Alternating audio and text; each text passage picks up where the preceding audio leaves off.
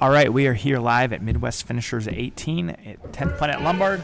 We're about to get started with our first super fight of the day. Taking the mat are Justice Stanford and Courtney LeBay. Justice from Ronin Training, Courtney from Primal MKE. Both these ladies are veterans of Midwest Finishers and the local competition scene. So two experienced competitors to start today off. This is just a super fight. We'll have our men's 145-pound bracket and women's 135-pound bracket starting after this. This is just kind of an appetizer to get the show started. And right away, Justice looking to pull guard here, kind of play from her butt. Courtney moving side to side. Really good sticky hook there. Uses it to come up to the top position. Again, those unfamiliar with our rules, we are an EBI, so there are no points. Ooh, right for the outside heel hook. Double outside ashi. Justice does a good job clearing her knee line. A little bit of back exposure, but ends up in top side control. Really good scramble there from Justice. Really nice early action from both ladies. Yeah, and they're still dry right now, too, so this is buggy choke attempt. Wow. Just if you don't know the rules, slamming is not allowed. Obviously, slamming is one of the common ways you see people try to deal with a buggy. But if Justice did pick Courtney up above her waist, that counts as an escape in this rule set, and that's from any submission, so keep an eye on that. At this weight class, I'm not sure you're going to see a lot of slam attempts, though. Yeah, you never know, though. Sometimes people go fight or flight. They don't think about it. They pick them up. This is also the kind of weight class where the buggy choke is probably, you know, the ladies are small enough to where you can really close off the space and make a really tight entry on the neck. Yeah. And it kind of looks like Justice is doing a good job just kind of letting gravity do the work here, just staying in a good spot. She has Dante Leone in her corner helping her coach through this. You can't ask for a better person to be helping you coach through a tough position like this. It'd be interesting to see how long Courtney tries to finish this or readjust it, because this can be a taxing position on your legs if you are just squeezing and not having the angle. The elevation now looks like it might be a little tighter. It's kind of hard to see from our angle if it's starting to get tighter now. Looks like she lets go of it. It looks like Justice was able to create too much shoulder pressure to get out of that spot. He might be throwing it up again, though. She's starting to grab her own leg. The shoulder pressure is preventing it, though. This is really good pressure here on top, really good positioning. She's now fully aware of the bogey choke attempts. She's going to keep her weight nice and forward, possibly move to north-south. Yeah, if you kind of go for it early and it doesn't work, your opponent's going to be on edge now and not really staying in positions for you to throw it. Right. Now, Justice looking for that knee and belly right into the mount. Gets the mount position. She has nice high position on the arms. This is a really strong position to finish and take the back. And we'll see. She's pretty high up on the elbows here. This is probably creating a lot of pressure. And there's a lot of time left. These are 10-minute matches, so she has plenty of time to work. She's in no rush. But at the same time, Courtney knows there's no point, so she doesn't have to force an escape early. Nice frames on the inside by Courtney, keeping Justice a little bit lower than she ideally want to be. The knees up high here, still in the armpits. It makes it really hard for Courtney to get her elbows to the inside. For her to have effective frame, she's going to have to get her elbows back on the inside. Seeing the buggy choke option earlier, I wouldn't be surprised if Courtney was going to come over the top. That's what I was just going to say. That, she throws her feet pull in her, put her feet in the armpits and try to create that backwards energy. Against someone flexible, that is sometimes an issue with the mount, especially in a sub-only rule set. But Justice looked like she was well prepared to stop that, keep that pressure. Looks like she might be trying to go for a smother. She might be going for a smother. Yeah. You don't usually see it to like 125-pound Yeah, weight you class. don't see that all too often. But you know what it does? It does create a reaction. It creates anxiety for the person on bottom. Yeah, and wear you out as the fight goes on, even if you don't get that tap. Armbar setup looks like. Maybe passing it through for the triangle. Mm-hmm.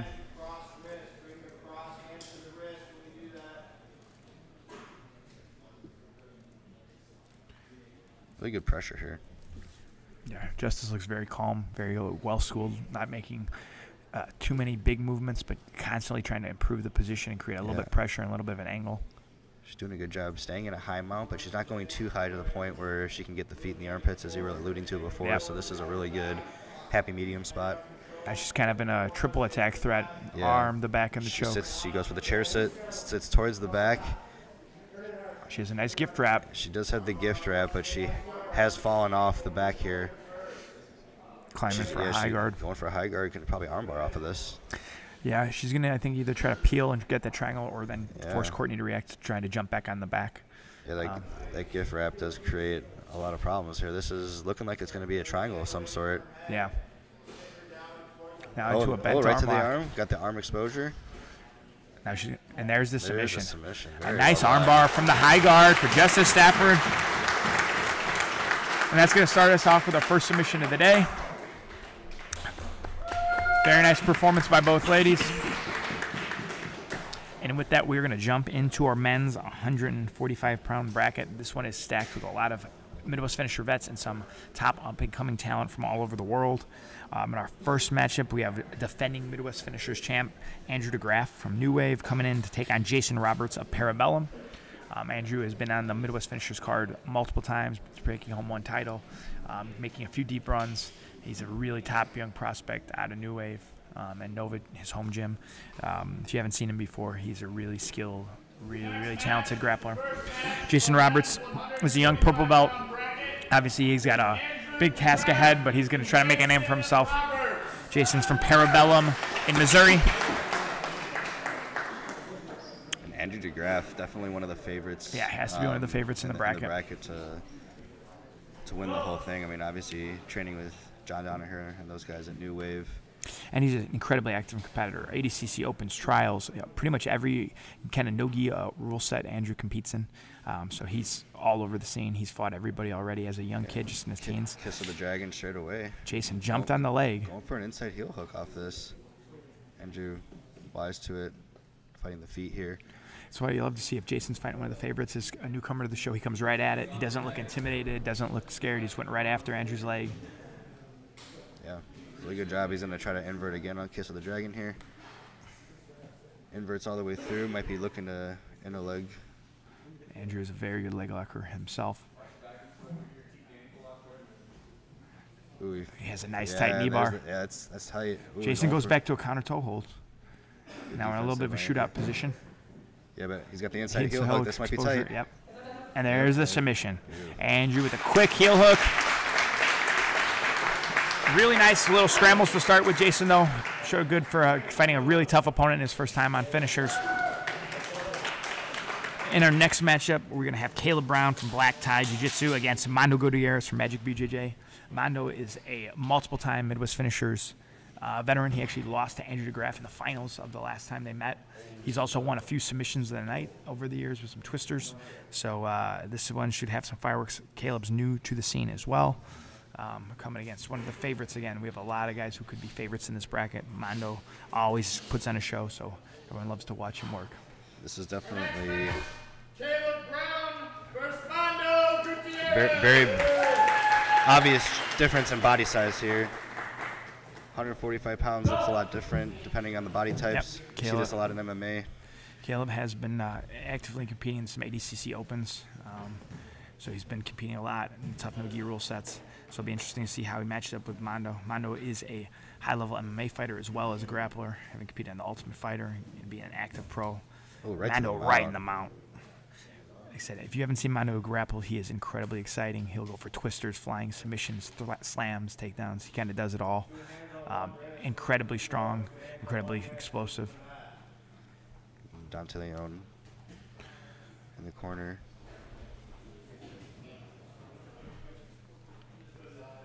And like we said in the earlier matches, they're dry right now in the mount, which makes submissions from here a lot more available. And he's right away on the arm triangle. The arm triangle.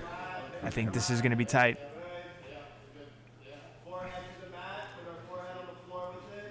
Coach Dante Leon asking to get his head to the mat, and which he does. Really, really and tight. I think this is going to be enough to We're tighten looking to be this up. 3 for 3 so far on 3 quick submissions Yeah. after 3 quick matches. Yeah, we often have a very high submission rate at Midwest finishers. Caleb giving the thumbs up, it looks like, saying he's okay. Sometimes the taller, lankier guys are a little harder to finish with the triangles and arm triangles because they can create a little bit more space than a kind of a thicker grappler whose shoulder will hit the neck earlier. So Mando did give up on the choke, and now he's looking for a kind of a high guard triple attack, just like we saw from Justice earlier in our opening match. He's going for the kipping escape, trying to isolate a leg off it. Ezekiel. Wow, Nogi Ezekiel straight away. Mother's milk. I know he's just kind of all over, just going for submission after a submission, creating reactions. Oh, look at that, the smother. It looked like a tight smother. We're seeing the smother become very, very popular nowadays as well. Well, like you said earlier, it just creates reaction. Even if you don't get the tap, no one wants to be there. You don't want to get your nose broken. You don't want to get the air cut off. You're going to move. You're going to give exposures. So he's threatening, Nogi Ezekiel's. He's threatening the smother. Just getting all types of reactions. To Caleb's credit, he's staying tough. He's not giving up. He's just creating small angles to get out and create space. But he just can't get anything offensive going against the pressure and the power of Mando Gutierrez. Another chair sit right to the back. Gets the body triangle locked in. A lot of time to work here. Looks like the choke might be set in. Kind of hard to see from our angle. Yeah, we can't see the actual choking position. But that body triangle is, that looks very tight. That looks... Caleb just pulling with those hands, trying to create a little space on the wrist. He's doing a good job. He's trying to hand fight and keep that connection away. That's tight. Now Mando's using his chest, getting his whole body into the choke. I think this is just a matter of time before he's able to force it. But no, Caleb does a great job pulling those hands. Really good job. And for those of you that aren't familiar, this is EBI overtime, so both of these guys have probably been doing a ton of attacking and defending from the back. Yeah, you're hoping preparation, Yeah, some of the prep might be paying its dividends right here. That was a very, very tight rear naked choke. And it looks like Mando's under the neck again with his right arm. It looks like he's doing a little bit less squeeze on this one. He's just taking his time. Yeah, that one looks like it might be tight. Yeah, that's under the neck. Caleb just keeps getting a little bit of space to create a separation. Wow. It's not too often you see a fully locked in rear naked under the chin like that, and someone's able to. Especially against the power that Mando has for this weight class. Like you were saying, when they're long and lanky like that, they could use these little wedges to create little pockets of air to breathe through. Yeah. It's kind of hard to see from our angle. It looks like it was over. Tough, plus you just can't account for toughness. Yeah. Caleb was clearly just a tough kid. Yeah, no matter absolutely. what, he's not going to tap unless it's going to put him to sleep. That can honestly be frustrating, too, for an opponent where you have 2 or 3 chokes you think are set and you think you have the fight over and you squeeze hard and you don't get that tap. Absolutely. That can really frustrate guys. Mando back to the arm triangle. Now he's doing, it looks like almost like an arm triangle Ezekiel with that left hand inside.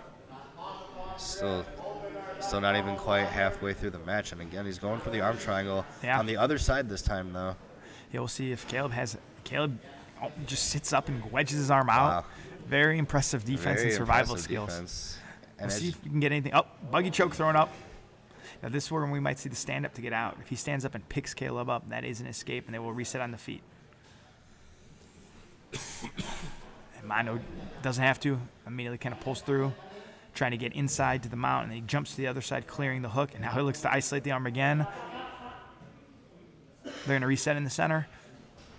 So a really dominant performance for Mando, but Caleb is showing all kinds of survival skills. He's going to be a tough out no matter what. Yeah. We'll see if he can start changing the course of this match a little bit. Obviously, much easier said than done against a killer like Mando. And this is going to be kind of demoralizing as well. You're putting a lot of really tight chokes in. Wonder how much gas is, being used on the arms as well, just from all the squeezing. And as a competitor, this makes you start wondering, are you going to start looking for something like an arm lock, Kimura, as opposed to the neck? If his neck is seemingly very hard to catch, maybe start looking for a joint lock, see if his joints have that same kind of defensive flexibility. Right.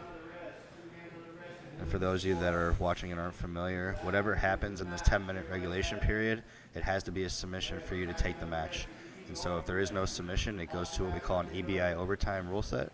So it's something to keep in mind. Even though we're seeing Mando very successful here in the regulation period, if he isn't able to secure a submission, it does take us right to the overtime period where they'll be able to have a shootout and see who moves on. And I would definitely say, even though Caleb has been taking a lot of pressure, he is probably using overall less energy because he's just surviving, where Mando's putting an extreme pace on. This is the kind of pace that you want to see grapplers keep, but very few guys can. So we'll see if he can keep it up all. The coaches are asking him to use the arm extension to get to the back, and he's able to create a little bit of an angle. But Caleb's doing such a good job just not giving him what he wants, frustrating him. Looked like he was thinking about an armbar there, which again may not be a bad idea to see if his joint chair sit to the back. Gets the body triangle again. Caleb just looks comfortable. I wouldn't be surprised if we might see a twister load up from Mando. We've seen him win by twisters before.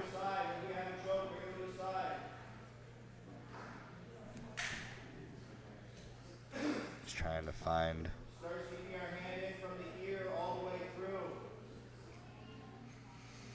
Caleb doing a better hand fighting job this time, not letting Mando get as deep into the chokes as he did in the earlier back situation. But Mondo keeps getting under that chin. Again, he has a nice deep grip.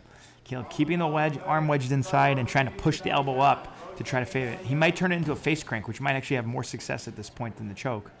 Yeah, it's hard to see. It just seems like he can't find that finishing leverage. No. Caleb just doing too good a job keeping his neck just out of danger. Now we're back to the mount.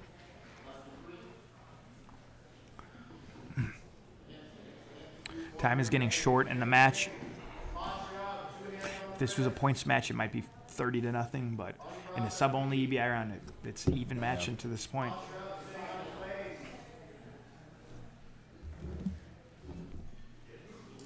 Arm triangle again from Mondo.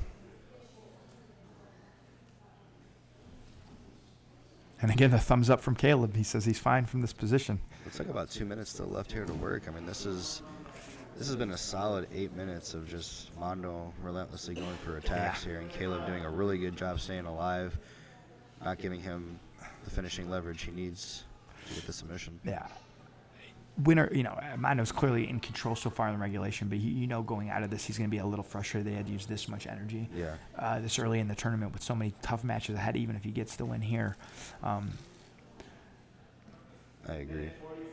Because, again, when you get this, I mean, he's had probably 7 or 8 really good looks at Caleb's neck between rear naked chokes and arm triangles. You generally are very rarely going to have to do that in the course of a whole tournament, let alone one match. A little bit of a smother attempt looking. He's trying to crank the neck. He's just trying to do anything to get Caleb out of here. We're down to 90 seconds or so left in the fight. We may be going to overtime. And again, when you go into overtime after one person has been in dominant position for so long and shown his back game, it kind of sometimes will change the outcome in that Caleb has shown all his back defense, kind of felt Mondo's attacks. We haven't seen anything from Caleb yet. And if you don't know, I mean, for all we know, he could start on Mondo's back. And he may have he might just have a quick submission that he likes, or is able to he might have a great armbar from Spiderweb. Yeah. That being said, we have seen Mondo in RBI overtime rounds here, and he is hard to hold on the back, and he has obviously shown he has very good back attacks himself. So getting Mondo on your back is not necessarily, even if you survived it earlier, not where I'd want to be. All right.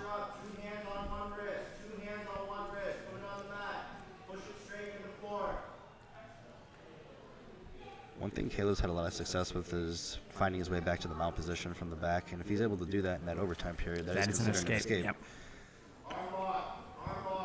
Coach Santileone asking for an arm lock. Like we talked about earlier, it might be a good choice just to go see what it is because his neck is just not there. Dante calling for the old. This is short time left on this armbar triangle attempt. This is the first time Caleb's been on top at all this match. 10 seconds or so left. So this has to be a quick one if he wants to get the tap. And I wonder if he's going to be burning a lot of gas onto these arms as he's about to go into overtime. Caleb with such a wide, long base time, and we will hit the overtime. Caleb looks fresh after all that survival. Really, really gutsy performance. Really enjoyed watching him. Had ability to survive out of those bad positions. And now we're headed to overtime. Mondo has the first choice as the clear dominant player in the opening round. He's going to choose back on Caleb, not surprisingly. So now we're on a completely new match as we hit overtime. Right away, Mondo gets the body triangle. So, obviously pretty reminiscent of a lot of the regulation period where Caleb showed that he was able is really trying to wedge that hand in, but Caleb doing such a good job getting to wrist control and creating just enough space on his left side to keep him off fully locking in that choke. Looks like he finally gets the tap. He gets the tap. So Caleb is going to have, I'm guessing, 25, 30 seconds, somewhere like that, before he gets this to catch the submission. So in these overtimes, he has the 30 seconds to submit. If he does not, whether Mondo escapes or not, the round is over. If he gets a submission before that, he wins this round. So not only does he have to get the submission, he has to do it quickly, so Mondo just needs to survive. He doesn't even need to escape to move on into the second round. Mondo goes belly down. If he just continues to turn, it's going to be hard for Caleb to finish the choke, but belly down is not where you want to be in these situations. And he's out. And with that, Mondo is out. So dominant performance, but it took a lot of energy for Mondo to get the submission over Caleb Brown. Very, very tough survival skills coming from Caleb Brown. As we move on, we have Nick Schaff from 10th Planet Decatur going up against Ramiro Vasquez from Primal Milwaukee. Nick is new to the Midwest finisher scene coming on 10th Planet Decatur. He will be very prepared for EBI rules, I'm sure. He's been training 3 years, a purple belt, comes from a gymnastics background. Ramiro is a multiple-time Midwest finishers vet, comes from Primal Milwaukee, really tough gym. He's always comes to a fight, always well prepared, always has a good game.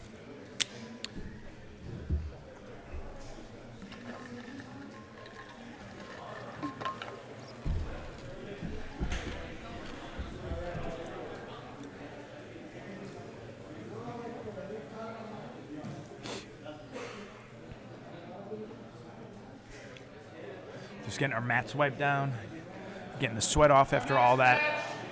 Nick Schaff versus Ramiro Vasquez. Ramiro is in the red and black shorts. Nick is in the all black.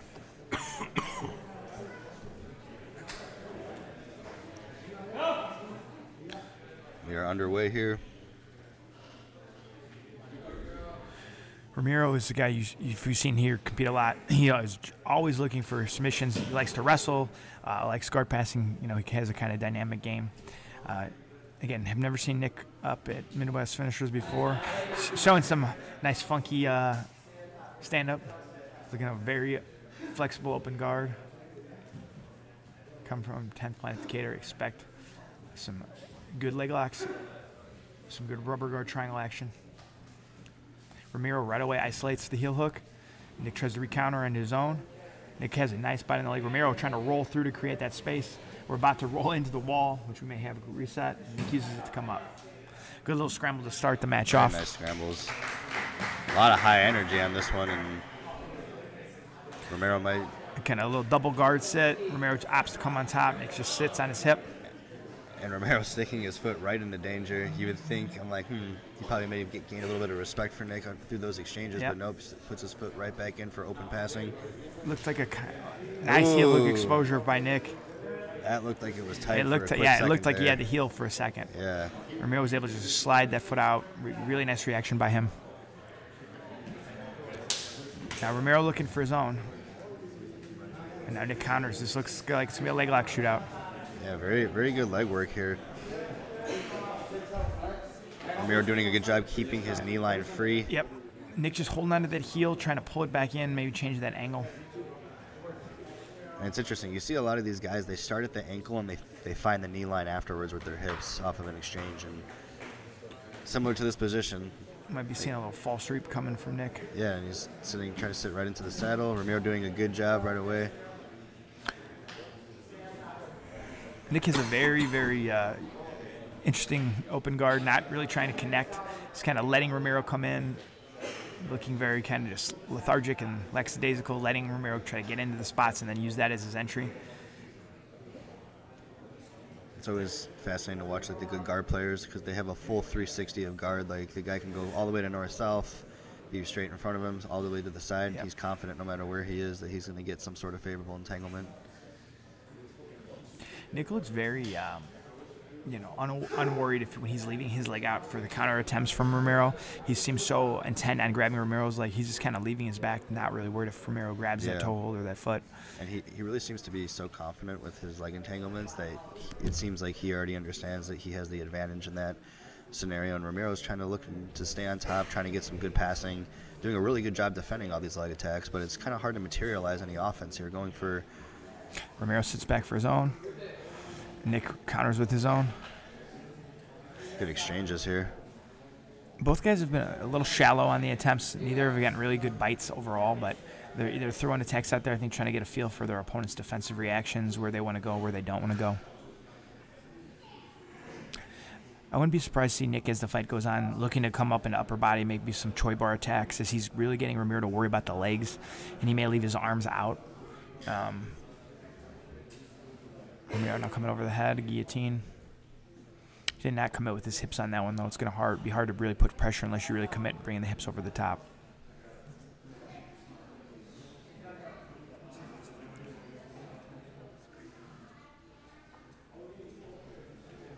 Really good Z-guard here. Just trying to find an off balance here, trying to enter nice in. Inversion Beautiful for the leg. inversion, and now we might be seeing some A-block action, Yep, reminiscent exactly. of William Tackett. And ABCC Midwest Westfield finishers, veteran Abe Montague. Of course, the guy who actually made. Who made it famous. Yeah, right. And who's a finalist in one of our last year's Midwest finishers brackets. Yeah, Abe was showing me some really cool details last time he was here on the A-block. It is nasty. And this is a really, really tight saddle position right here. Yeah, he has a nice angle on the leg. But Romero doing a good job unlocking those legs and trying to find his own heel hook for the counter. And again, they go into the wall, which is going to be, they're going to try to reset him in the same exact position. It looks like he's got a good, dragging him inside. Both guys holding on to keep their same positions. This is one of the luxuries of being a ref when in some of these lighter weight classes. Yeah. You can just kind of pick them up and drag them. In our 205 bracket, it might be a little harder to Yeah, move those might guys. be a little bit harder, some of those boys for sure. I cannot see what Romero has a bite on from our angle. It looks like he might have just a belly down straight foot. Nick now looking for heel exposure, trains to 50-50. Really good awareness there by Romero, knowing exactly when to retract his knee line. Mm-hmm. And while Nick was able to play such a tight saddle, he just wasn't able to find the finish. No, he never really got that deep exposure to the heel. He had a really good bite. We're now halfway through this round. It's been a pretty even round. While Nick has probably led in terms of amount of attacks here, Romero has had a lot of great counterattacks and has been kind of playing the top position, really trying to find his openings. But Nick is just not giving him any ability to get the pass going. And here we go. Nick finds the leg again. This is what he was looking for from the Z-guard straight away. He's got the foot over. He finds himself in cross ashi again, passing to the outside. Nice heel exposure. This is the best fight he's had all day. And there's the submission. Very nice. Nice submission from Nick Shaw. Drawn fight to the 5 minutes it lasted. Really nice exchanges from the legs. That was beautiful. Got a real tight cross ashi, passed it over to the far hip, creating a strong reaping pressure, and was able to find the heel on the outside. Well done. Now we're moving on to our last fight on this side of the bracket. We have multiple-time Midwest finishers vet, Joey Deal from Real Movement BJJ against Giovanni Rubio from Watkins Wrecking Crew. Joey is a staple in the Chicago and Midwest Jiu-Jitsu scene, former pro MMA fighter, black belt. Giovanni is new to Midwest finisher scene, the Watkins Wrecking Crew. They've had quite a few competitors on our shows before, Jet Thompson, Layla Watkins, who we'll see later in the day. They always come to fight, always are well prepared.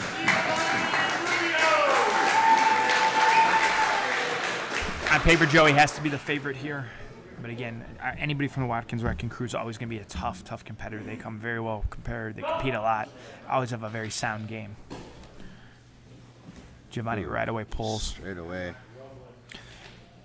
Joey has a dynamic game if you've not seen him compete before. He's great top pressure, great passing, but he's also got good leg locks and open guard.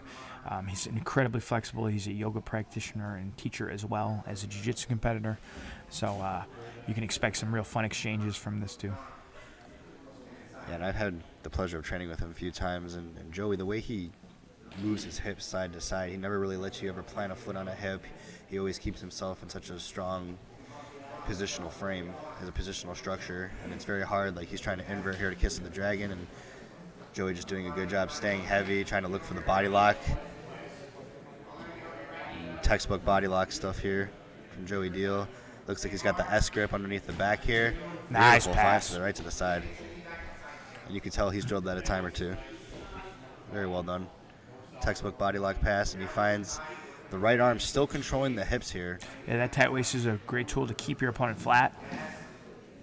And again, to get out, you need a big reaction like that, which creates uses a lot of energy and creates a lot of openings. Giovanni's able to get his arms inside. He's looking for buggies potentially here. He might come over the top from back door. At these lower weight classes, you'll see a lot of high-end guard retention that you won't see as we get higher weight classes usually. And that was good knee to chest to retain the guard. And Joey, again, happy to take the top position, trying to employ some passing. Really fast in and out movement by Joey. Joey's been, I was joking with him beforehand about just how active he is as a competitor. I'm like, hey man, you should probably,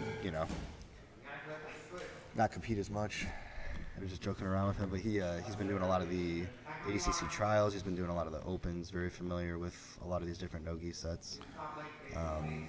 Yeah, he has been really, really focusing on his competition career in jiu-jitsu as now that he's not fighting MMA, and it's really showing how complete of a grappler he's becoming. Joey looking for a top footlock, belly down from the top. Belly down, straight ankle. That That's a looks like it nice might be tight tight angle.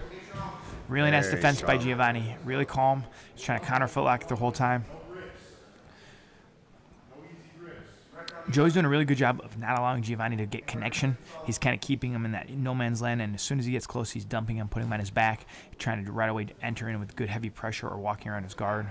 As a guard player, it's very frustrating to play from a seated or supine position if you do not have connections. It's really hard to get anything going. And that's Joey's really using his speed and his in and outs to make it hard for Giovanni to find any openings.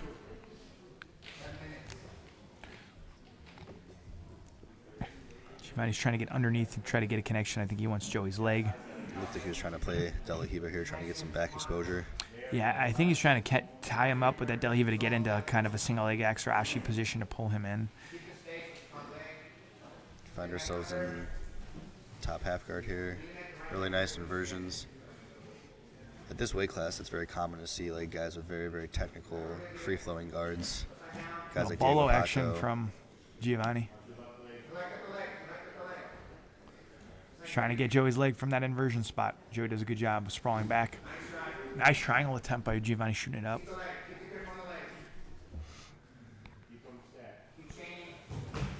That was the first time Giovanni really got a connection to Joey, and he threatened a couple good submissions in there. Yeah, it looked like he was trying to find that K-guard, trying to get to that backside 50-50. I like to see when he shoots up the triangle armbar from there as well to show he's not just looking for the leg. He's trying to work up and down the body. Absolutely. Giving Joey a lot to think about. A beautiful inversion through, kiss of the dragon. But look at how heavy Joey is from here. Joey goes for a knee bar. The counter. Beautiful. And he gets the knee bar. So fluid. Beautiful from Joey Deal. We do have a submission of the night this time from Jiu-Jitsu Idiots podcast, and this has to be an early contender. Really slick knee bar by Joey Deal. That's beautiful. Right off the kiss of the dragon like that. Really well done. Now we're going to move to the opposite side of our men's 145-pound bracket. Alex Hody from Root Speed JJ will be going up against Fabian Jimenez from 10th Planet Chicago. Alex Hody has to be another one of our favorites here. Multiple-time veteran of Midwest finishers. I believe he got to the finals at one of our 145-pound brackets last year. Really, really talented black belt from Michigan. A little bit under the radar for those not in the Midwest. He doesn't compete a ton, but when he does, he always is a dynamic competitor who's super hard to take out. Fabian, a purple belt from local 10th Planet Chicago. They always come with tough crew from 10th Planet Chicago. Fabian is a first-timer to Midwest finishers.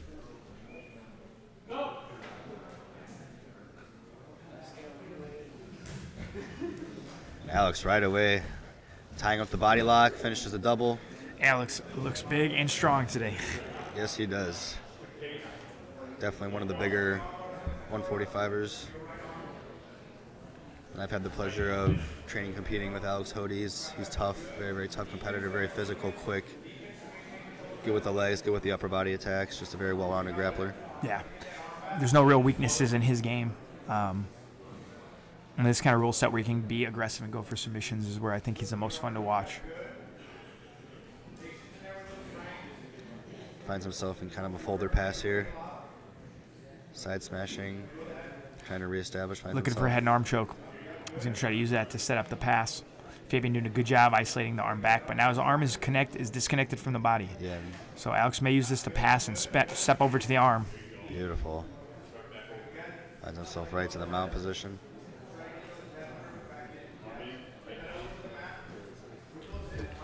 Alex with that isolation already. He finding that arm triangle here.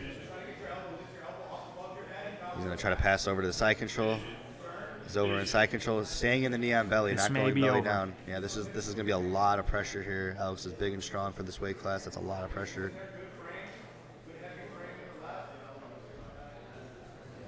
He's giving the thumbs up, so apparently he feels like he's okay. And we see a lot of guys sprawl in this position, but Alex opting to keep the knee on. Again, we belly see here. another thumbs up from a competitor on the bottom, Fabian. Yep. We saw that earlier in the Caleb Brown. Alex decides to go back to the mount and now put extra pressure forward. And like I said, it's sometimes at these lower weight classes, the arm triangles are a little harder to finish. Guys just have more space between the shoulder and the neck, and it creates just more. You need more of a perfect angular squeeze, and it's sometimes not worth the effort to get that.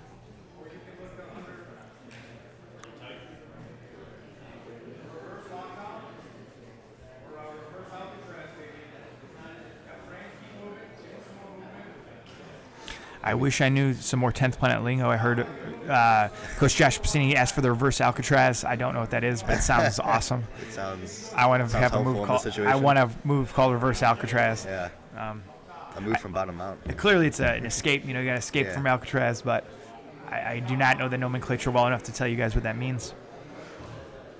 Regardless, it doesn't appear to be working too well at the moment as Alex Hody continues to be dominant. Alex Hody's not a guy who mounted on me. Yeah, I second that statement. He's doing a good job, but Fabian doing a good job keeping his hips in the air. He finds nice. He gets the leg inside to create some space. It looks like he's going to be able to create a little bit of distance. Alex did a good job trying to push it out, but Fabian escapes. Beautiful escape by Fabian Jimenez. It's possible that may have been the reverse Alcatraz escape. Yep. Cannot confirm. But regardless, he finds himself out of mount, back into half guard scenario. Now we're going to, I think, start seeing some of Fabian's game come to play, see what he's looking for from the bottom position. And again, Alex Hody finds that underhook. He's going to probably go for that same exact mount that he saw before. So he gives up the crossface. Both hands are across on the hand. Doing some nice leg pummeling to get that free. He may go for an arm. He may isolate that arm and try to spin through. But Fabian does a great job escaping, getting back to his guard. Now he's entering the leg. Nice transition by Fabian. And Fabian passing over. Alex does a beautiful job just swimming through, backstepping, going right into the mount position. That's beautiful. Textbook backstepping out of that leg entanglement. No panic at all from Alex.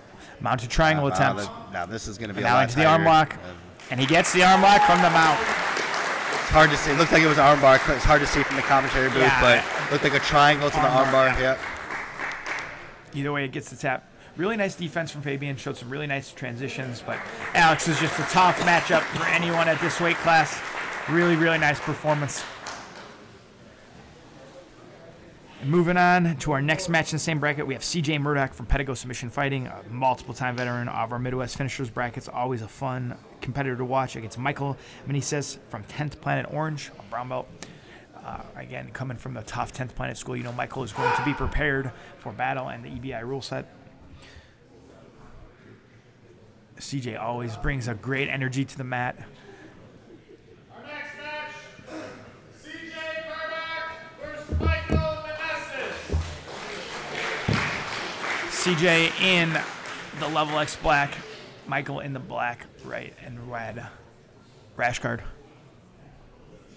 CJ looks to be considerably bigger, and obviously being taller, but he looks big for the weight. CJ, I know, cuts a good amount of weight to make this weight class.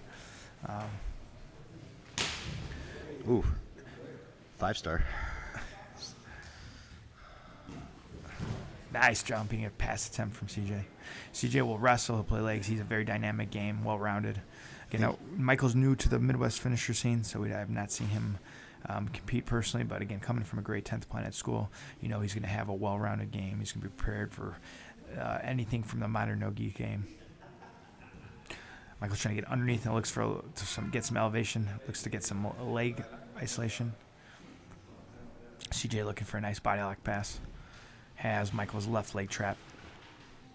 It's crazy because last time we had CJ here, I believe he competed at like 170 or 175, and he was joking. He's like, you know, I competed at 145, and here he is again, making the cut to 145. And I'm pretty sure him and his brother also recently competed at trials at the 66 kilogram division, which is 145. So he looks to be pretty comfortable at this weight, but he looks big for the weight class for sure. Yeah, I think this is where he's really tough. You know, he's a big dude and he's so technical that when he has this kind of size, he's going to be hard to deal with. Michael did a good job, you know, defending that body lock and not allowing CJ to get fully locked in. CJ again is looking for some nice heavy tight pressing. He's now looking for the crossface with the right arm. We got a little lockdown from Michael.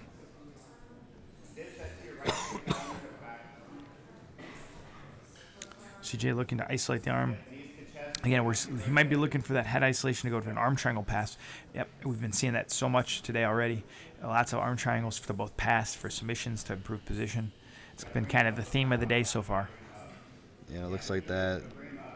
Looks like he's trying to continue that lockdown. He's trying to whip the lockdown. I know some of the planted terms a little bit, but it looks like CJ finds his way out of the lockdown, back in traditional half, and he's going for that far side arm triangle. He's cinching that up deeper and deeper as the position progresses.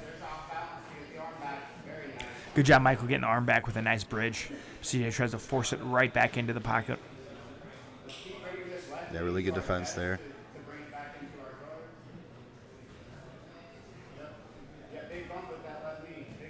CJ looking just to have really, really tight, heavy hips.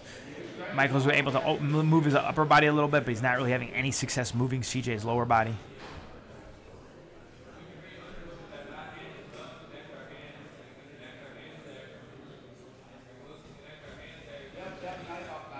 Oh, now we're getting to a leg position. CJ's looking for heel exposure.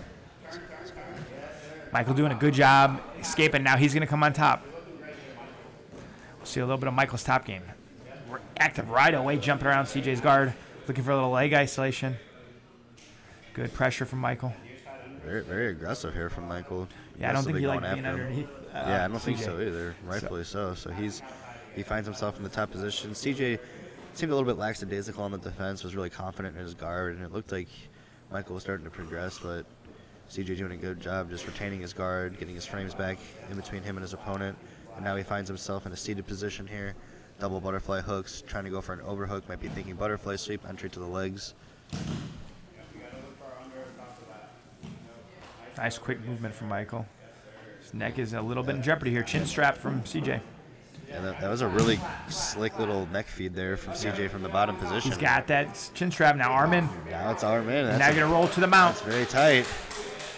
Michael looked like he was thinking about tapping. Now he's the mount settled. He's going. Really good defense there, but CJ winds up getting the mount off it, so it paid its dividends even if he didn't get the submission. He lost the battle but won the war. And now he finds himself in not an ideal position, but he is no longer in threat of being submitted at this very moment. As I say that, he's climbing up, trying to think about arm triangle again, bring his head to the other side. Now he's got the hands wrist to wrist. Michael's hand is caught inside, so this is generally a little harder to finish this arm triangle. And he can try to use his hands connected to try to create a wedge under CJ's right shoulder. And also not comfortable, though, either at all. Puts a lot of pressure on the elbow and shoulder. Yeah. Kind of thing that even if you don't get a tap, you're going to feel that tomorrow morning when you wake up. Oh, yeah. I think CJ might use this as a way to take the back. Michael does a good job getting that arm back. We saw that from earlier when he was trying to use it as a pass. Now he uses it from the mount.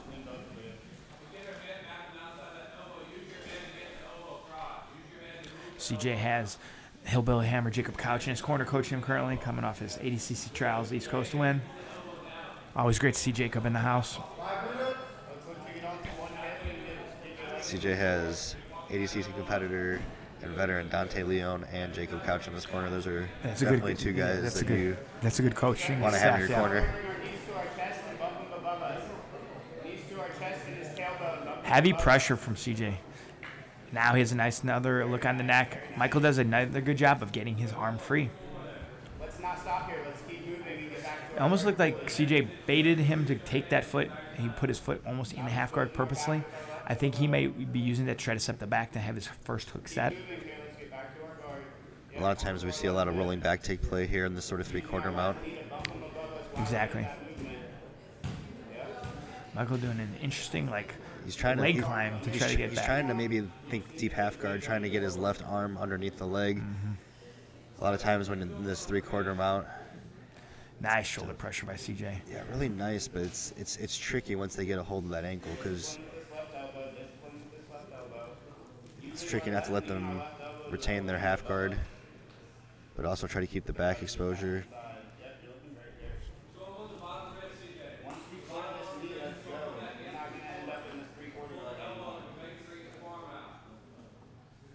Okay, now the three-quarter guard has been reset here.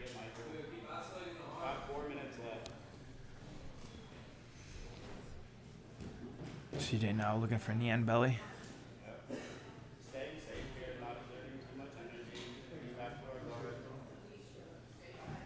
Michael trying to put some good frames in to try to get that inside space in. CJ looks really relaxed from the top position. He's doing a really good job just keeping to nice, controlling, heavy positions.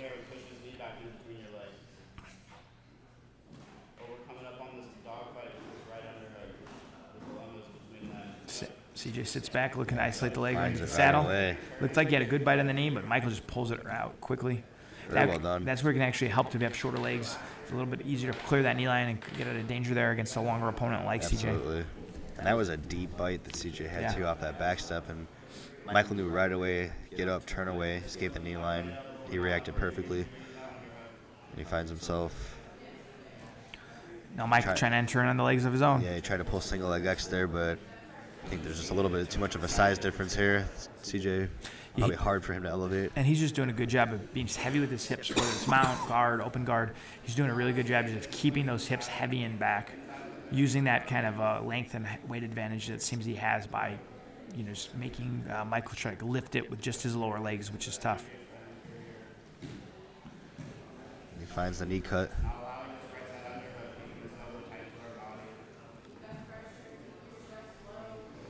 This has got to be tiring here for Michael to continuously deal with the pressure and the deep passing, all the cross-facing and the pressure. It does take a toll on you, and we'll see if it does go to overtime, how much it takes a toll on him. Yeah, and I would say CJ has been attacking this whole fight, but he's been doing it in a very smart, controlled way. He hasn't been forcing too much. He hasn't used a lot of explosive movements to get his passes and his attacks. I agree with that. I mean, definitely that kind of black belt level of just slow, steady, getting to where he wants, not forcing things. If it's not there, not trying to exert too much energy. He's going to try to knee slide through, playing with some Wing Chun passing to body lock. Michael doing a good job again of just keeping his upper body from connecting, but then again, that hips are too heavy. Another nice leg entry by CJ. It's hard to see on our angle. He may have a bite, but again, Michael's legs just kind of pop out every time CJ seems to have a good bite. But now the heel is exposed again. It's hard to see. Okay, now this is a tight 50-50 position here. 1 minute left. Now Michael's trying to get in on his own 50-50. Yeah, Michael might be in the 80-20 here. It's kind of hard to see. It looks like he has a good angle for it, and his feet are connected. CJ does a good job popping out, a little steam lock attack, and then back to our passing sequences. And a grimacing face on Michael there. It looked like the knee was right in his belly as he was trying to pass through. We're getting close to our OT. As we're under a minute, I think we're probably going to see an OT in this one.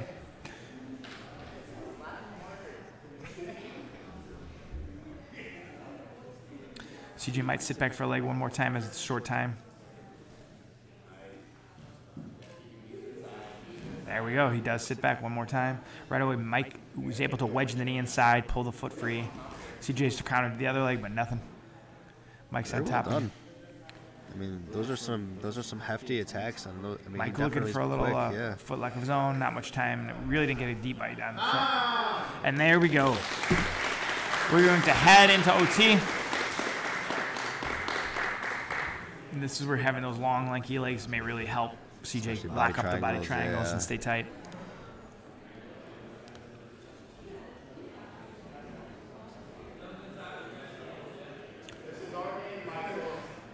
So it looks like spiderweb.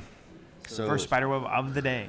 And it looks like CJ, clearly was the favorite in the match, and I think he was given the choice to attack or defend. And he chose to defend first. He chose to defend first here, which is a good strategy because then you know what you have to do when you're on the attack. They're so slippery and sweaty right now in these armbar positions. CJ also being so big. I definitely think that we're going to see more and more of spiderweb in EBR events because the back game has kind of evolved where everyone is so good at the back where I think there's still more of a skill gap in the armbar and spiderweb position. Oh, looks nice isolation, but CJ peeling the legs. He's got to get through. Arm is still there. Mike's going to lift. He has to pick him up above his head. Mike is still on the arm.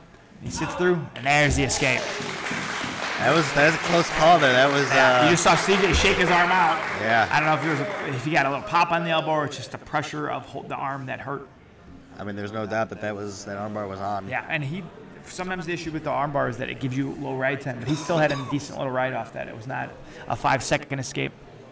Right. And CJ decides to go for his own spiderweb. And for those watching, you do not have to do the same position your partner does. You can choose. So it's not. He did not have to do spiderweb because Michael did spiderweb.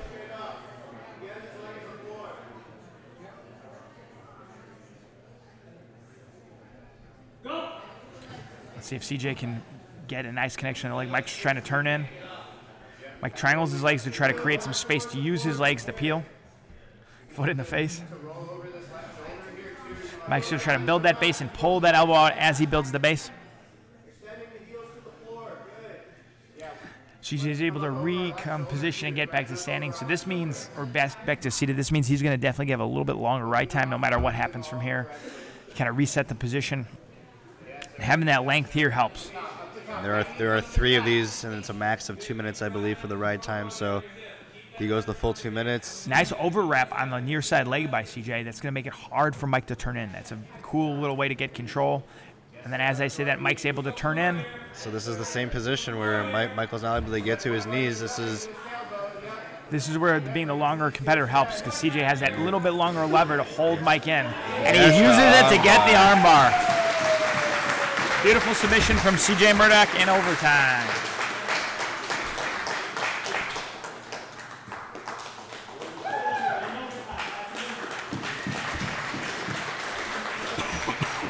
Really good showing by both competitors there. And now we're going to move on to our next matchup. We have hometown talent Hashir Azam from 10th Planet Lombard going against Aaron Smith of 3 Elements and Mat Factory.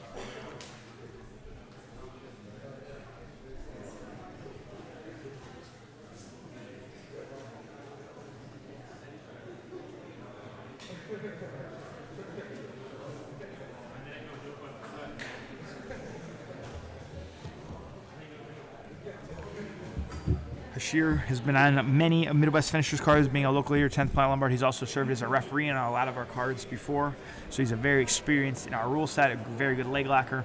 I've trained with Hashir a lot, very fun training partner and very fun to roll. Aaron, a purple belt from Mat Factory, coming in first time. So you can hear the hometown crowd cheering for Hashir. Hashir is in the green nogi kit. Aaron is in the white and black. Hashir looks to be a little bit thicker and a little bit bigger than we've seen him in past. Looks like he's just carrying a little bit more muscle. As a very technical competitor, a little bit more strength on Hashir's side would make him a very scary competitor. Yeah, and Hashir, one thing about when he competes, he is very stoic. Yeah. Doesn't really make a ton of facial expressions. Never seems to panic. Always seems to have his composure and his cool, but he's vicious. He's quick with his attacks. Aaron looks very, very comfortable in these leg locking situations. Coming from a great gym with Mat Factory. Again, he's new to our competition, so it'll be interesting to see what his game comes from.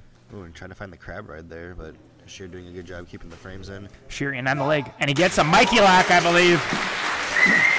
That's a quick one for Hashir. And again, that's up there for our submission of the night for sure. Beautiful attack from Hashir. I believe it was a Mikey lock. It's one of Hashir's favorite moves. Something I've seen him hit a ton in training and in competition. He just found the opening and took it. And with that, we're going to bring up our last match of our bracket. For the first round, we have Julian Espinoza from Renzo Gracie, Costa Rica, against Edgar Garcia from 5-5 Chicago. Julian is one of the most decorated competitors in the bracket. He's new to Midwest Finishers, but he's won the Zapatero qualifier.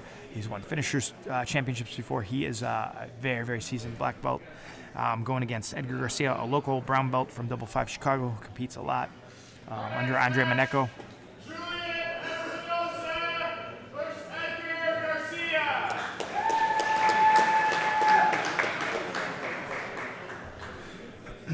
There's a lot of buzz about Julian. A lot of people are saying he's the favorite because of some of the recent tournament wins. So I'm very interested to see, I know he's an incredibly talented grappler, but it'll be interesting to see him in the EBI rule set here at Midwest Finishers. He sits right away. Edgar looking to pass on the outside. Julian looks very, very comfortable and relaxed.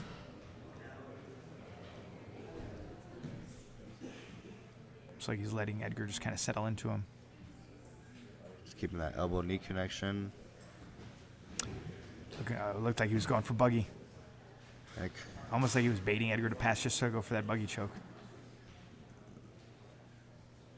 That's interesting. It almost appeared like a moment of panic there for a second where all of a sudden he found himself on bottom side. He couldn't get the body lock and had to use a little bit of energy there to try to retain the guard. And again, he's definitely setting something up, and it looks to be just the buggy. That's what he wants. Thought he might see a little Craig Jones octopus roll to the top from there. We still may. Right. I mean, he heard there's a submission of the night bonus, so I mean, he's going for something cool, you know. Edgar sits back on the leg. Gets a nice little reaping position. Julian looks very calm, comfortable. Just looks to open, separate the legs. He's going to look for a counter leg. This is interesting. He now has an inside bite on Edgar's leg. This is tight here. It looks like that's going to be his leg is trapped here. This is a really interesting inside heel hook. That's going to be real tight. And he gets the submission. Julian Espinoza just looked on cruise control that one. Looked really just calm and collected.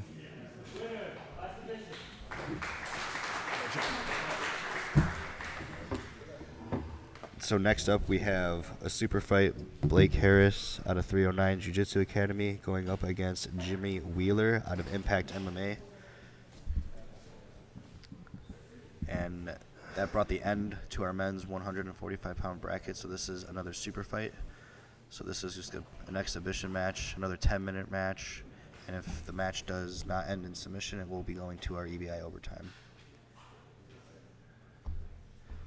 Just waiting to get underway here. Our next match is a super fight between Blake Harris and Jimmy Wheeler.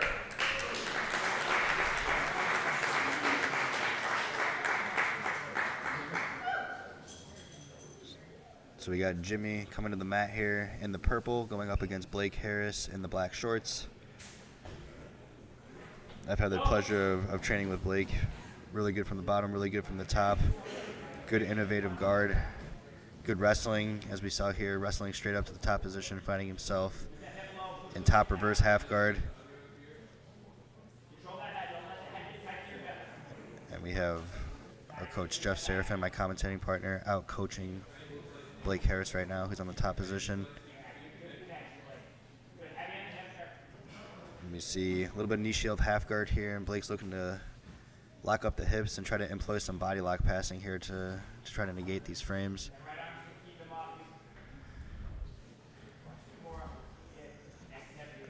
A little bit of Kimura action there and trying to spin through, trying to play the K guard, finding himself into reverse De La Hiva. And settling into half guard here, now on the other side. And really good job there. Looked like he did a little Wing Chun to get the underhook, to get him flat on the back. And now it looks like he has double underhooks here, which is a really, really tight position from the top here. Yeah, settling in with both these underhooks here. He's going to be looking to now get his right knee up, trying to get his right knee through. And Blake doing a good job just keeping real nice and heavy here. And it looks like he doesn't. He has the near side overhook, but he doesn't have an underhook on the other side here. Very nicely done. Finds himself straight into the mount using that near side underhook. Well done here by Blake. And good guard retention here. Finds himself back into the half guard.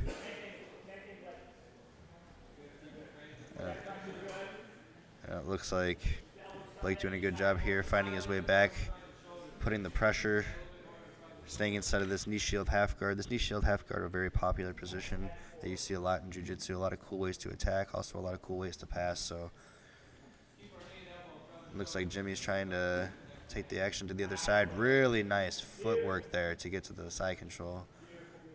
Very good windshield wiper motion there. Just trying to find to the mount. He gets straight to the mount, going for the smother, and Jimmy doing a good job finding that half guard retention. And Blake doing a good job here, climbing the mount high, getting that right leg back free. And now Blake is in a really good position to work here.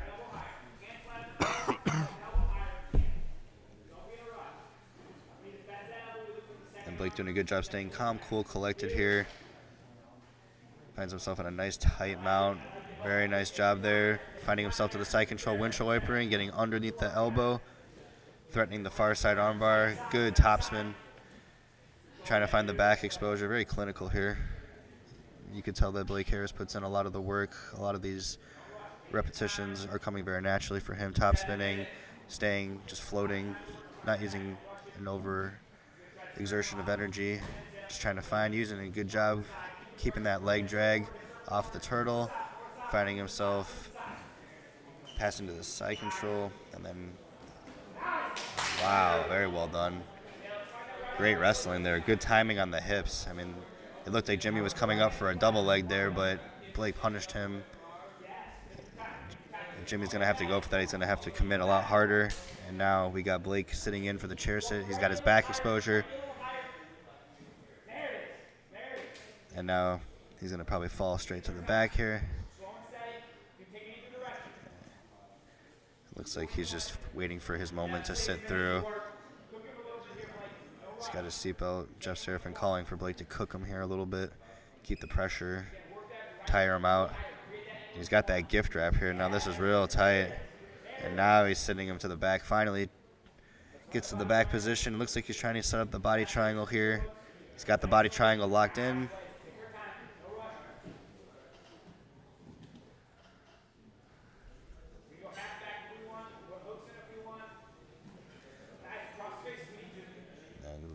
Switching the body triangle flawlessly side to side.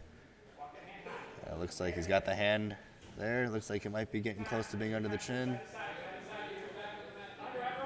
Really doing a good job with the hand fighting here.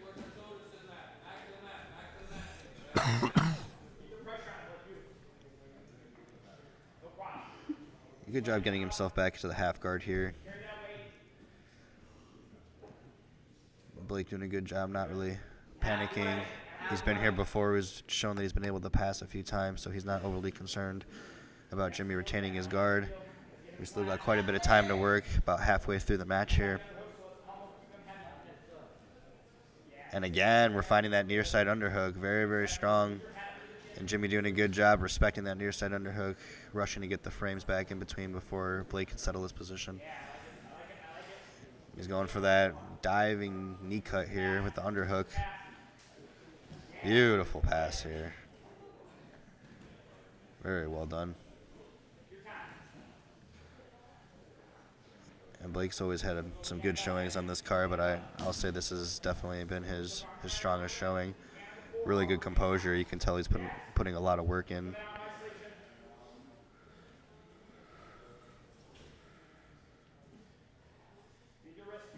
He's trying to find that triple attack once again. Couldn't quite get the back exposure, so he forces the mount. And now Jimmy trying to avoid the gift wrap from happening, but Blake does get the gift wrap. And Jimmy understanding that his back is going to be exposed. Here he goes, uses it to go for the triangle.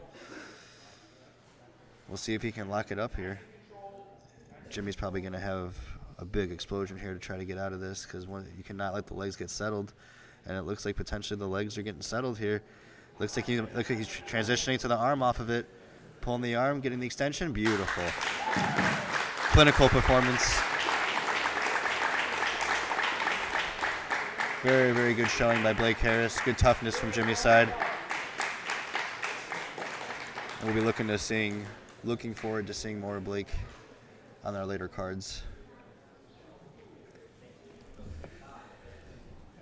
And so now that concludes the super fight, and now we are going to be moving into our women's 135-pound bracket. Looks like we're just getting the mats wiped up here. First we have Peyton Letcher out of Bancho MMA going up against Rachel Llanas out of Ronin Training Center. Both of these competitors, veterans of Midwest finishers. They've been here before. They know the rule set. Peyton's got to be one of her favorites, former finishers champ, one of the top female grapplers in the world at 135 pounds. Incredibly experienced. MMA, Jiu-Jitsu, gi, no gi, she does it all. 35-pound bracket between Peyton Letcher and Rachel Llanas. Rachel's a very tough local competitor, really good guard, good triangle armbar game. A little undersized for this weight. She's a more natural 125er, but she always comes to fight, always game. looking for that Russian straight away. One of the things, if you watch Peyton compete, she is a very aggressive competitor. She wants to win and win with authority. Yeah, and right she away, has she's really in good on the legs. That's already really tight. She got the cross ashi in the legs past the outside. She might be going for a Z-lock or a straight ankle. Looks like she's going to go inside. Yeah, I think she wants the Z-lock.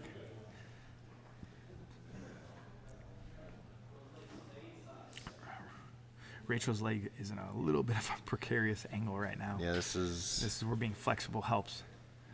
But Peyton with a really nice job stomping on the hamstring to try to isolate that leg. Maybe looking for to switch to Aoki. But now she's in a straight ashi, just looking for maybe a belly down footlock or heel hook. I think something just popped, possibly. Yeah, I heard a pop and a little bit of sportsmanship. There he goes. Yeah, Peyton asked her if she was okay, I think. This is classic Z-lock position here. She's got the cross ashi here, double Peyton. trouble. This is definitely not where you want to be if you're Rachel. And we'll see. She's probably going to go for the Z-lock here or the outside heel hook. This is looking really dangerous. Yeah, it looks Z-lock like is a scary position. Yeah, there's a lot of pressure on the knee and the hip here because of the Peyton's left leg positioning, creating a strong reaping pressure on Rachel's right leg.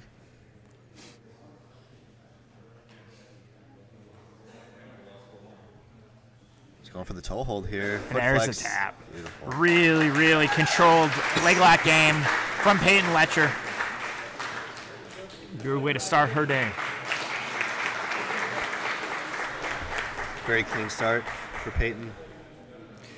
Next up, we have Beatrice Jin against Brittany Harder.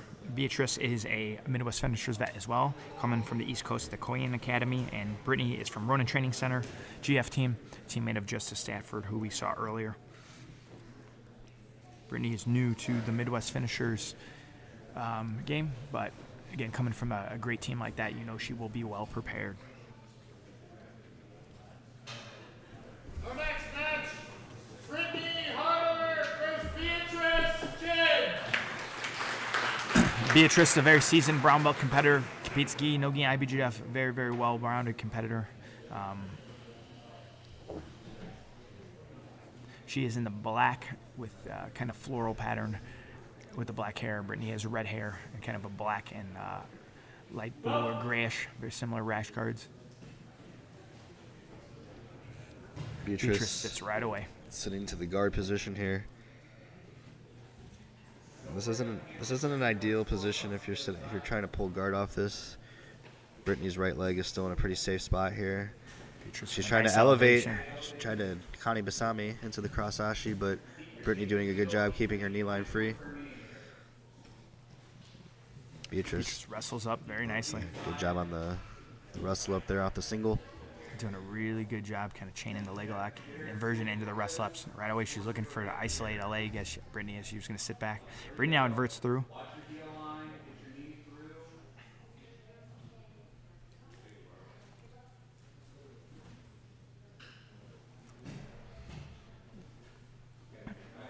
Deep De La Riva into a knee bar. And Beatrice with a beautiful knee bar off the Deep De La Riva. Wow. And the women's bracket is starting off with some fireworks. Two very fast submissions from Beatrice and Peyton, who will be meeting in the next round. And now we're going up. We have Tasha Allo against Holly Martin. Tasha is an incredibly skilled grappler, high-level wrestling background, gi world champion. So you're expecting some real fireworks from her. She's going up against Holly, who is also, I believe, a no-gi world champ at the lower belts, a very active competitor from True Art Jiu-Jitsu. This one should be a fun.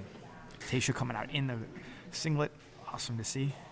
I think the first time I remember someone coming out in a singlet at Midwest Finishers. Our next match, Tasha Allo versus Holly Martin.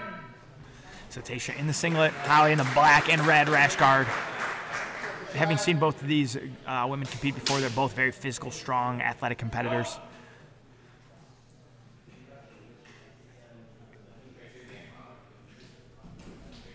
Tasha coming out of Island Jiu-Jitsu Atos. Holly again out of True Art. Tasha right away getting a back exposure. Holly trying to get into a deep half guard, which is a position she's very good at.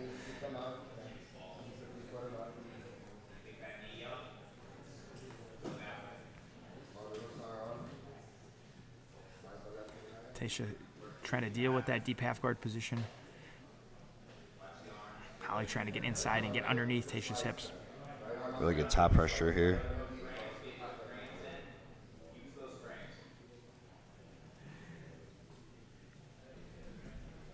Tasha, heavy pressure on Brittany's upper body.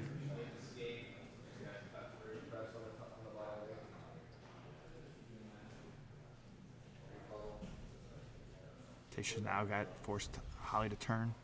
Tasha jumps to the other side, really nice.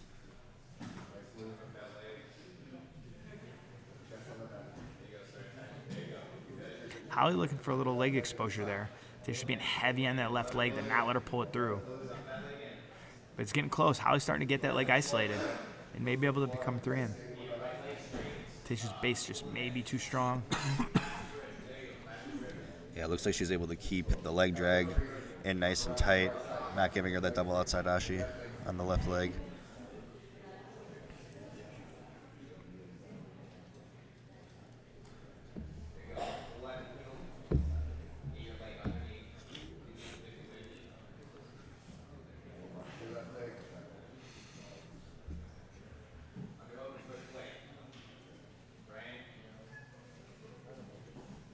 Doing a really good job keeping that leg stapled, not allowing that left foot to come through. That's the main fight right here. Exactly. I think Tasha's going to be getting close to where she's going to try to get that switch of the knees to try to use it. But Brittany, Holly almost was able to get that leg free, but Tasha's recovered instantly. Now the leg is through again. The leg is through, and now the leg is isolated. Holly's starting to get that leg isolated. She's looking for knee bar. Yep. And this is what she's been hunting that whole time. See if Tasha can create a little bit of pull to pull that her off the knee. Looks like she might start abandoning the knee bar and using it as more of a cross ashi entry. She's looking for that double trouble. She's trying to feed through. Tasha does not look panicked. She looks like she's doing a good job hand fighting, trying to get those arms clear so she can take that leg exposure away. Holly weathered that early pressure, and it was just seemingly just looking for this leg isolation. And after quite a battle, she finally got it. Now let's see if she can make it pay off.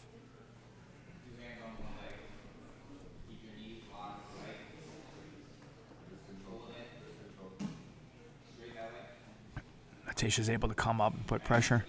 Again, this is where Holly's going to look for deep half. Yeah, Holly's going deep half. This is her game. She's very good at her deep half guard.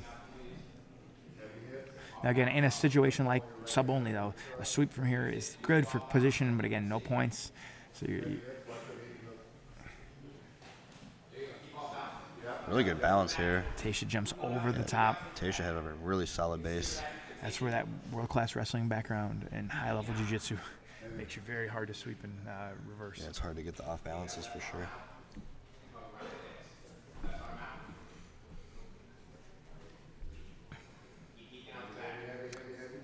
wonder if Tasha wants to pull her back into her own leg attacks, or she's just going to try to spin all the way through and pass. Which looks like she finds the guillotine and drives right into it. Yeah, she finds that neck.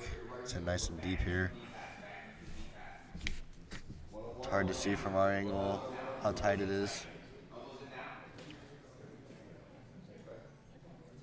Holly seems pretty relaxed. Seems to just be hand fighting and try to keep her hips free.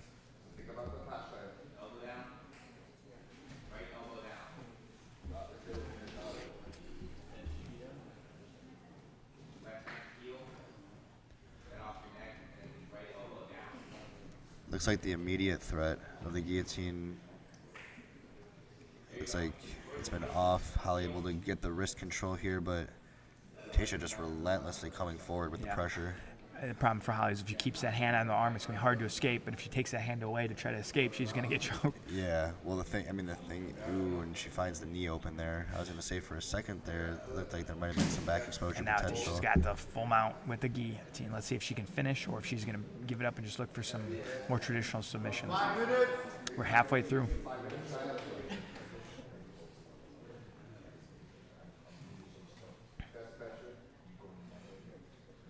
Holly able to get the foot back though. Just trying to get those feet back inside to create that space, but Tasha's hooks are just too strong. And she's really making her worry about this guillotine. It's not the easiest position to finish the guillotine from if it's not tight as you get into the mount. It's hard to sometimes readjust that angle. But it does make life pretty uncomfortable. Yeah, it still puts you in a bottom mount. Yeah. Now she's sitting through it. This may be a tighter version. Holly doing a really good job trying to create space and get underneath. Good scrambling here. And look at this base. Yeah, just hard to sweep. Yeah, I mean, she was deep through that half guard. And now Holly's on the leg again. Yeah, she finds the foot. More of a regular ashi. Yeah, and this might be her best look at a leg in the match so far. Interesting thing of just basically closing her guard around the ashi, connecting feet behind. Which kind of negates that ability for her to create that angle. We may see Holly on the top for the first time, though. We have seen her only on the bottom. We'll see what she can do. She's trying to knee slide through, but Tayshia's left leg is in a little bit of an awkward spot right now. Holly in a tight passing position, though. We'll see if she's going to opt to pass or continue to sit back for legs, because she's been looking for legs, it seems, as her main tool. But I don't think you want to be back underneath Taysha. I would think you'd rather be on top.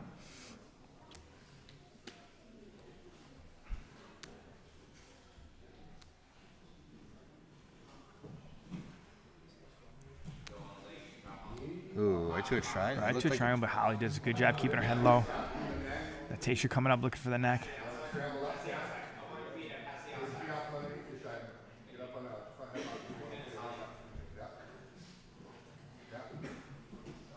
Now she's back on top. Use that good control of the head just to come on top. Really smart. Getting back to your game.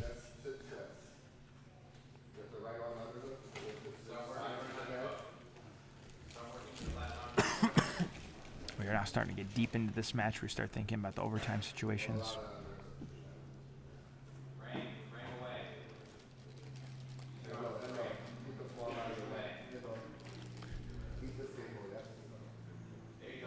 Taysha showed some really good shoulder dexterity, being able to hang on to the guillotine here from some of these precarious positions. Heavy pressure again. Holly's just doing a good job with defensively, not getting out of position, not getting out of, opening herself up too much, surviving these smashing positions, and then trying to get underneath and elevate when she can. Taysha really bringing that level of intensity to the match, for sure. Has a almost gift wrap. She has an arm trap, but doesn't have the full shoulder control yet. Holly's going to use that to try to come underneath. And she's able to free her arm by rocking those hips for that deep half guard entry. Yeah, and there it is. She deep half again. She finds the deep half right away.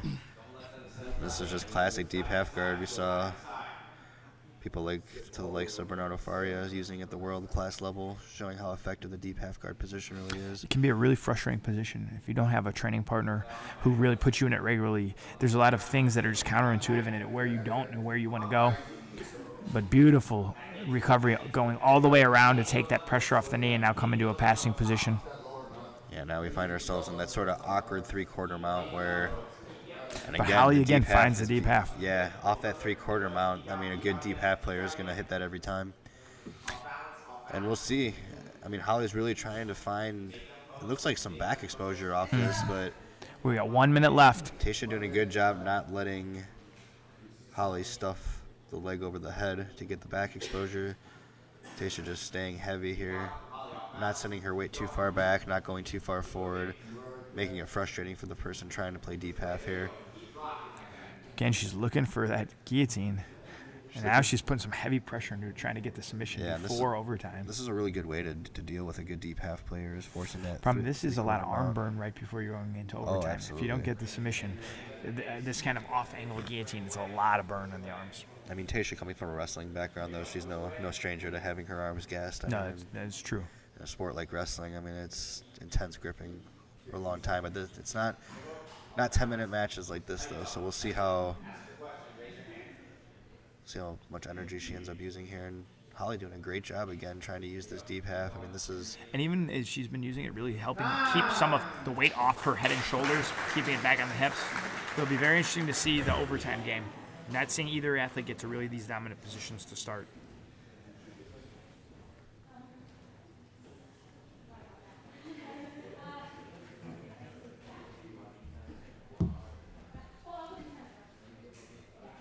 So it looks like Holly's going to be on attack. They chose to go defense first.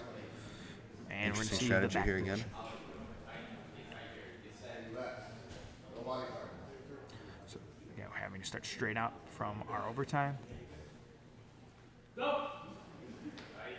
Right away, Taysha just grabs the foot, doesn't even address the arms, trying to stop that body triangle from coming in. Interesting back strategy. She's on both feet. Holly may get an isolation here. Taysha not defending that top choking arm. Now she's starting to push that elbow up. Taysha doing a good job trying to spin through. She looks like she got to clear the elbow first. You have to free the elbow. You got to free the arm under the head, and there's the escape. This is something they said in the rules meeting. You have, if the arm is caught under the head in that arm triangle position, it has to clear so that you're no longer in any threat of the choke. So now we'll see the ladies switch position. And again, we're going to do back position as well. Holly will now be defending. A little hair adjustment. Wasn't the longest ride time. We've yet to see any matches have ride time really come into play, but we will see. Getting set, back position set.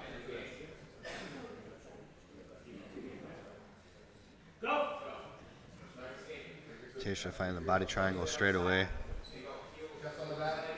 This is the same fight that they just had, but in reverse, and now on the other side. Yeah, Holly was never able to get a locked-in body triangle because Taysha was attacking those feet and keeping them separated, which turned out to be a good strategy for her. Right. It's kind of that opposite time here where we have a full locked-in body triangle, and Holly really focused. Again, Holly doing a good job getting her back to the mat here. She's getting closer to this escape. Yeah. She's doing a good job here using her right foot to try to clear that body triangle, take a little bit of pressure.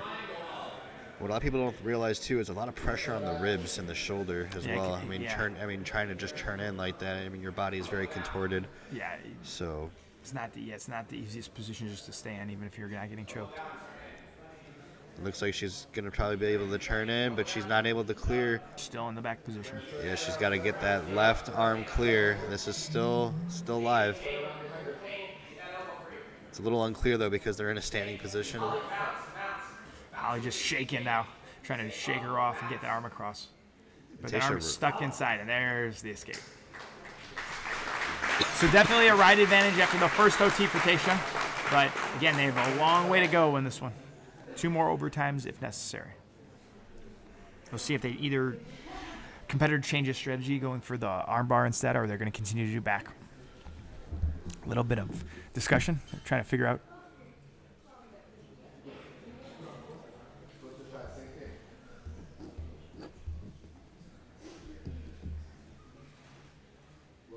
Holly back on the back this time. Taysha defending.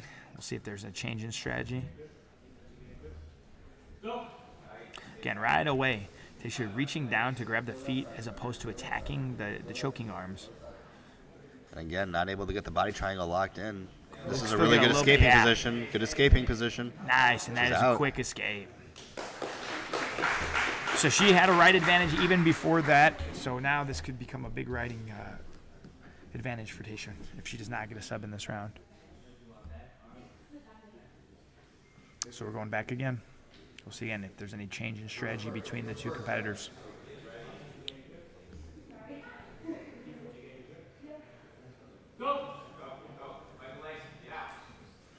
The body triangle did not get fully looked in, it doesn't look like. So see if this changes the Holly now creating a little bit more space. She has to get the elbow free. Even if her hips get free, she needs to clear her elbow back to square. She's almost there. The elbow is almost out. This is reminiscent of the first round where she just isn't able to get. And there it is. She got it. So again, I would say Taysha definitely still has a ride advantage, but it's not a huge ride advantage. So now we're going to our final overtime. If there's not a submission in this round, it will go to ride time. So a long ride here could change the outcome of the match.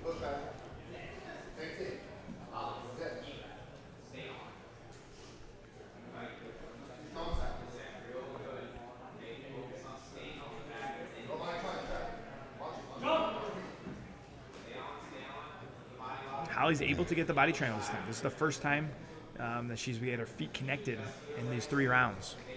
Doesn't look particularly tight. She didn't get a great bite on Tayshia's hip, but the feet are connected.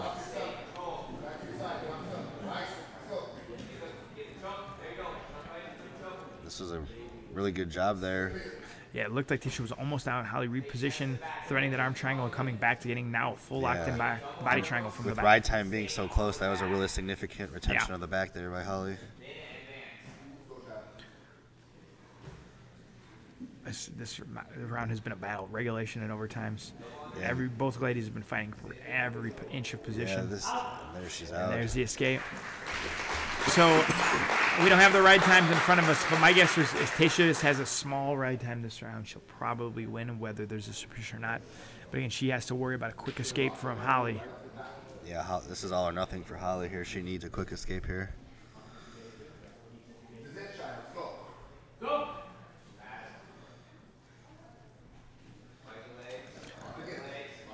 She does not have a full locked-in body triangle. It's just ankles crossed. This is an easier position for Holly to try to escape. And the back's on the mat. Tayshia's on the side here. It's going to be another battle of that left elbow.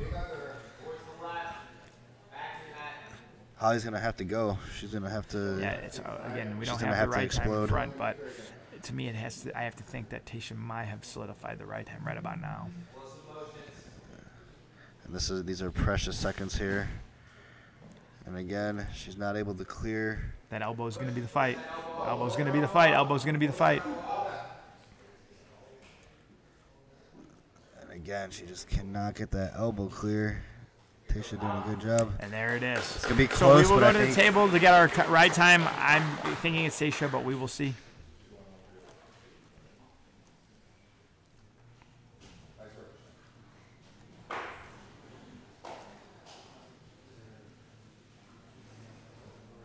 We got our decision.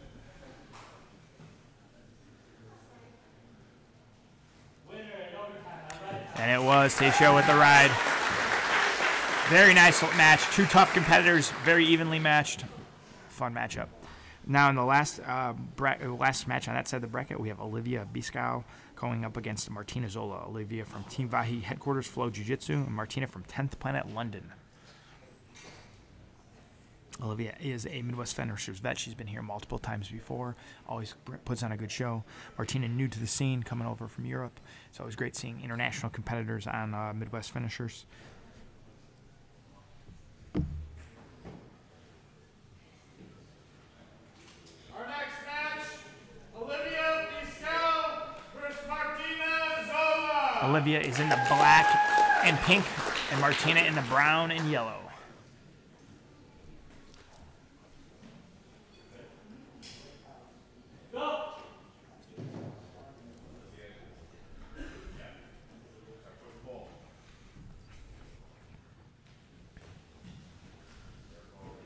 Heavy collar ties. Yeah. Both ladies actually wrestling. Again, in this rule set, it's always interesting to see who chooses to wrestle and not. Yeah, both these weight classes, it's. Yeah, you see a lot of guard players usually, especially sub only. And right now, both of them. Nice throw by Martina. Throws Olivia down. It looked like a throw, but it also looked like Olivia kind of went for. It kind of went on guard. Looks like she was trying to like jump on an arm or try to jump on her back or something. Yeah, it might have been a little bit of both. And climbing relentlessly for that triangle. Martina doing a good job, keeping that Martina elbow looks like line free. A very physically strong competitor being with that throw, and then just kind of lifting Olivia up off that armbar attempt. Right. Now she's looking for a toe hold. Yeah, looking for that toe hold from the top position. Using to try to clear that knee shield. Olivia trying to crawl back up and get her guard back. Martina does a leg good over job the top. just pulling through.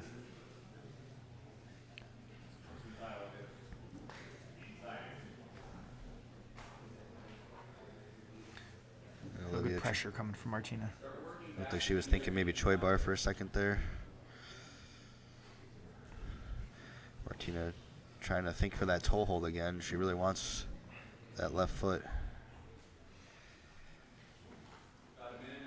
Martina doing a good job with her leg pummeling. She was stapling with her left foot there, just trying to stay in a structurally sound position.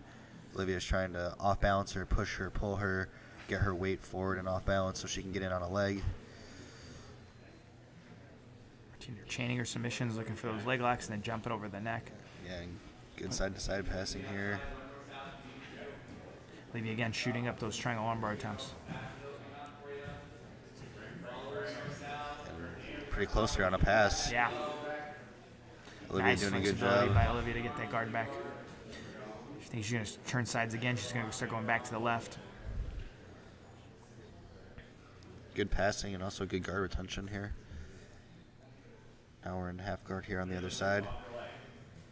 And Martina looks like she really wants that toe hold. She's looking like, but she got to be careful she doesn't expose her back off of those. Yeah, or in your own leg. You can put yourself in a little bit of a precarious situation if you overcommit, especially when you don't have full isolation of your partner's hips like that.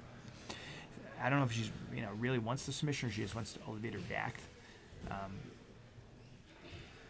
Yeah, using that toe hold is really good if you're quick with it, if you understand the reactions and the exposures. And now elevating, passing it over, it looks like to 50-50 potentially. And now she's opting to go for the cross ashi, not double outside ashi. She has a bite. She has a knee line control. The heel is exposed. Yeah, and that looks like it might be Martina's tight. pummeling for her own heel hook. This is a battle of heel hooks. That's an inside heel hook too. They both have them. Yeah. And they're belly down, so it's hard to see which has the now going for a bite. foot flex. Both ladies attacking these submissions. And this is defense, interesting. all offense. Yeah. We're looking for looks like a toe hold from Olivia against the heel hook from Martina right now. And if Martina's able to get the inside heel hook, that tends to be the favorite. It's a little bit of a stronger submission than the outside position, but she also has to be careful because her right leg is also in jeopardy there as well. And Olivia gets in on the heel. Yeah, she's in a decent bite. She's on the attack here, and this is turning into backside 50-50. And now Olivia doing a good job. Yep. Now Olivia gets on top. Fun little exchange. This will be our first opportunity to see Martina's guard against Olivia's passing. Martina looked very strong and heavy on top with the passing. See if she has a guard to match. She's looking for a little bit of our lockdown. She's going to try to create that whip to come up. Olivia does a good job of keeping her down, pulling out, getting to a neutral spot. So Martina does not seem to want to play the guard position. She wants to come up, stay on top. Ooh. Olivia went for that throw. Yeah, big outside throw attempt there, but ooh. Martina uses the throw, lost connection, and was able to roll through to come on top. That was interesting. It looked a little weird on the knee there on Martina's side, but she does find herself in the top position. She would just not settle to be on the bottom. Yeah, and now she's got that. She might be thinking Kimura, yeah. Kimura, yeah. She might be diving for that Kimura. She used it to help pass.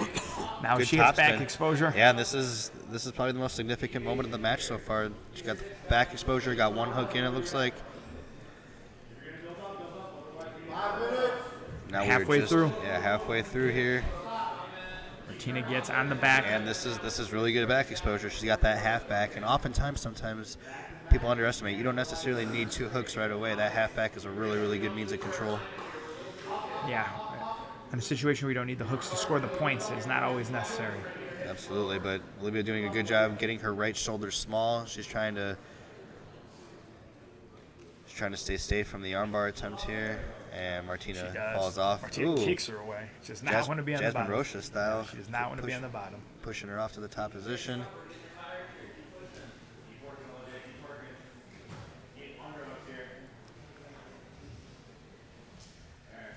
Wrestling attempt by Olivia. Martina just trying to drag Olivia down. Olivia going for a counter throw, and she gets it. Nice throw by Olivia.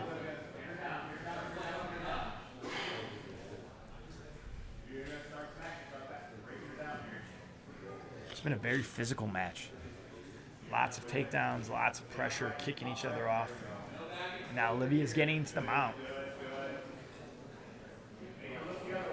You wonder if that kind of hard pace Martina held earlier in the match, looking for a lot of takedowns and throws, is starting to tire her out. Yeah. 10 minutes is a long match. If you're not used to 10-minute rounds, it can wear on you. And Olivia's now starting to get a little bit of momentum going with the pass, the mount, going back to a mountain knee on belly. Now Olivia has an arm exposure. She may go for an armbar from the top position here. Yeah, Martina looks like she's trying to build up to her knees here. She looked like she's trying to wrestle, maybe try to escape out the back door here, but oh, now Martina's elbows are, she got her right elbow wedged in a good spot here. Her left elbow is the one in jeopardy here, and she finds that 3/4 mount, and we'll see if she's able to use this 3/4 mount to turn into her. We've seen this position a lot today. We have.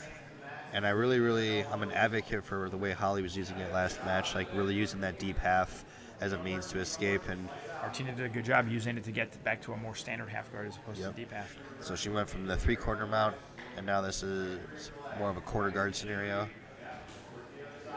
And Olivia is trying to fish for that Dars, trying to get to the mount position. I think Martina was wanting to try to find a lockdown, but she's just not deep enough with her half guard to be able to find Olivia's leg. Yeah, it looked like she was trying to wrestle up with that quarter guard, but Olivia doing a really good job getting heavy pressure, but Martina just is able to recover that half guard every time she's almost getting to that mount.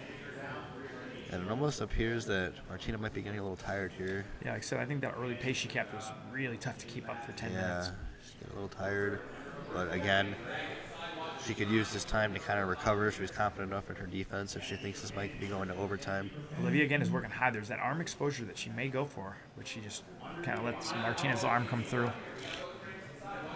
There As it we is. say that, she goes for it.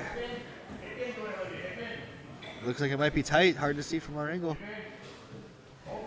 Martina's trying to hitchhike out. She creates does it the space, successfully hitchhike. and she gets out, but now she's in a She's triangle still in, armbar. she's still in. Wow. And she gets out. Beautiful escape. Really nice exchange by both competitors. Now Martina looks to pay her back with an armbar of her own. Kimura armbar. Wow, And she gets the table armbar. repairs. She's going for the armbar.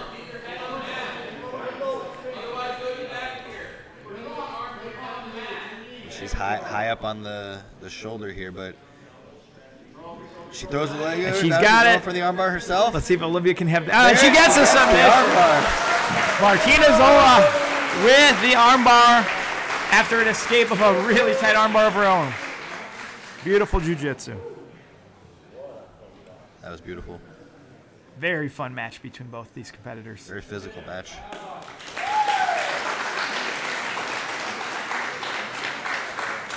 Now we move to the other side of our women's 135-pound bracket. We have Nicole Matthew of Method BJJ against Tyla Meredith of Real Movement. Nicole Matthew is going to be one of our favorites in this bracket. A new black belt from Method. She is a very, very high-level competitor with championships all over the country, East Coast finishers. She had a deep run in the trials. Tyla is a local competitor from Real Movement Martial Arts under Joey Deal, who we saw earlier in the men's bracket. She's definitely coming in as an underdog, but you're coming in against one of the favorites in the bracket. That's what you're here for, to fight the best people you can. And you know if she's coming training with Joey, she's going to be well prepared.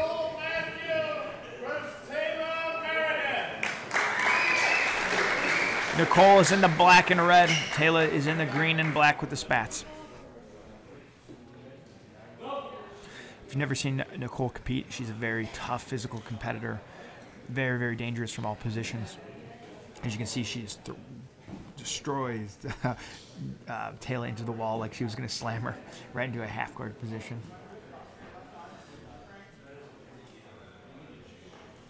Nicole's one of the tough ones here in this bracket for sure. Very physical. Right away, mounted it, trying to isolate that arm. Look for the back. Oh, Americana. That is a tight Americana, but she gets out. That is flexibility for you. Big reaction from the crowd here Yeah, as well. that's Everyone wants kind to see a break. of looked away for a second there. No one wants to see a break. Yeah. Nicole with the body triangle from the mount. And that's something many people can do, but when you can, it is incredibly, incredibly tight on the mount person. It's very hard to move your hips. It's very hard to move your body. She's going for that straight arm lock here from the She top has position. real strong isolation on that elbow. Ooh, Now right she's to trying the the triangle. Very good chain of attacks here, and this is a deep triangle. Yeah. She's cutting the angle. She's underhooking the leg. This is going to be really tough to And fight there's out a of. submission. Beautiful. The new black belt gets a submission in her first match as a black belt. Nicole Matthew moving on.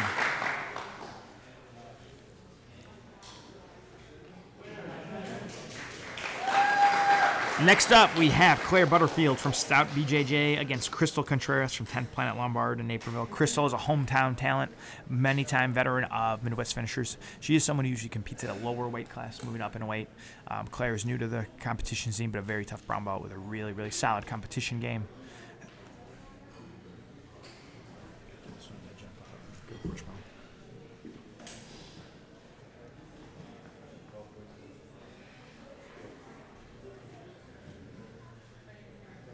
Crystal here, the hometown favorite. We're out here at 10th Planet Lombard. She's representing 10th Planet Lombard, the school itself. Claire Butterfield versus Crystal Contreras.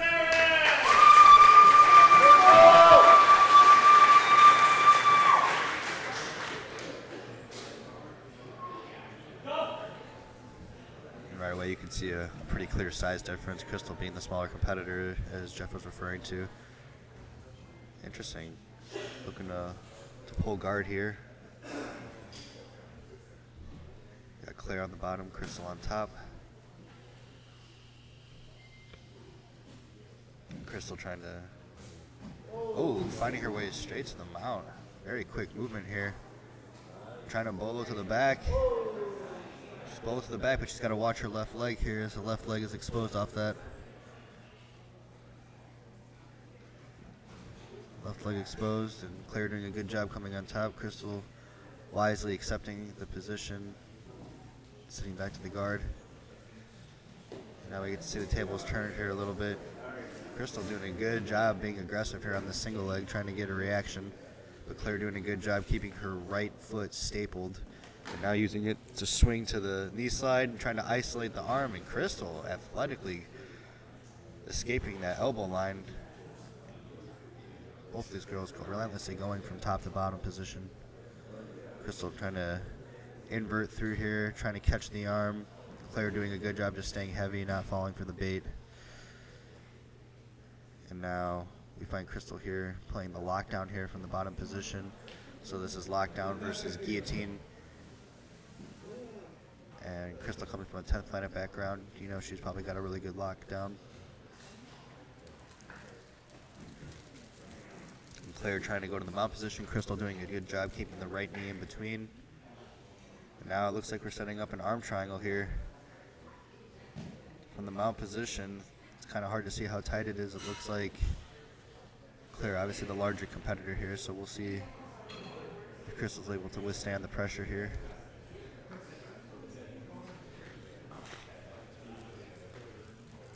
Looks like it's hard to see what's happening from our angle here.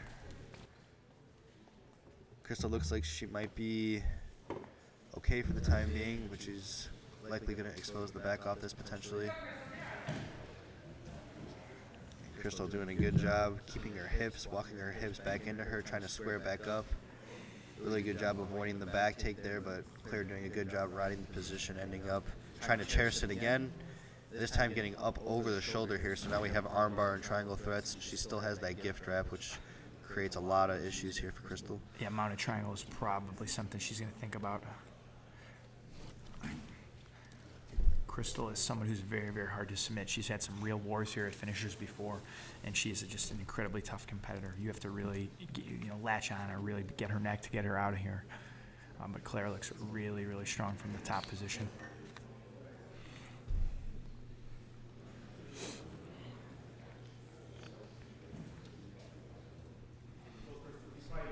This women's bracket is just loaded with some of the best competitors around. This has been a really fun one to watch. Absolutely. Claire climbing high. Yeah, coming over the top here, setting up that reverse triangle. And this is a very, very tight and position. And there's the arm for Claire Butterfield.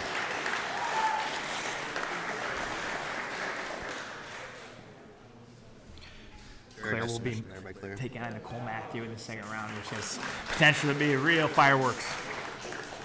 Next up, we have Layla Watkins of the Watkins Wrecking Crew against Riley Boyle of the Lee Brothers. Layla is a veteran of Midwest finishers, very active competitor, trials, a lot of ADCC opens. A very, very strong game. Riley new to the game, new to Midwest finishers. But Looks to be a very active young competitor. I believe she's a teenager. I believe both these competitors are teens. Seeing the next generation of tough, strong competitors coming up.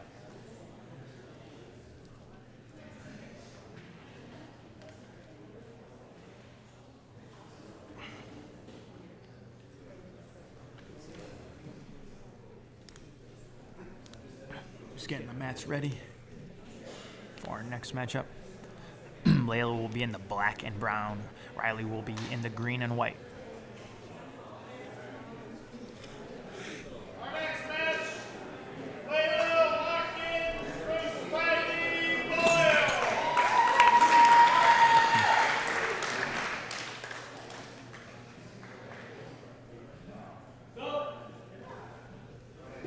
Layla sits right away.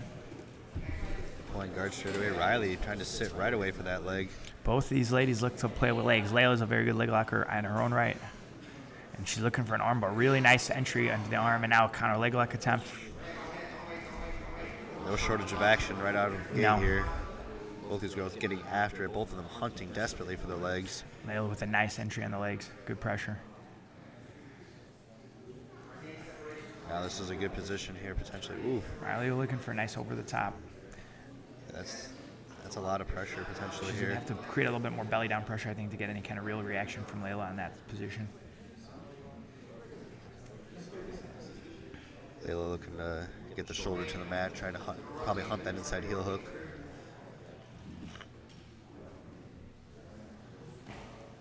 Riley trying to do a good job trying to clear that knee. She's almost cleared the knee line. Layla's going to try to pull it back in and recover, but she's able to clear. See if either person wants to come on top and look to be the top player. They both look comfortable on their back hunting for legs. Yeah, Riley doing a really, really good job turning her hip away. She had a big explosive movement earlier. I wonder if she felt some big pressure there from Layla on one of those attacks. Layla opts to come up. We'll see if she wants to actually pass or more isolate the leg and find another entry to the hip. Riley gets a nice heel exposure. That's tight. That's tight. She's got Layla brings it back in. But now it's transitioning more into an inside heel hook. Yeah. She has a better control of the knee line on this one. Riley does a good job, though, pummeling, now finding her own bite on it. Nice. That could be tight. Yeah. You could slap one of those on, even though she doesn't have the knee line. It could be real tight. Yeah, it looks like an inside Aoki. Both competitors have been in some dangerous positions already in this short amount of time. Ref George pulling them back to the center, trying to avoid them rolling into the posts and having a complete reset. They're looking for the armbar from there. Nice counter attack when you're playing from the legs in that 50-50 type position. Yeah, absolutely. This is. She may have this arm. Yeah, this is a tight position here.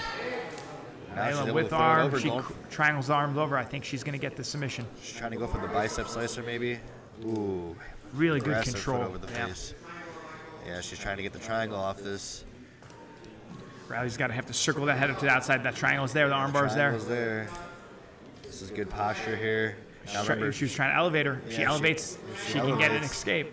Yeah, she's going to go switch to armbar. The arm. Now this is real tight. This has become a real tight triangle quickly here, right to the armbar. She's saying she didn't tap. I don't know. There was a little bit of. I didn't see a tap. Layla let go. Riley's still not tapping. That looked like some serious extension of the elbow, but she's still not tapping. Yeah, this is a little bit of a weird situation here. Ah, that arm is a nasty Americana type motion. And here. Riley gets out. Her arm has to be a little sore after that. I'm interested to watch that replay and see if there was a tap. I did not hear or see one. Layla let go like she heard or felt one. And she's right back on those arms, which I think is a very smart attack after those attacks. And sometimes, that's the difference between regular just rolling and competing. 100%. That, a lot of times when we get those positions, we're used to just letting go because we know we have something. But in those positions, some people might be more flexible than you're used to. Yeah, Riley may be somebody who can just eat those arm bars being young and very flexible. She may be able to go through. Layla will go back and watch that. And Riley goes right in on the leg. No hesitation. Now we're in a toe hold. Right to a toe hold. This might be real tight. That's a lot of pressure, a lot of torque. Oh, it sounded like a big pop, and then she gets the submission. There might have been a lot of pops and a lot of different spots in that fight. questionable Submission, amount of pops. submission for Layla Watkins. Very fun match.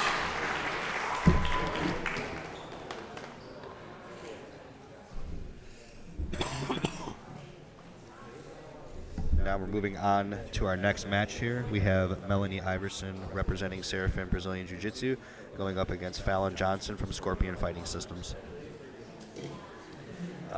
Melanie Iverson coming out of Serafin Brazilian Jiu-Jitsu, so my commentary partner Jeff Serafin again is stepping out to help coach for Melanie.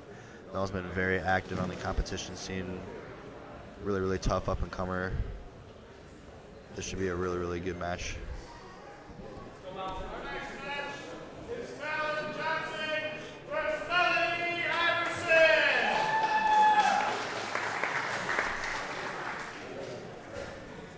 Melanie with the fight braids and Fallon in the black. And aggressively sitting to guard is Mel. Melanie trying to elevate through. Might be thinking potentially of a calf slicer here. She's keeping that leg nice and close. She's trying to use it to sit to deep half. Might be thinking some sort of a waiter sweep. And this is a very interesting position already. Mel doing a good job elevating, finding herself back into the butterfly half. She's got the butterfly guard back here, so a little bit of an interesting start there, interesting scrambles, but it results here to playing butterfly guard and Mel trying to stand up and doing a good job here, kind of forcing and bullying her way to the top position. And Fallon was like, okay, I'll sit to guard. Didn't have much of an issue with that. And so now we find Mel kind of employing, looks to be the mechanics of a body lock pass, but she doesn't quite have the body lock. She's trying to do some old school with her right arm, grabbing the toes, and she's going to try to stuff the knee and try to pass to her left. Fallon doing a good job stuffing Mel's left arm here.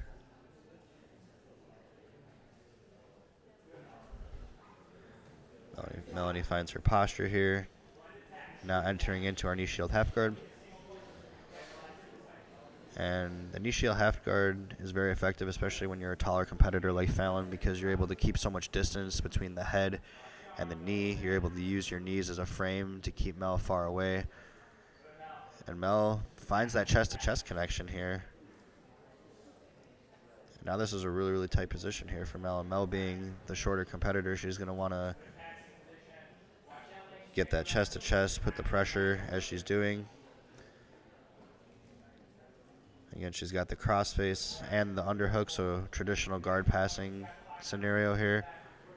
And it looks like Fallon might be doing a lockdown defense here, which is a very common defense in these types of positions. When you have someone cross-facing you and underhooking you, might be able to buy you a little bit of time, relieve a little bit of that pressure. But Mel doing a good job staying patient here and almost finds the mount there, but Fallon doing a good job not settling and letting Mel get into the mount position. And Mel doing a good job staying on top of the crossface with the underhook. She's trying to get that right knee up high. She's using her left foot to pull that knee through. So this is traditional guard passing 101 here from Mel. And she's going to try to get to that mount position again or pass the guard. It'll be interesting to see if she decides to switch to any kind of knee slide motion. And it looks like we're going to enter into that three-quarter mount here. And this three-quarter mount is tight because Mel's underneath Fallon's left arm. And now she's kind of going for a little bit of a cheeky Americana here. And Mel settling into the mount position and does find the position. It looks like she might be setting up an arm triangle or was attempting to. Mel doing a good job stabilizing here. Still got a lot of time to work. Again, this is submission only. There's no points. And so while this is a good position to attack from, if she does lose it like she just did, there are no points involved. If there is no submission at the end of the 10-minute regulation, we do go to EBI overtime. And Mel doing a good job just keeping that crossface, keeping that underhook, and Fallon trying to get that lockdown again with her left foot. And Mel doing a good job just keeping the pressure, not allowing her to get that lockdown fully settled in. And now she's transitioning to the knee slide off of it. And now she's trying to find the foot. And gets the straight ankle. Beautiful job there by Mel. Found the foot, took it. Very well done there from Melanie. And she'll be moving on in our women's 135-pound bracket. So that concludes the first round of the women's 135-pound bracket. And now we're going to be moving straight into our men's 145-pound bracket, where we have Andrew DeGraff from New Wave Jiu-Jitsu going up against Mondo Gutierrez from Pedigo Submission Fighting.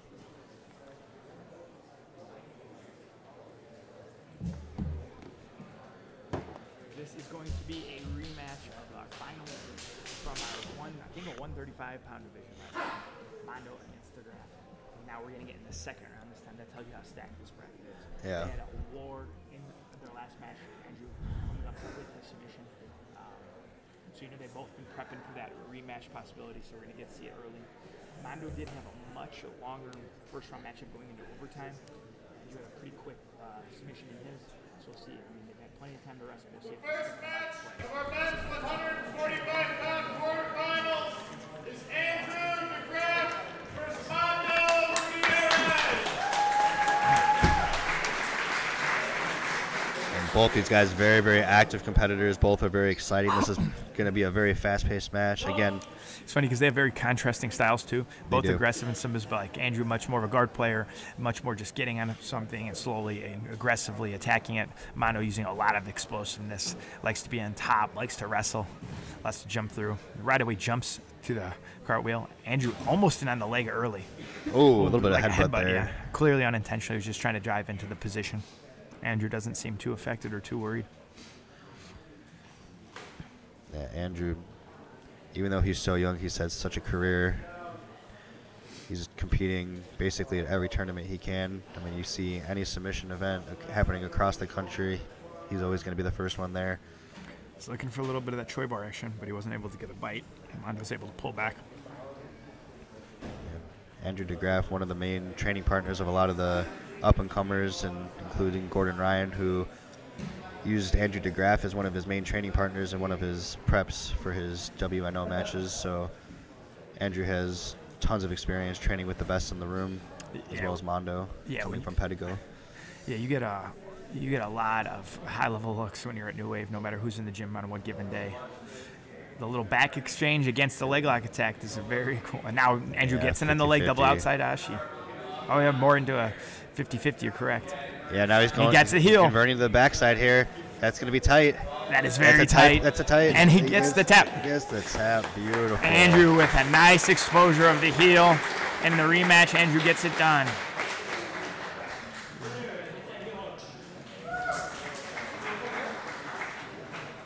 Andrew now into our semifinal with 2 submissions in regulation. Next up, we got coming back to the mat, Joey Deal and Nick Schaff. Joey and Nick both had submissions in regulation in their opening rounds. This should be a fun matchup. And again, a little bit interesting contrast in styles. Nick was very kind of open and just relaxed and calm and playing kind of a slow, methodical game. Joey's a very aggressive, dynamic attacker. So this will be a fun one to watch, these contrasting styles. I guess that's going to be a lot of Nick playing guard and a lot of Joey doing a lot of guard passing. I agree. And the thing is, like, Nick showed a lot of leg lock entries, and again, it's hard to leg lock Joey. You saw that beautiful counter knee bar he had in his opening match, a similar knee bar to he hit on Juni Ocasio at the ADCC Open earlier last year. He's very hard to leg lock. He's very, very smart in that game and is really dynamic in his own. So we'll see what this kind of matchup brings.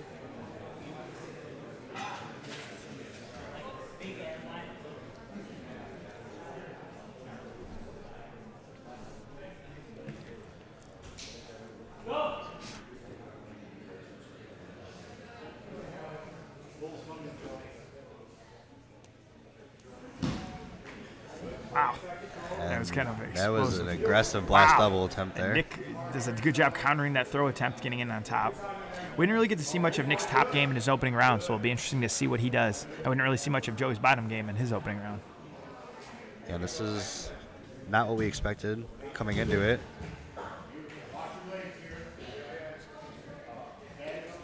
Joey wrestles up, puts Nick down. Now, this is probably more what we were expecting here in this match. Yeah, this is what I thought it was going to look like. Joey wrestles up.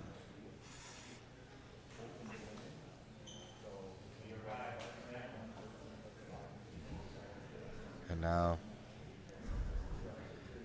Joey, rightfully so, being pretty apprehensive here because... Yeah, when you have an opponent with a guard this flexible and this kind of open, you know there's going to be things in there that you're not used to seeing on a regular basis, even as an experienced black belt like Joey, where he's able to do those in every round. So you have to be very conscious of where you're putting your knees, your head, and your arms when you're entering these type of guards.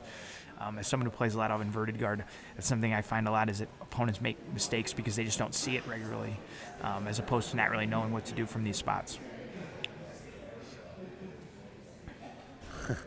It's like a little funny exchange there between the competitors. Nick having his left arm all the way on the inside of his leg, it's going to be hard to create a pass when you can get that kind of deep inside connection. That is a wicked flexible guard. Yeah. I am jealous. And completely north-south here. Doesn't matter. And Joey is always the kind of guy that gets right after the passing. He doesn't even think twice. But after seeing a guard with this kind of dexterity, I mean... Yeah, you just got to be smart. You can't, I don't care how good of a passer you are. If you just put yourself in weird positions, you can get caught. Yeah, Joey trying to get creative here. He's trying to not pass conventionally, and now Nick being a lot more aggressive.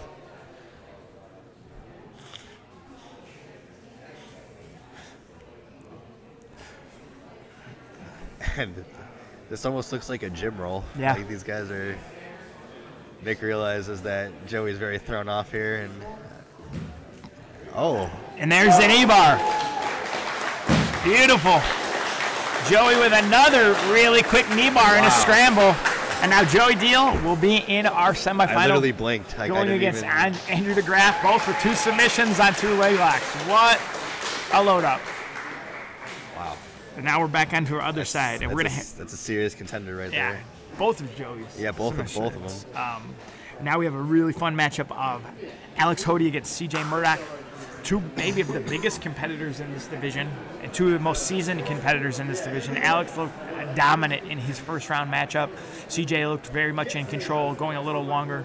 Alex, again, has to be one of the main favorites in this bracket, one of the toughest black belts in the Midwest. CJ, another really, really seasoned black belt. This is going to be a very physical match, to say the least. I definitely think so. Both these guys very, very physical. Yeah. And both look so big for 145. I have 0 predictions for this match. Okay, so CJ pulls straight away. Interesting. I expected to see a little bit more wrestling, but CJ opting to play the guard here. Again, I think a lot of times when you're going with someone with a good wrestling base and hard to take down, when there's no points, that is just, it's not worth the energy that's going to be required.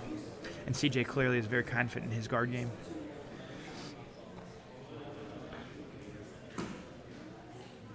Alex with very dynamic passing. He's very quickly can get in and out and put pressure on in just a blink of an eye. So you got to be careful as a bottom player. If you do not get connected to Alex, he's going to be able to create openings.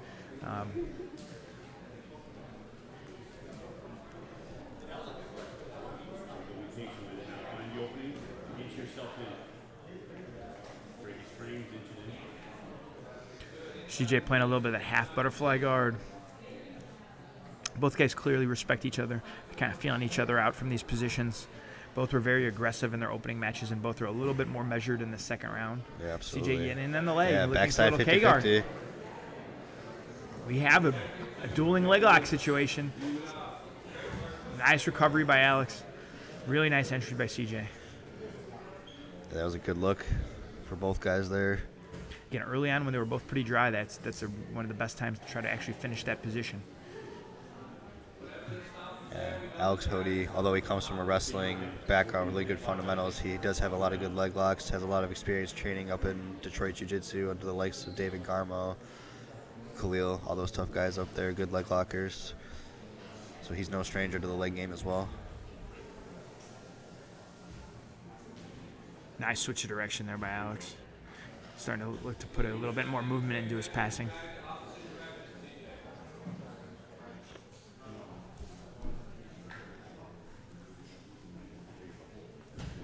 Nice side to side. And now he looks to sit back for his own leg. And now use it for a rolling back take. Wow, That was a beautiful transition. Very dynamic, using it to come up into the leg drag, finding the top side. And CJ finding a little wedge here. Beautiful way to recover the guard. Great recovery by CJ. And that goes to show, man, it's like in this no-gi game especially, you get one little wedge. I mean, you can be 99% of the way through a pass, but you give a guy a little inch, one little wedge, and they can recover the guard completely off. But of I mean, it. this is black belt level right here. Both these guys are seasoned, versed black belts. You know, you think you have things, and they're not going to be there. Really nice pass attempt Beautiful by Alex. pass. That was right off the elevation. And now CJ looking for that little head and arm action here off CJ trying to defend. Smart strategy. And then CJ again recovers, did not give up the angle for the darce, was able to work back, pummel inside, and get back to an open guard. Those are very tiring movements for CJ, though. When you're having to throw your legs up, do those high legs, really invert, to do that, you know, over and over again is going to wear you out over the course of a 10-minute match. You do not want to have to keep recovering that kind of way. That being said, too, I mean, Alex is expending quite a bit of energy as well. Doing 100%. Side-to-side passing, diving knee cuts. But it's always a little easier when you're controlling the action. You can kind of put the pedal to metal down when you want. When you have to react, you know, you have to be on edge a little bit more. Agreed. But now both guys have had really nice, you know, entries and attempts and not really been able to get anywhere off them. So it wonders if you start, you know, if they start going back to the well or they start looking for different tricks still.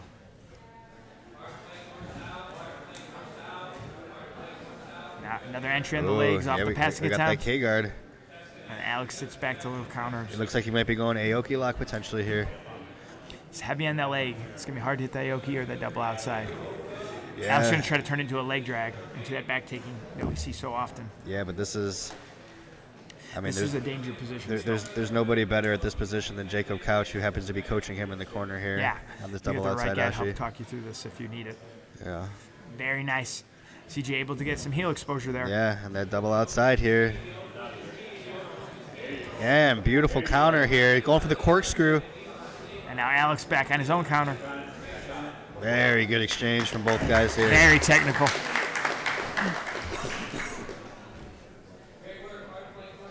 Smart strategy. Alex looked to kind of attack right off that after that scramble and not let CJ rest after He's that got scramble. that truck, doing the truck roll to the back CJ here. trying to stay his hips up. Jacob Crouch asked him to go back to the mat to try to keep him from giving up that back position. And it almost looks like CJ might be fading a tiny bit here. I mean, Alex is putting a ton of relentless pressure on him, and it feels like Alex can just do this all day. And those leg lock entries, when you're having to hold him off in that double outside ashi, that is a lot of work. Absolutely. So 5 minutes left. Alex now in the mount, and now CJ's using a lot of energy to try to escape. And there's the tap. Is that a rib? Alex Hody is going to be moving on to our semifinals. Might have been a rib pop or smother, hard to tell. And that will bring our last quarterfinal, Hashir Zam against Julian Espinoza, both with quick leg lock finishes. And the winner will meet Alex Hody.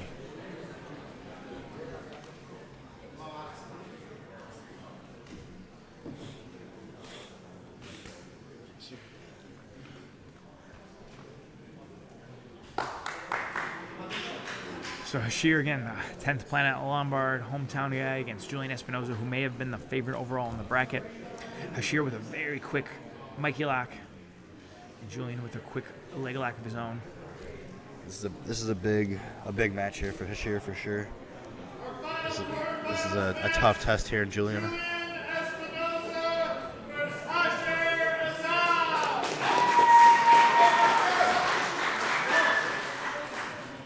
Julian looks so relaxed in his first match, and he doesn't look to be changing how relaxed he looks now.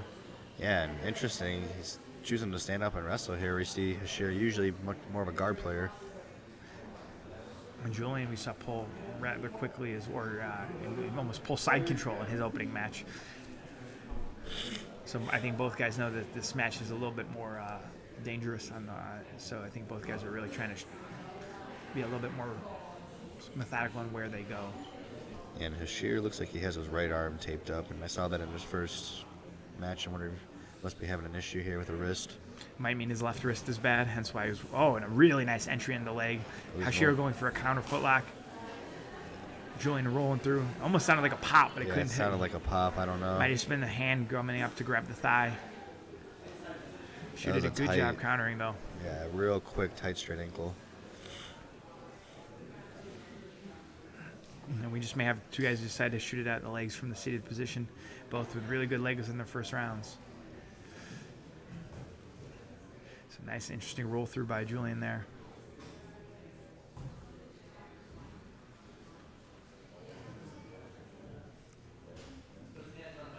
Julian taking the top position. Not you're looking to pass, but just looking, I think, to sit back. Really nice entry, although Kani Masami from Hashir, but Julian was not in any danger.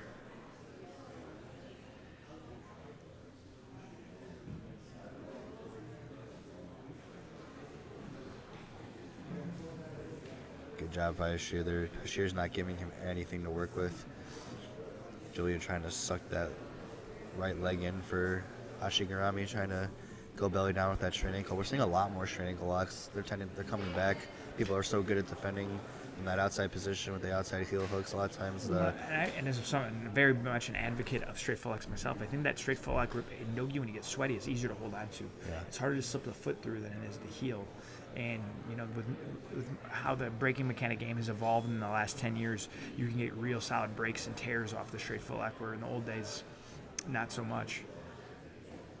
You got our multi-champ Andre Porfio showing that the real true power of straight ankles, one of the best in the game right now, is finishing everybody with those straight ankles.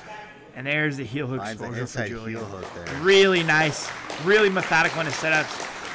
Not only is he into our semifinals, he has used very little energy getting there, and he will meet Alex Cody into an amazing semifinal later today. We're going to have a super fight now coming up before we jump back into our women's bracket.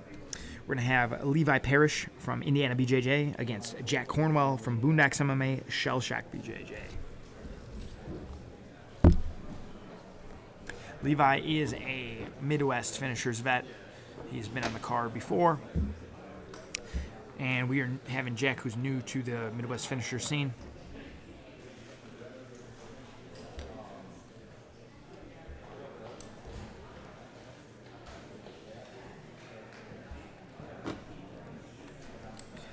Both these guys are blue belts. Our next match is a super fight between Levi Parrish and Jack Cornwell. Levi is in the blue rash guard. Jack is going to be in the black rash guard.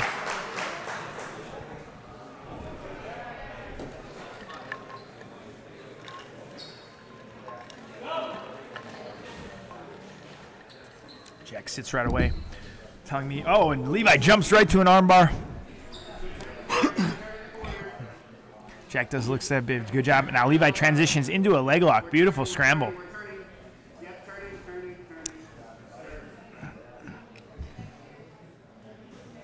Levi going for an interesting kind of bent foot straight toe hold. Now we're in a seated versus seated position. Jack in through on the legs. Has a nice little saddle position. Doesn't have double trouble yet. Don't even worry about how bent that first one is. Let's just collect that second one. Don't even worry about it. Pull it through underneath. Yeah. Now he's got his saddle set. Levi is in some trouble. Let's get onto our right hip. Start putting pressure onto it. Keeping that ankle lock until we're ready. Looking for that nice Aoki. And that is a nice submission win for Jack Cornwell. Attacking from the saddle, getting a nice footlock submission. And with that, we move into our second round of our women's 135-pound bracket. We're going to have Peyton Letcher coming back against Beatrice Jin. Both had submission wins and really impressive performances in their opening round. This one is going to be a very technical battle between two experienced brown belt competitors.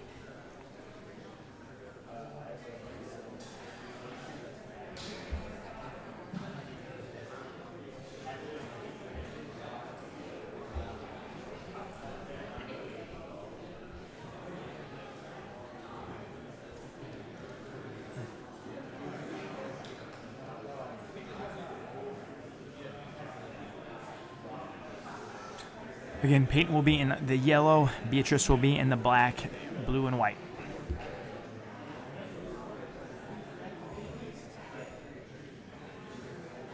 The next match is our first women's quarterfinals match between Peyton Fletcher and Beatrice Liz. So here we go. Our women's second round is starting right now. And again, this is a good one. It has fireworks written all over it. Two incredibly tough competitors. Peyton sits right away to try to get in on legs. Beatrice trying to square her hips back up and keep her hips back.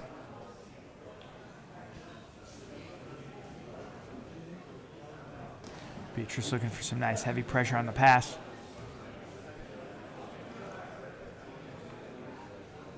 Peyton playing a good, solid knee shield half guard.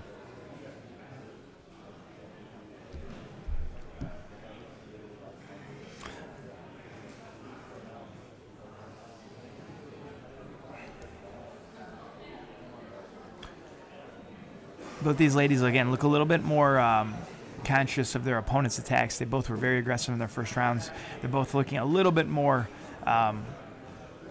controlled and, paced in this fight because they're fighting really, really tough opponents who they are familiar with. Peyton gets in on the leg. Yeah, that's a tight entry right there. It looked like Beatrice had a nice entry to a pass. Peyton was able to recover and get right on the leg. Now Peyton is taking her time, trying to isolate, keep that leg trapped. But Beatrice is going to try to roll through and pull that knee line out as she tries to clear her feet. But that looks like a very deep bite. We'll see if Beatrice is able to counter or try to get those legs free to get her leg out. But right now, Peyton has a triangle set, and her leg is deep. Her leg is almost far enough back where it's hard for Peyton to get a bite on the heel currently. Yeah, Peyton, so we'll see where she's going to take it. Trying to get that secondary leg on the inside here. Beatrice's right leg is really what she's after. She's trying to get both legs in, and she's able to get both legs in, so this is a fully set in saddle position. We just saw this in our men's super fight. Yeah, she's going for the straight ankle off of it potentially here. And off the straight ankle, if the straight ankle fails, she'll probably go inside heel hook. Or she might pass the leg over to that Z-lock and try to go for the foot flex like she did in her first match. A lot of different options here. She has a plethora of options. Beatrice just needs to kind of be smart and slowly try to work her way out. Like she's really trying to get that straight ankle here. Peyton looks to have a good deep bite on it. The foot slips, and now she's going to go for the secondary leg. Yeah, now she's got to go for the heel pulling it back in, but Beatrice has the leg back. Oh, very nice escape by Beatrice. That was a very, very dangerous position, and she worked her way through it perfectly.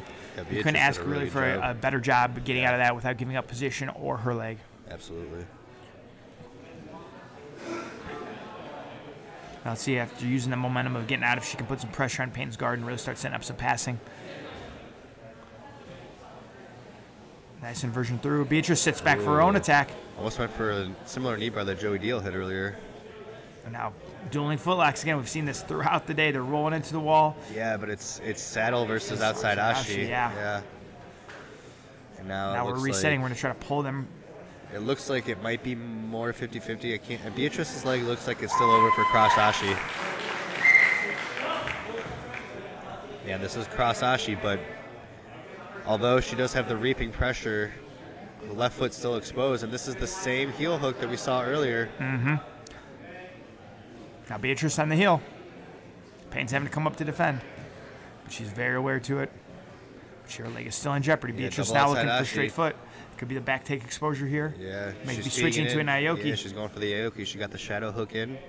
She got the weight elevated. This is suddenly a pretty good position here for Beatrice. Yeah, she's going to have to do a good job. Shoots up the triangle. Triangle off of it. Very unconventional.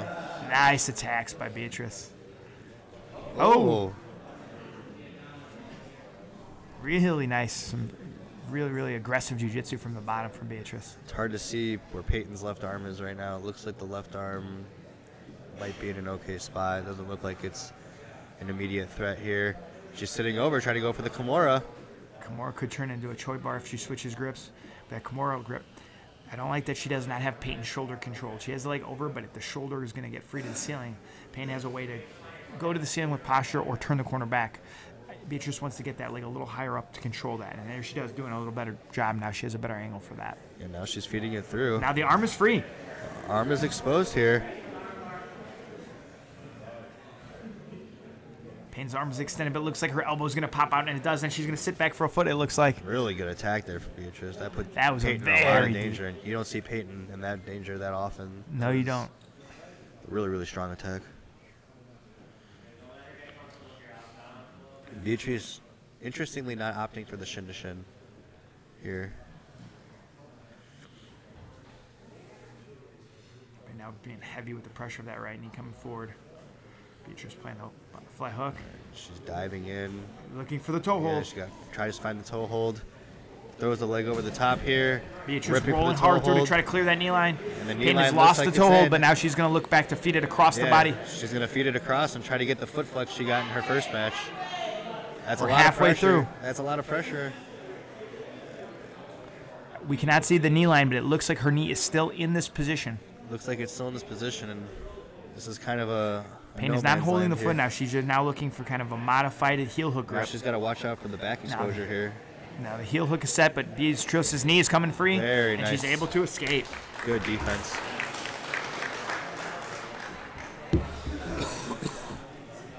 This has been one of the most technical matches we've seen, Oh, by far. not just today, but I mean, this is one of the most technical matches I've seen at finishers. Both have had really good looks on different submission attempts from deep positions, and both have just worked out with smooth technical jiu-jitsu.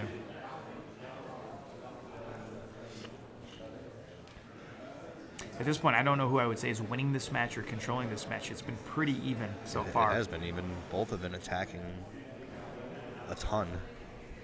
I think Beatrice's armbar Kimura tech was the deepest single submission. I think Payne's had a few more looks on footlocks and knee bars and toe holds. Again, she's in on the legs again. And Beatrice is looking to roll through and get that back exposure again. Yeah, both girls were looking for the back here. Now Beatrice trying to find the back, but it's tough. Peyton doing a good job escaping the hips. Yeah, keeping her back heavy.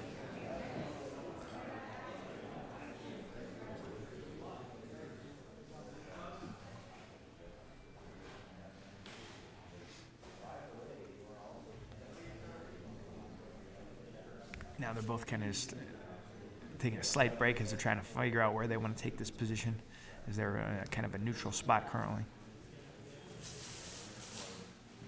I think Beatrice wants to kind of stay down in her guard. Payne's now coming up. Working that heavy knee cut. Beatrice trying to elevate. Close attempt at a pass there. No, not body-lock attempt from Payne. She gets the hands locked around Beatrice's waist. It'll be interesting to see if Beatrice opts to try to frame the neck away and create space, or try to overhook and try to peel. It looks like she's looking for that overhook game. It's been a barn burner for both of these girls. A lot of energy on both sides. If I'm Beatrice here, I'd want to frame that neck. Yeah, I'd frame the face and push away. Try to break those grips and not let Payton settle in on your hips. I like to make an X across the neck and really elevate the head. Payton's so strong, I don't think pulling the arms in is going to really be that successful. But as I say, Beatrice gets the closed guard back. Really good job. Now, the body lock when the guard is closed is nowhere near as effective as technique. You can be open for hip bumps. You can be open for in-guard buggies, like Beatrice is kind of threatening. You can look for guillotines from here. You have to be careful when you lock those hands underneath a closed guard opponent. And Beatrice has already shown she has a good Kimura arm lock attack from here.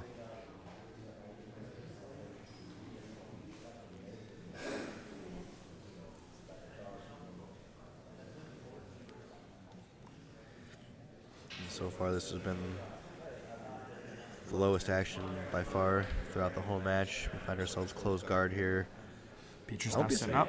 Both of them probably just trying to gather a little bit of wind after that. I mean, that was a lot of energy. Yeah, there have been very little time to rest in this match. There have been so much offense and defense going back and forth. Just looking for old school Kimura hip bump. Trying to wrap up a guillotine potentially here. Yeah, her hips are too tight to really get the guillotine. You need to create that separation of chest to hip to get that guillotine to really threaten. But I think she's also trying to make Payton's arms work. She's either got to hold the hips or give her space. Payton aggressively stands up. Payton walk her to the center. Walking her towards the center. Now this is interesting because in the rule set, if Beatrice was in an armbar and Payton stands up and her head goes over the waist, it's an escape. So Beatrice, I think, was very cautious of even throwing the armbar up because it was most likely she would have lost the position anyway. Backside 50-50 into a we knee got toe bar. hold against heel hook kind of battle here. Now Beatrice gets a double outside Ashi look. She has the foot stomped on the hip. If she keeps that there, it'll keep Peyton from taking the back. But if Peyton clears it and it has cleared, she needs to almost come up with it as opposed to attacking the foot. And she has a nice tight knee bar. Knee bar is in. Knee bar is in. Now it's into a heel hook. But Peyton turns her knee out. Oh, but she's not out of danger yet. She's passing it over to the outside. Her knee line is just inside. I think Peyton's knee line is going to be okay right now. She looks unconcerned now. Yeah, and now she's going for a counter footlock across the top. Now 50-50, it looks like they're passing into 50-50, but she's trying not to let the legs get crossed here. Man, what a fight so far. And there we go. No matter what happens overtime, this has to be fight of the night so far. Agreed.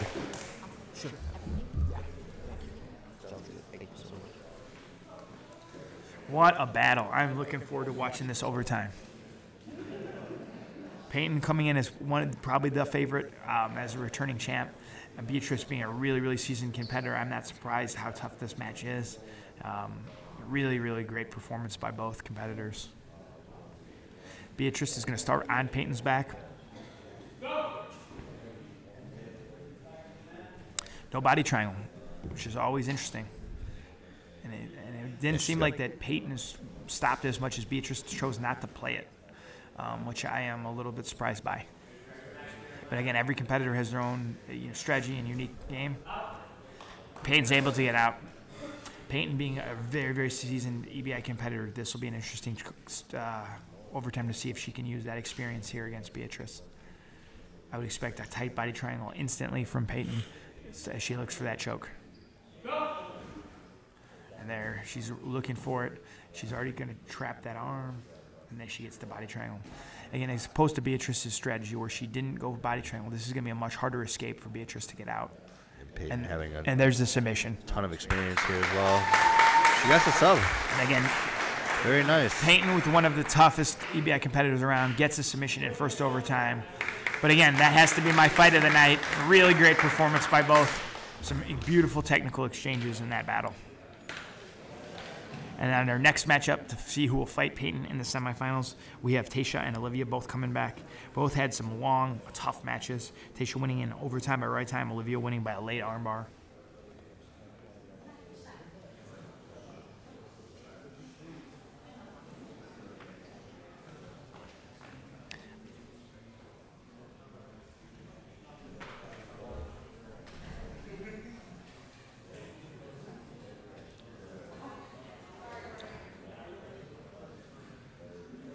I'm sorry, not Olivia, Martina in this matchup.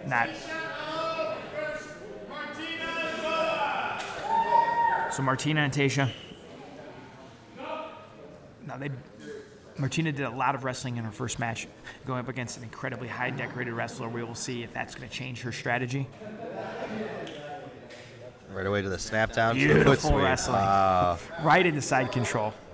Clinical. Yeah, very, very nice.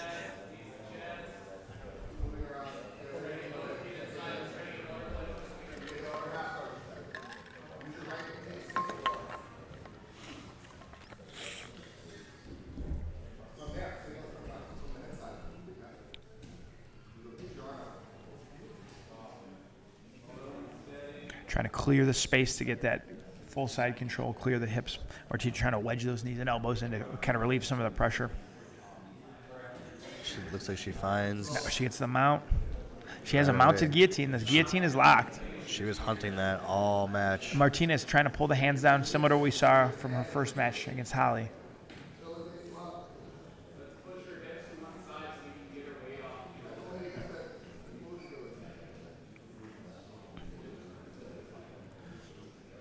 She looks to have a better angle already than her opening match for that guillotine, but good defense by Martina, not letting her get those hands connected.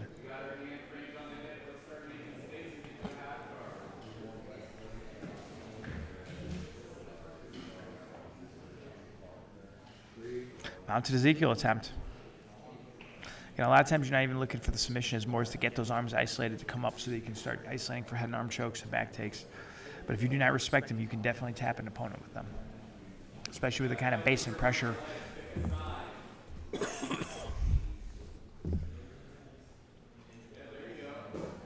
Martina trying to get the elbows back.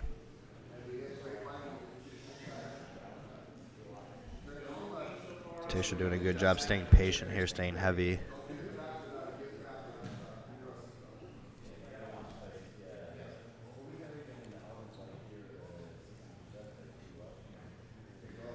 Stepping over, look for a mounted triangle armbar. Looked a little bit like a little loose. She didn't have the best angle for that climb up. She was a little bit square, but not meaning you couldn't get it, but it's gonna be a little bit harder to get that control. Yeah, she didn't overcommit for it, so she was able to get back to the mount. She may have just been even bringing that leg up to try to get Martina to open up so that she could create an angle for an opening for another attack. Interesting, she's grabbing her leg. I think she's trying to set up an armbar. An interesting load-up attempt, trying to grab the inside leg of Martina and then go over the top.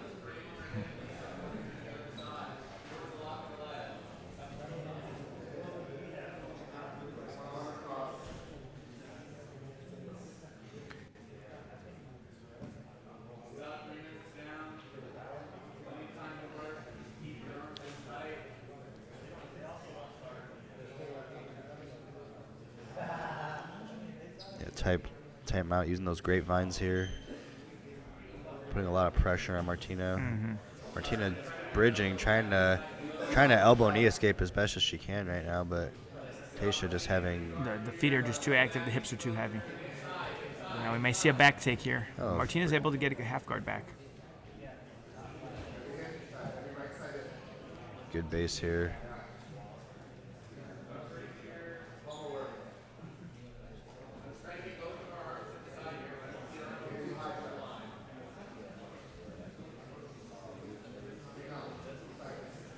Heavy pressure on Martina's head, but still not able to get to that full pass position. Let's see if Tasha can use this. She's hunting that neck again. Yeah.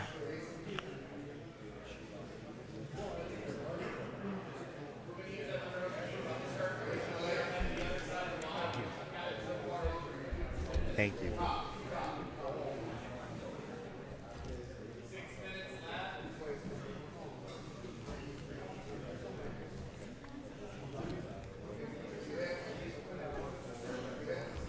This is a match that, as we go longer, it'll be interesting to see if Tasha tries to change her strategy a little bit. She's using quite a bit of energy looking for these mounted guillotines, and while she's controlling the match, you know, these in a submission-only rule, so you're interested to see if she's going to open up a little bit and try to maybe create some angles for attacks. Because Martina looks, at this point, like she's just trying to hold her in a half guard, not use too much energy, just kind of be relaxed. Tasha just really good base on top, just not conceding the top position, not giving Martina really much to work with here. Martina just trying to get her little wedges in, trying to get her right arm to the inside, and we're about halfway through the match so far.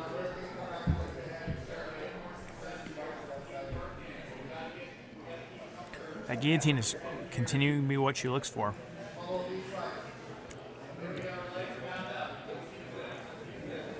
And that it seems like it's going to be very, very hard to sweep Tasha, so I think Martinez almost has to figure out a guard strategy here to attack, but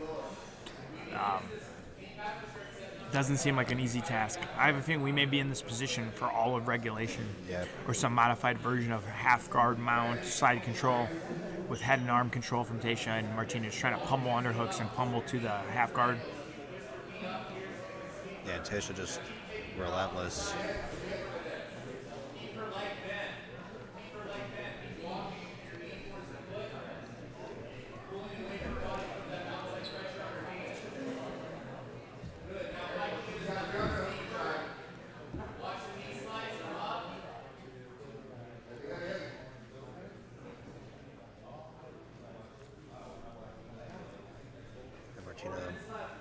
Martina trying to wrestle up. Wrestling up is going to be a tough thing to do against Tasha.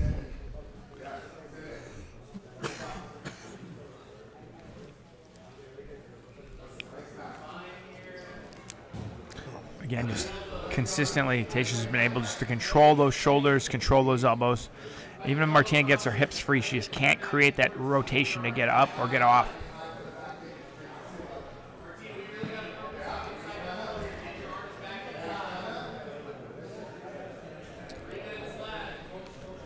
3 minutes left in regulation here.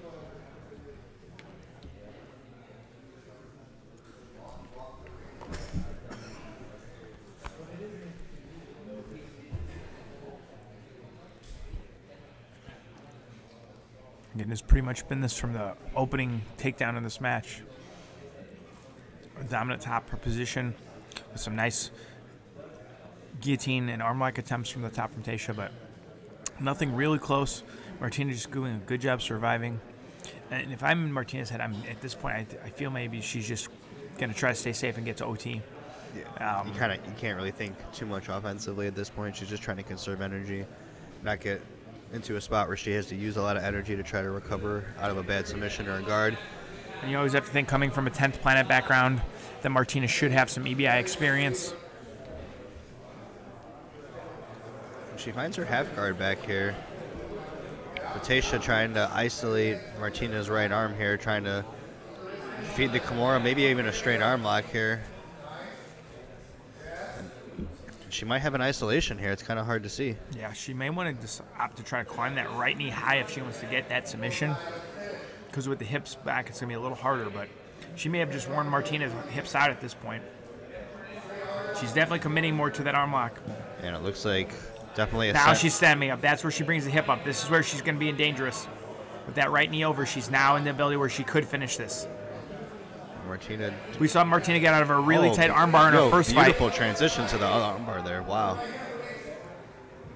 Going from one arm to the next. Really nice attack. Seamless transition.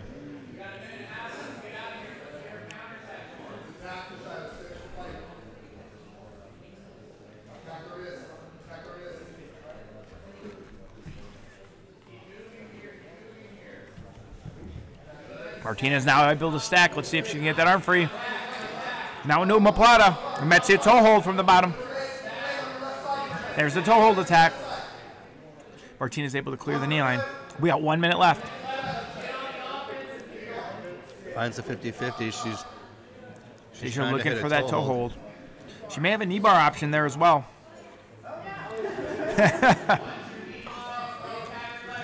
Martina clears, and now up on top.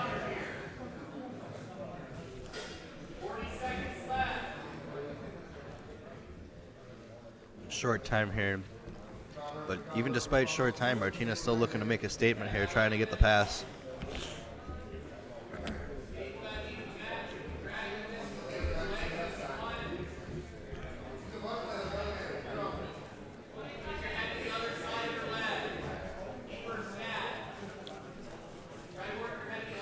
It's a good way to tire an opponent out before overtime with a stack pass, just holding even if you're not going to get the pass.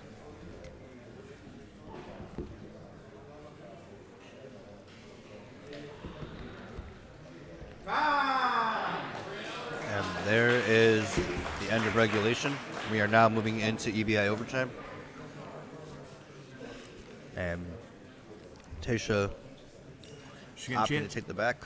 She had 3 overtime rounds in her opening round matchup, so she's been here already today. She's putting in the mat time. And she's been in control of almost all the matches, both her matches. Which not being able to find those regulation submissions. So tight body triangle right away.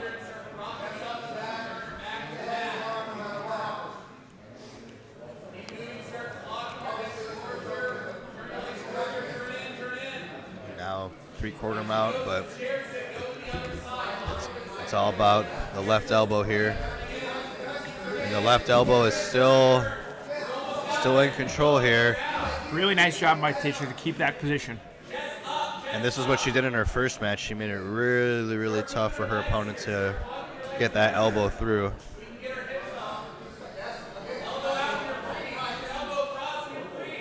Really good job of Taysha keeping control, keeping that right time going. Yeah, that left elbow, as you can see the referee very closely looking here. She's still not escaped. For her to escape, she has to completely free her left elbow.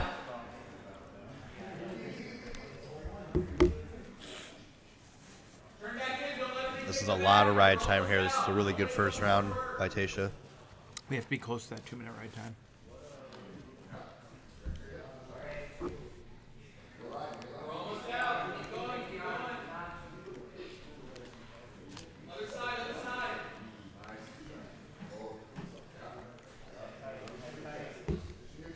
Thinking arm triangle here, potentially. Her corner calling for the finish here. She's on her side a little bit. Yeah, this is a tight position here, and Martina using a lot of energy, but so is Tasha. No matter what, Martina will have a chance to go for the submission in the second overtime. Keep that elbow pulling down towards your shoulder. Don't let her close the station. This feels like a long 2 minutes. For Yeah, the it right does. time.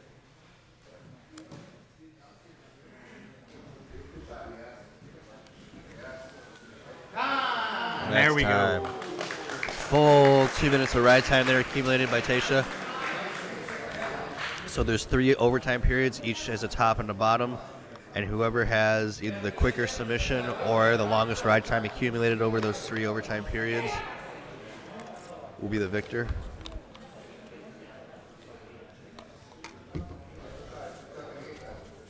She decides to go for the arm. Not surprising after all the squeezing she just did. Yeah, absolutely.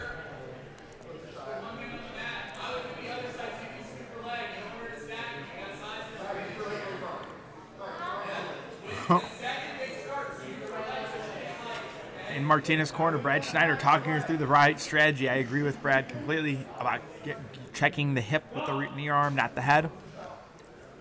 Martina's tight. She goes belly down. Tasha is going to be able to try to explode out. The head's coming inside. The arm is still inside, though. If she elevates her above her hip, her head above her hip, that is an escape. This is still a lot of pressure here. And able to get out. Way out. So a huge ride time difference at this point. The ride time is probably going to go to Tasha no matter what, unless there is a submission.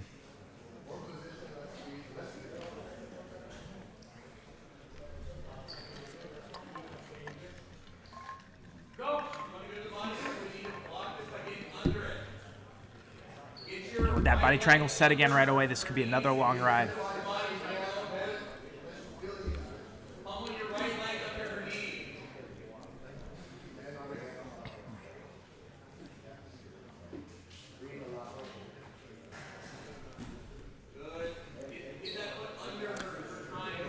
That arm triangle kind of offside back position Tasha's been playing is really giving Martina a lot of trouble. It's making for a really, really tough ride. It's hard to get her hips free because of the body triangle, and it's hard to get her shoulders free because her body is wedged underneath it. And Tasha just appearing to have just a relentless squeeze. I mean, her other opponent had such a hard time just clearing that elbow. I mean, Tasha's like, she could even come to the mount position, but she does such a good job keeping that elbow from being cleared. The body triangle is really doing a good job of holding Martina's hips. So I think it's a good strategy to stay at this side, because if your opponent's hips can't turn because of the body triangle, it's very, very... And she's going to pop back up and stay in the back. So let's see if Martina can actually get the elbow free this time. And there's the escape. So they're asking her to go for armbar again, which I think is the right call again, because time at this point of the ride is going to be very, very tough.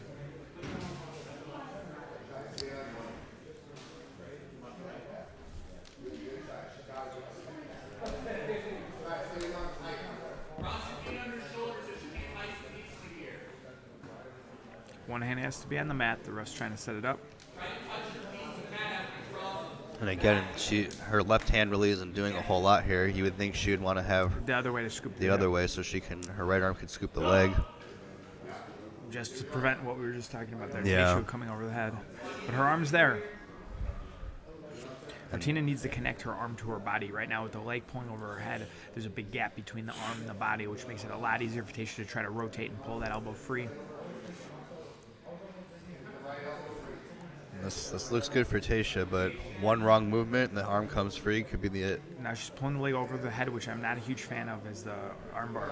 I want to use the leg over the body to climb more myself, because I don't want the head to be able to sit up.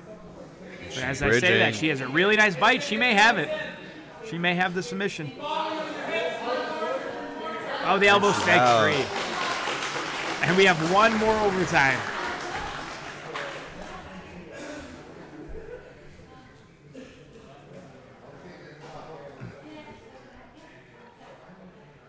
Not surprisingly, she's going to opt for the back again. She's had really good success with control here. So now this is the 6th overtime round on offense of the day for Tasha. She is getting a cardio workout today in these matches.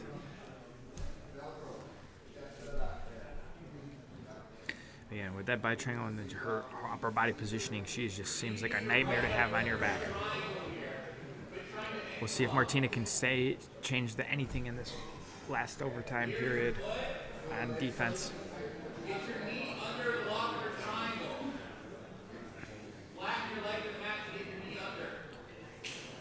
That body triangle is just preventing the rotation of the hips, and that arm triangle position from the side is just really, really tough to deal with for Martina. It's not really close to a submission, but just nowhere to go.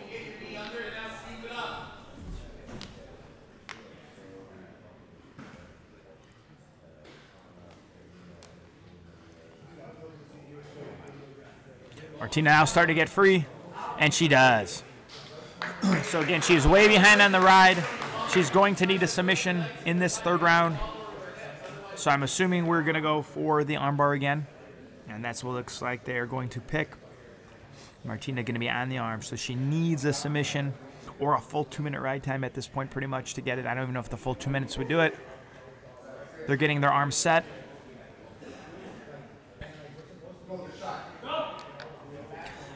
All the way back roll through. See if Martina can isolate that arm. Now the knee over the foot to try to peel the arms. Very good idea. And then we're back to start. Really tight arm lock position. Twisting and turning for Tasha. She steps over the head. This is good for Tasha. She pulls out. Let's see if she can go with the arm free. And she does. And that will be a win on ride time. We're going to just get this time set, but it has to be pretty clear that there is the advantage there.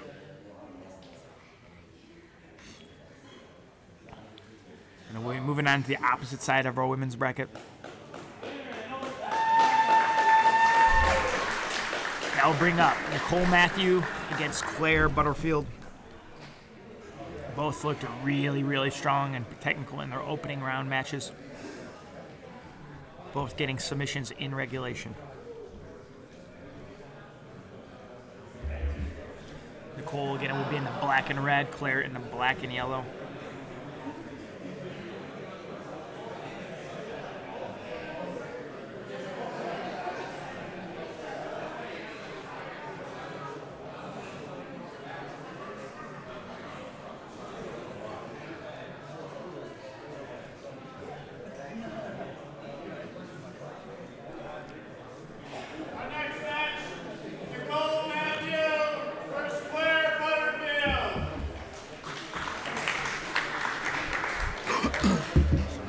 Showed a very, very physical first match. She is a grindy competitor. Claire had a pretty tough match with Crystal as well. Claire sits right away, trying to get in on the legs. Nicole's a very good leg locker herself, so this will not be an easy task. Very nice sweep from Claire. Nicole looking to clamp on that arm and find in her own legs.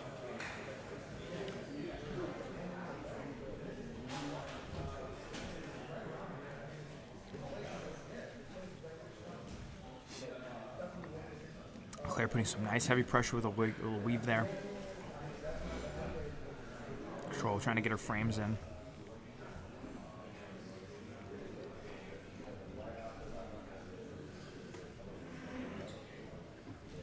A lot of hand positioning. We're really battling right now. Who's controlling whose wrist from this half guard position? Who can keep a good frame and head position in? Both ladies are really trying to control that bottom side wrist. Claire's trying to pin Nicole. Nicole wants to keep that wrist in so that she can start to elevate and get under the leg. There she is. She's starting to get a bite on that leg. She's looking for it. Both ladies are looking to counter. Nicole's got a better angle on that heel hook, but Claire did a good job hiding it. Now there's an Aoki lock on the side. That's tough. That's tough. That's a real tight lock there, but she looks like she might be slipping. She might be a little bit low on the toe. Oh, there she readjusted. Yeah, readjusted. That readjusted might be what it takes. A lot of pressure. Claire going for an outside heel hook to defend. Ooh, now Now she got the double double outside, outside. and she gets the There's a tab. submission. Nasty, relentless. Very straight nice ankle. by Nicole Matthew to move into our semifinals.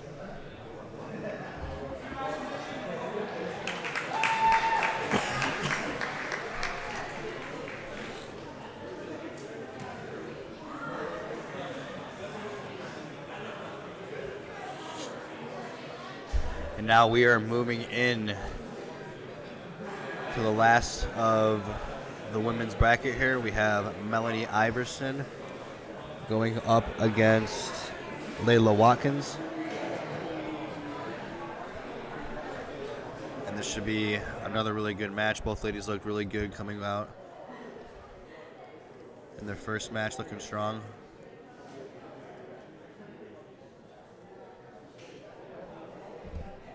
Our last quarterfinal match is Layla Watkins versus Melanie Iverson. So again, this is the last match of the female 135 or 130 pound semifinal or quarterfinals, I'm sorry.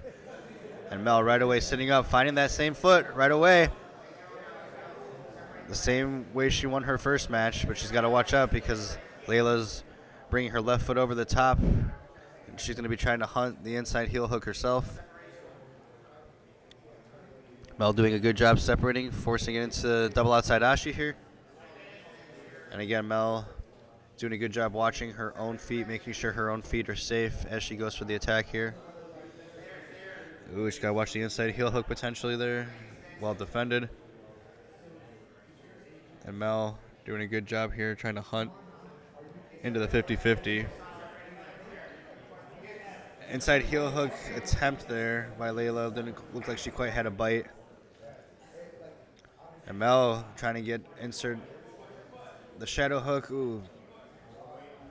Good job hiding the heel there by Mel. Mel looks like she's really intent on the straight ankle, maybe even Aoki lock.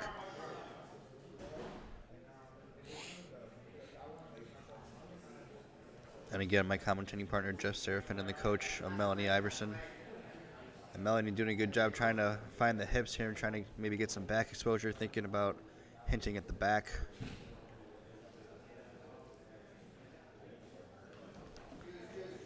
And Layla trying to find the Kimura. Good job there by Mel. Instead of coming to the top position, Mel wants to play in a seated position, so these girls are going to probably keep going for leg locks. And Mel doing a good job. She's trying to isolate the leg, but Layla now decisively is like, okay, I'll come on top. Mel obviously okay to play her guard from here. Trying to elevate. Layla trying to get the underhook. Mel doing a good job, thinking almost like a waiter sweep type thing. Layla fishing a toe hold, and now there's a tough position here. Layla getting over the top into the mount. Good bridge there by Mel. Strong bridge, not letting her settle into the mount position. And Mel, again, she's sitting for the leg, but she has to be careful because Layla has an idea of what Mel wants to do now. She was fishing for arm bars, triangles.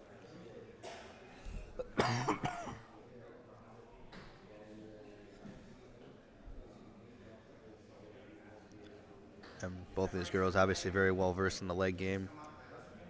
Kind of almost neutralizing each other right now.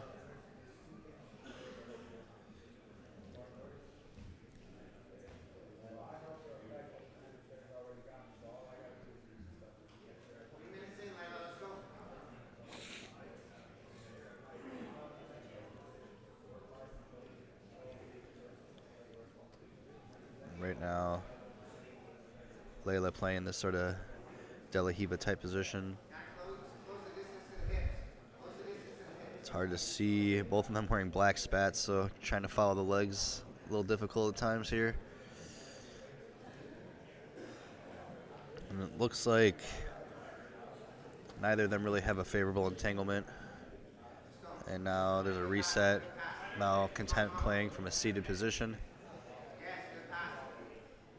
Mel finding that butterfly hook, trying to invert through, trying to isolate. She's been hunting the right leg there. Ooh, a tight arm bar here. Mel hitchhiking out. Oh, another arm bar. This has been the most significant attack by far. Very well defended there by Mel.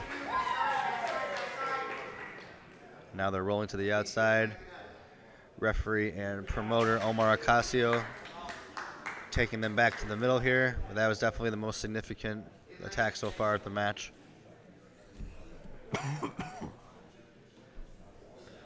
And they reset. And Mel looks like a cross Ashi attempt here. Layla thinking Mikey lock here. And now she's trying to opt for the 50-50. Going for a toe hold here on the outside foot. And it looks like Layla's trying to get the finish. Mel doing a good job defending, trying to re-attack on her own. And Mel looks like she's getting a little frustrated here. She's trying to find her entries on Layla here, but Layla's doing a really good job keeping her feet in safe positions. And Mel doing a good job there, kind of using that far side calf slicer, trying to isolate, and she really is hunting that right leg of Layla.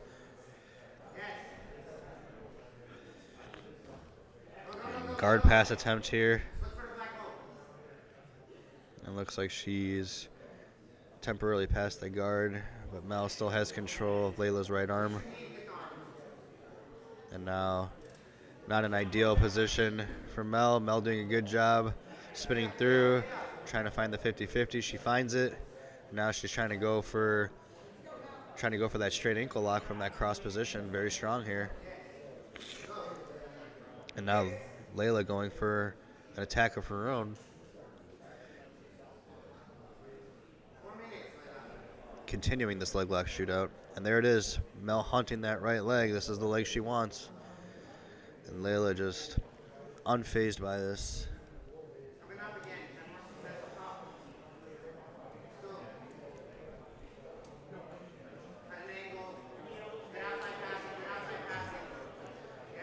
And now we're seeing a lot more of initiative here. Layla on the guard passing here.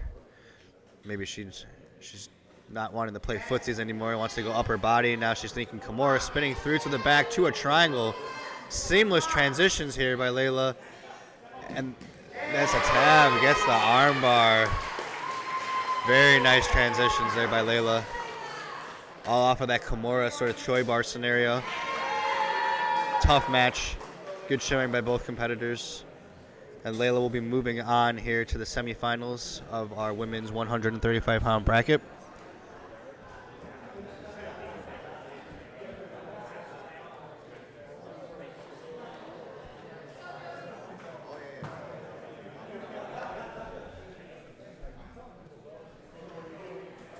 And now we are moving into our first semifinal match of our men's 145-pound bracket. We have Andrew DeGraff coming out of New Wave Brazilian Jiu-Jitsu going up against Joey Deal out of Real MMA. And this match is going to be a super, super high-level match. Both of these guys very active on the ADCC scene.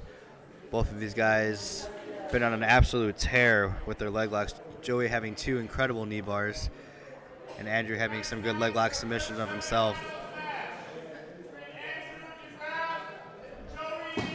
And this match right here could easily be a finals match at any submission-only event.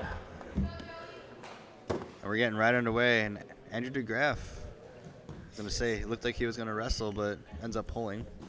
I don't think Andrew's going to wrestle with Joey. Yeah. Unless he wants Joey to do something. Yeah.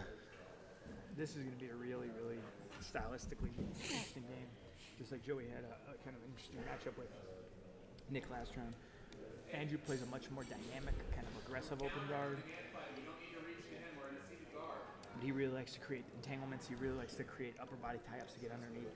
I think Joey's shown some really beautiful counter knee bars in both his matches. So that can be a dangerous game. I wonder if that's going to make Andrew play his open guard and his leg entries a little different.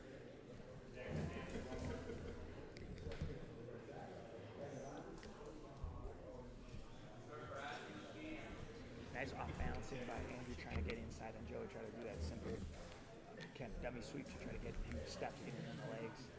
Joe keeping a nice stagnant stance to make that hard. He's going to make Andrew earn all those connections. Stepping over the legs, showing a lot of dynamic movement. And for a lot of newer grapplers, if you're watching what Joey's doing, he's not even necessarily trying to pass Andrew's guard. He's just trying to make Andrew uncomfortable, make it hard to connect, make it hard for him to get into the position, and then hopefully that'll create some overreactions from Andrew, and you can kind of camouflage your movement with almost feints and fakes. That was that dummy sweep. That was a really nice connection on it. And again, that same thing. It's a sweep that you were looking for, but you really want to get is create reaction to get inside on a deeper attack or connection. So both guys using very, very savvy tools to try to get their other opponent into the situations they want. Nice stack pass by Joey. Really aggressively trying to stack. Very smart strategy against a very flexible guard. Andrew just staying calm with it. And now he looks to get the leg isolated. He used that stack pressure to try to get inverted and get underneath. We'll see if Joey can counter with a back take or that another knee bar he's been doing. He had 2 lightning fast knee bars off leg entanglements, but Andrew's got a much tighter grip to the leg. Ooh. Might be going for his A block here.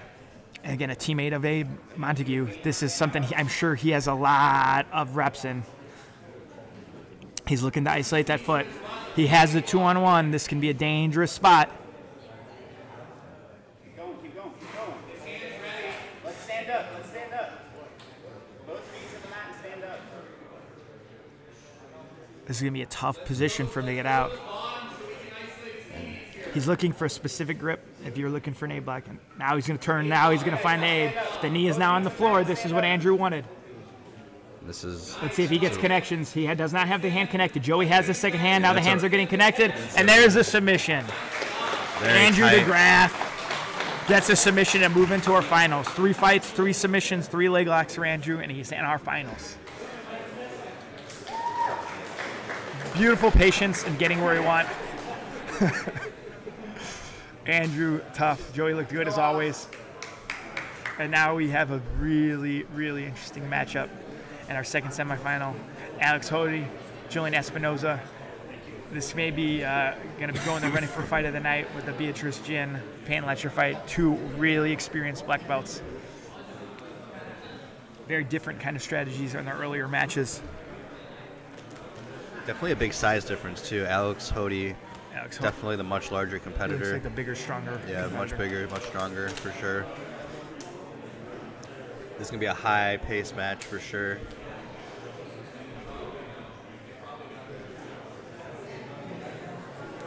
Our next match, Alex Hody versus Julian Espinoza. I am looking forward to this one. And we'll see if Julian's kind of nonchalant demeanor he's had throughout the tournament is going to change now. He's going against Alex, who's incredibly aggressive and powerful, or if he's just going to kind of play that same nonchalant, loose, lazy kind of game that he seems to be playing. Obviously, he has a very a method to his madness, but we'll see what he chooses to do here. Yeah, Julian's had a couple clean, swift submissions. Alex Hody is going to be definitely a challenge for him.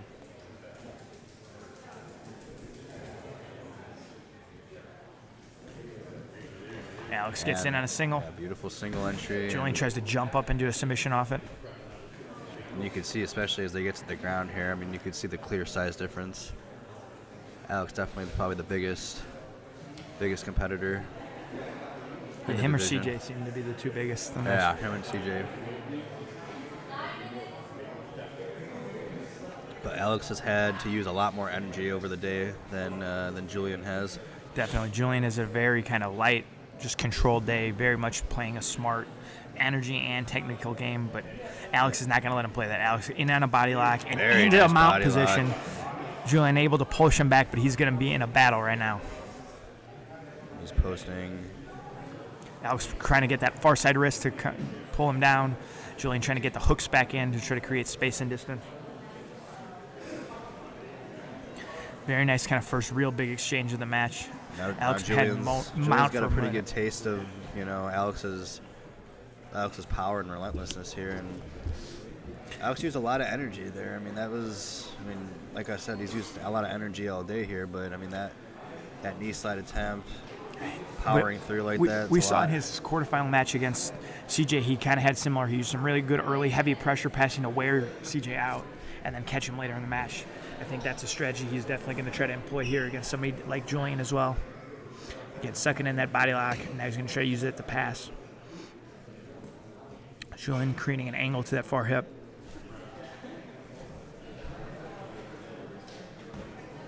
Diving Nice over entry. to that knee slide here, trying to stuff the leg through. Underhook on the leg.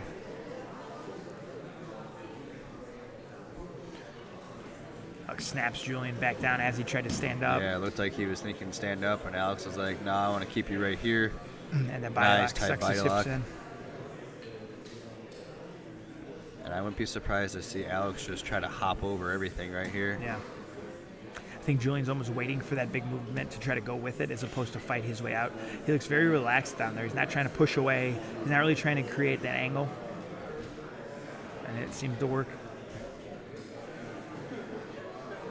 Yeah, this is a little bit of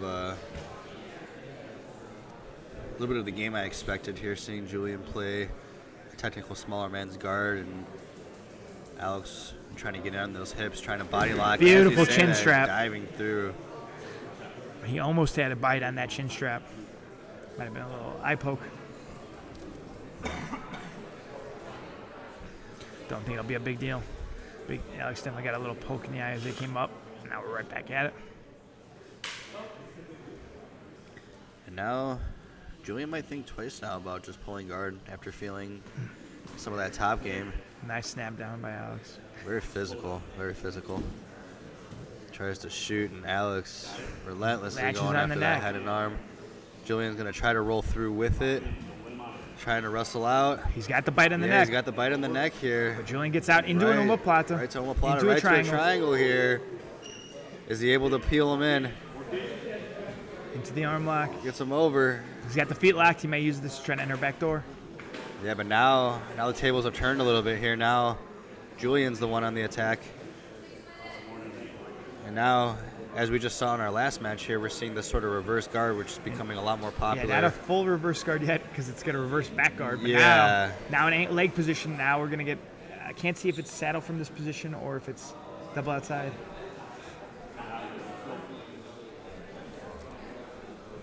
Almost like a double knee bar position from Julian and Alex. Yeah, this is going to be a very tough position to stop and recreate. Yeah, this is also Julian's best position that he's had all match by far. We have to be very smart on our reset.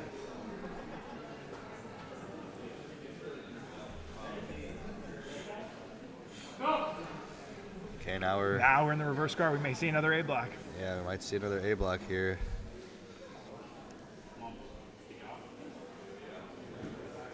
It's hard to see. Can't see what his grip is right now.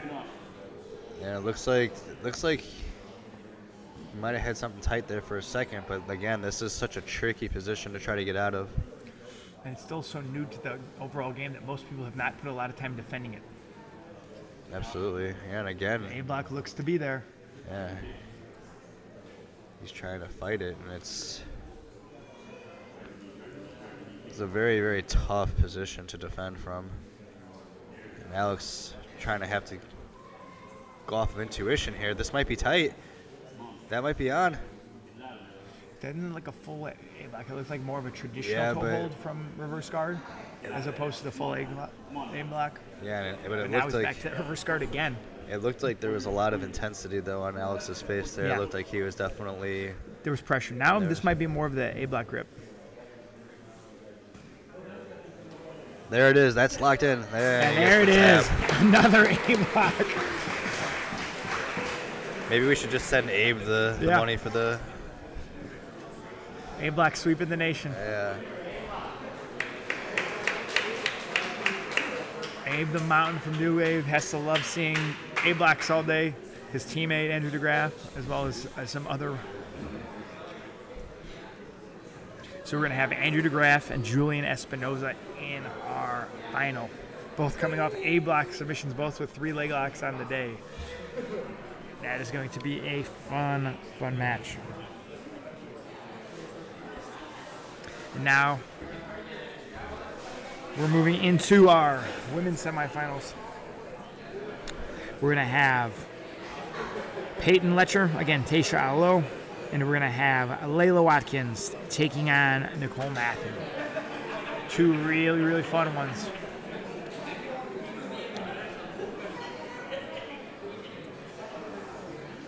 The Peyton Taysha fight is going to be a stylistic, very, very interesting matchup with the wrestling top game against the bottom leg locking game that Peyton brings to the table. We're just getting our mat set, getting our referees ready.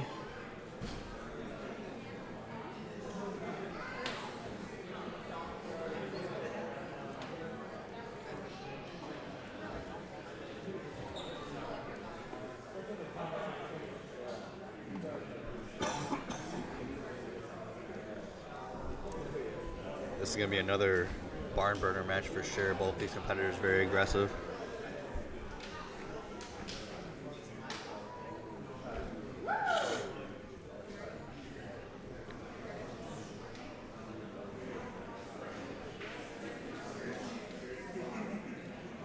Our first semifinals match, Peyton Letcher versus Taysha Alo.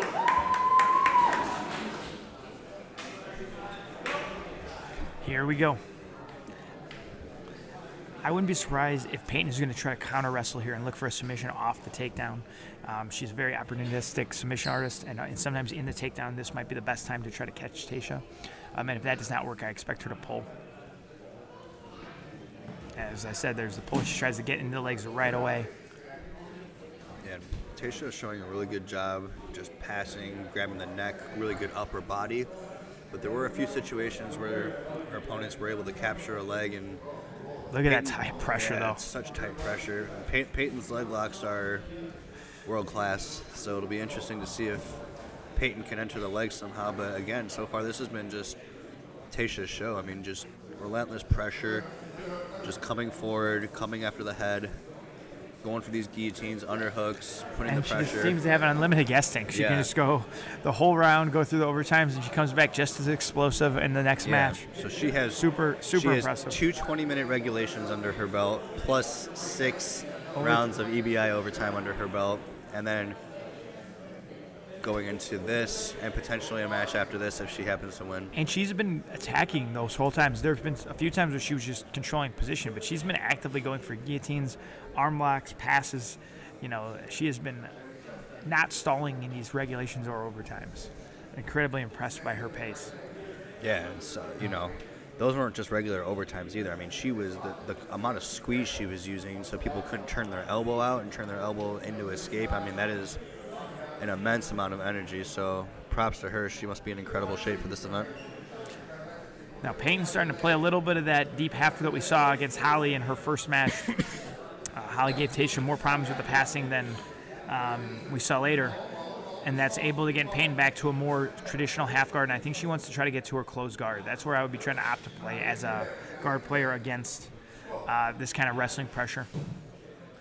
Trying to get to the mount here, but she is able to get to the mount. Yeah, playing an open guard against her, it looks like her hips are just going to be too athletic. You're going to almost have to tie her up into a closed guard, which is easier said than done because she's just done a really, really good job not allowing the bottom players to really get attachments or get them pulled in. And every time she does, she steps over, which is what you're looking to do.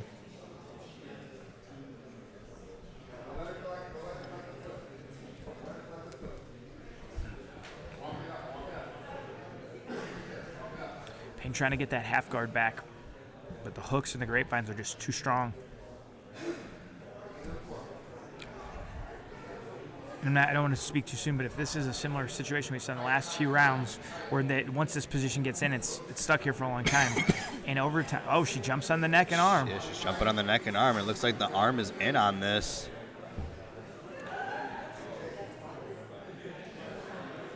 Looks like Peyton seems to be okay here. Yeah, she's not panicking, keeping her hips.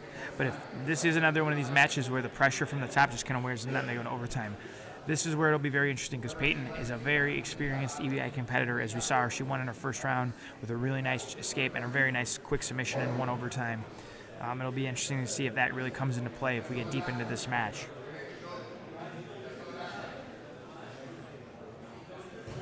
The back is exposed. This might be it. Looks like Peyton's out of danger of the submission. Looks like she might have grabbed the neck there for a second. But body triangle's in. Body triangle is on the floor side though, so this is ideal for Peyton. She's gonna try to escape that arm, try to turn into her left if she can. But again, Tasha just relentless with that head and arm control. Yeah, I knew, knowing her pedigree and having seen her compete a few times before this event, I knew how tough of a grappler she was, but seeing her do it to this level of competition and with this many tough competitors, it has been incredibly impressive to see the control and positional dominance she has. Peyton is one of the best grapplers you're going to see in the women's division, and she's not letting Peyton get any offense started at all, and just keeping her from defensive position to offensive position.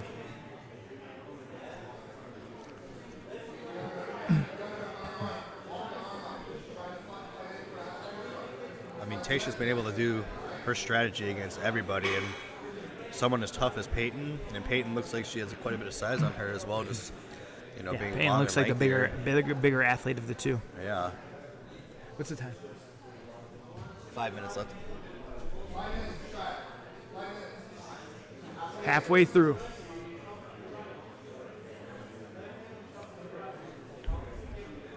It goes to show how good her pressure and control must be if she's able to do this to everybody, especially someone like Peyton.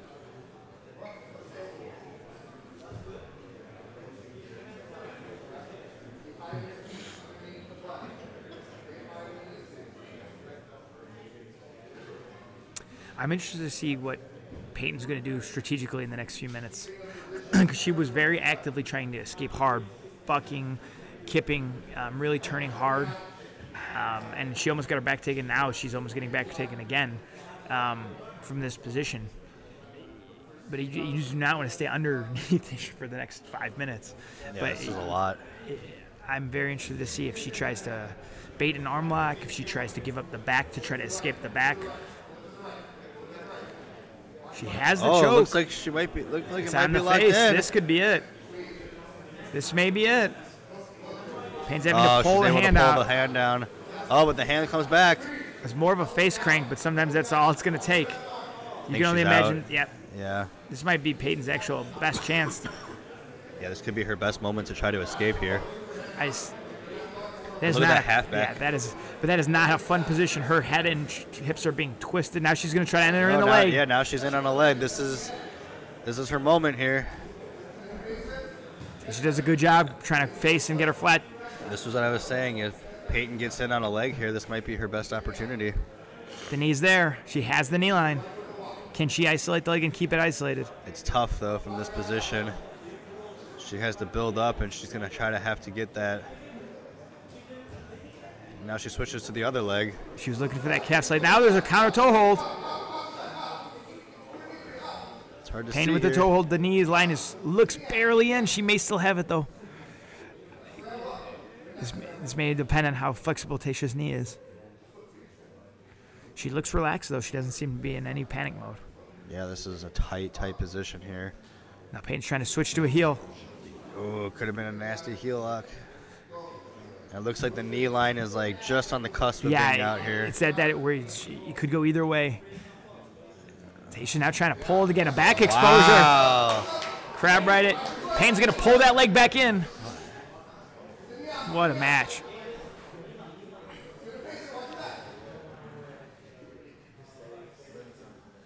Oh, toe hold again.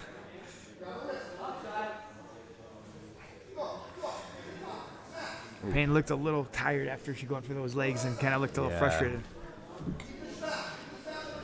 Really good attacks and defense by both competitors. Right away jumped on Payne's head again and right into passing and passes through.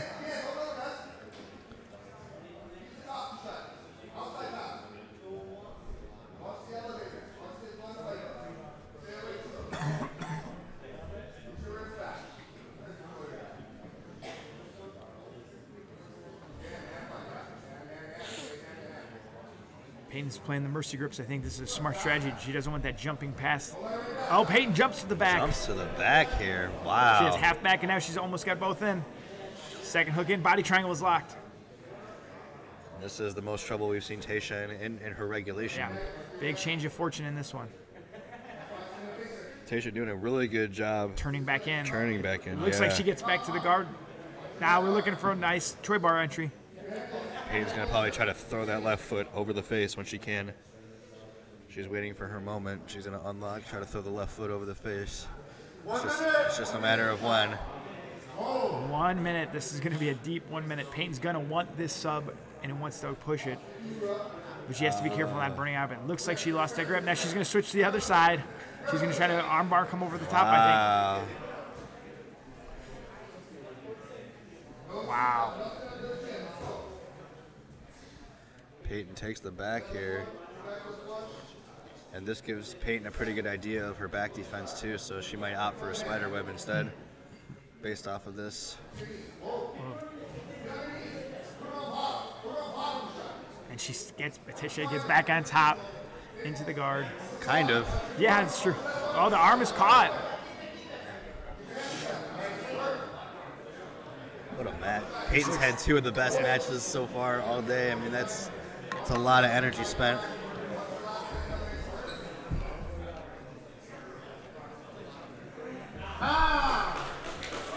And now another overtime for Tisha.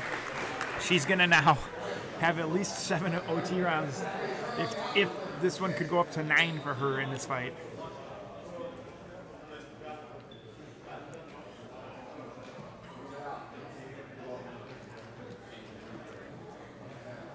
This will be a very interesting overtime. On paper, Peyton should be the more kind of experienced and kind of favored in the EBI rounds, and she looked great in her one EBI earlier in the quarterfinals. But Shea has just looked hard to choke, hard to hold, hard to control. Peyton gets the body triangle though. This was not what her opponents were able to do earlier against her in the earlier overtimes. And this is where Peyton's experience may come big into play. Switches the body triangle really, really well. Now she has the foot inside. This is the best chance for Shea to get their angle free if she wants to turn. But Peyton still has really strong upper body control. Now she gets the body triangle switched. Good side to side with the body triangle by Peyton. Tasha doing a good job trying to get the foot in the middle. She's, again, doing that reach down to open the triangle that she did in earlier rounds, which is a very risky move, but she's had good success with it, not being able to give up the choke while still using the hand to get down and open the legs.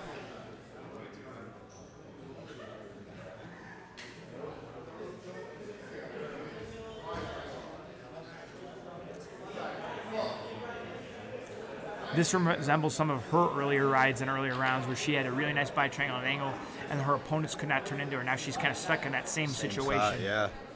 Well, it's tough, too, because Peyton's so much longer. She's got longer legs. Yeah. And Peyton's just really good on the back. She's, she has so much experience and so much technique here. It looks like she's really trying to rotate those hips to clear the body triangle. But Peyton is just not letting her. She's pulling those elbows back to not let her get a full rotation. you got to be getting pretty close here to the ride time. You almost worth it, though. Is all this effort trying to escape? I mean, it's going to be a couple seconds here of ride time. But interesting. She pulled Peyton's head down to stack her from the back. A very interesting way to put pressure on Peyton from there. Peyton had to shift her own self out to try to get out, but still not giving her. Does she have the arm in rear naked, or is this? And that's Looks a like 2 minutes on the ride.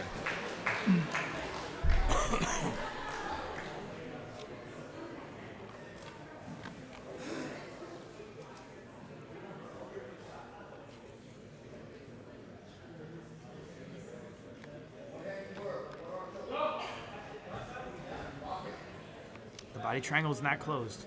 Payne was able to get her hip free before the body triangle. Now we're looking for arm triangle. It'll be interesting to see if she can put pressure here. Now back to the back. Wow. Dude, she does such a good job controlling that elbow. Yeah, she's. Her opponent turn that elbow. she's not allowing these opponents to settle in position until she gets to a better angle. Now she's got that body triangle.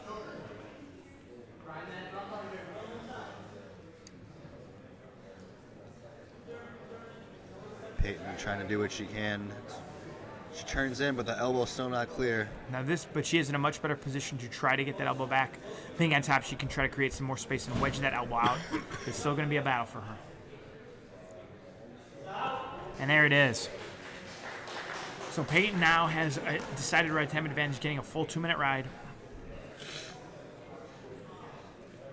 She's going to try to do the same thing.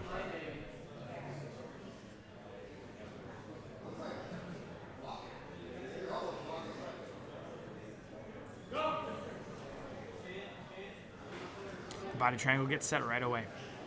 And again, finding herself in this ride time here. Now a little bit more explosiveness shown by Taysha. She gets her shoulders free. She may be able to turn in. Payne's going to look for that elbow arm triangle position. Again, same thing we saw her using earlier. We'll see if she can get that elbow free. Looks like she's going to get free. yeah, She looks like is. she's already out. Yeah. So now, that was not a long ride. She can easily equalize this ride now. Yeah.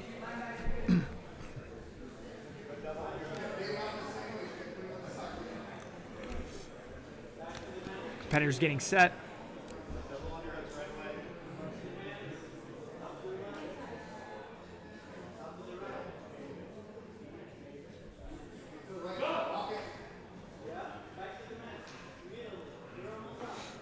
So again, Peyton gets the hips out before the full body triangle can lock. She has like a triangle locked on the foot, which is not as strong.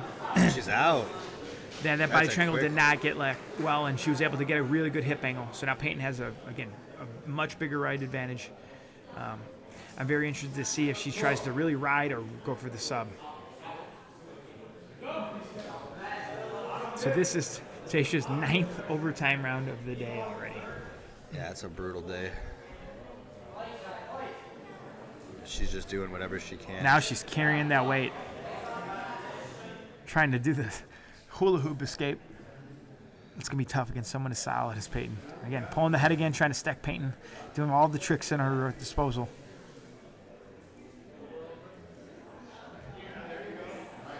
She's doing a good job trying to square the body up here. Yeah, she may be able to get an angle from it. Peyton looking for that arm in, rear naked. I think they're calling it the Rotola team now. Yeah, right? I was going to say. This is just a really good way to hold on, but this is a lot of energy from Peyton, too. Yeah, it's a lot of arm. A lot of arm. Taysha looks like she's going to get free. She's going to get that elbow free. She's going to get it. It's just going to be a matter of how much time can Peyton hold to keep the ride going. Look at that. And there it is. Peyton had her arms over the head and everything. Again, this one is not over yet. Taysha could get the sub or a long ride. If she rides the 2 minutes, she'll win this. If I was her, I would probably try to go for an armbar here. I don't think she's. I haven't seen her do armbar all day, so it'll be very interesting. And she does. Yeah, if you think about it, the back hasn't worked twice. You got to go for I do not argue that. Got to go for something. And as strong as she is and as amazing as body control as she's seen from every position, she may have just a ridiculous armbar from here. She could. I wonder the experience here. Peyton has been in these positions.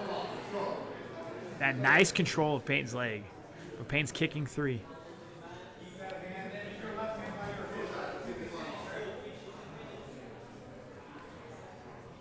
Peyton's going to try to rotate those legs and create that base to build up. Oh, the arm looks like it's out. The arm's out. Jeez, that is a... Yes, she has the tap. Oh, my God. Oh, what a submission. Holy cow, what a submission. In the 3rd overtime. Oh, my Lord. 9 overtimes. What a performance so far. And she's still going. Yeah. All right, she's coming back for the finals where she's going to fight either Nicole Matthew or Layla Watkins. Wow. That was like something you'd see in a movie. It's crazy. Wonderful. What a match.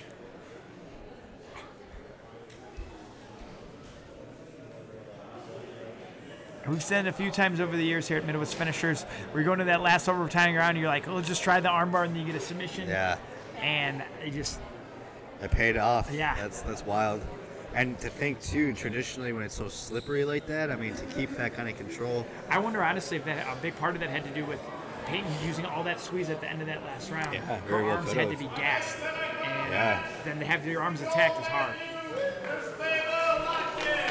So both ladies have had 2 submissions in regulation. Nicole in the black and red, Layla in the brown and black. Again, clear size difference in this one. Nicole looks like the bigger athlete here. And both very seasoned in EBI and no-gi competition. Both very apt at leg locks. Layla with a nice arm bar in her quarterfinal round. A leg lock in her earlier round.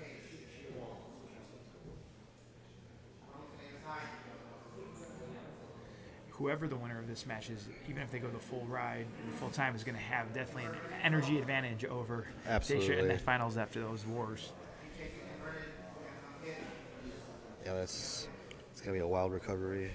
Yeah. She doesn't have a ton of time She does either. not have a ton of time. She's only got this fight and a couple more. I'm assuming they're going to give her a little extra time between the super fights and these fights. Just Nicole going for a nasty straight foot lock there on the top leg, but Layla pretty much unfazed by that. Yeah, Layla shows that she has very, very good leg lock defense counters on offense.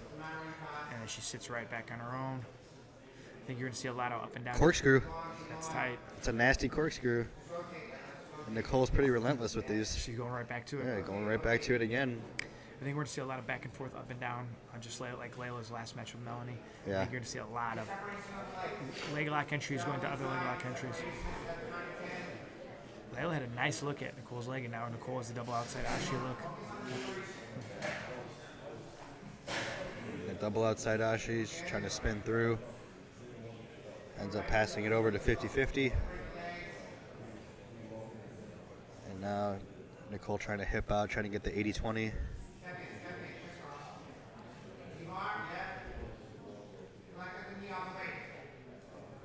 She has a decent look at Nicole's leg. She has good control. But Nicole's knee line is free.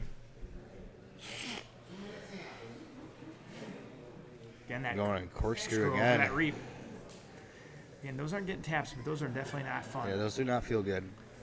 You wonder if that's going to change Layla's strategy coming forward. She's done that twice, and both times have been caught in a pretty tight corkscrew.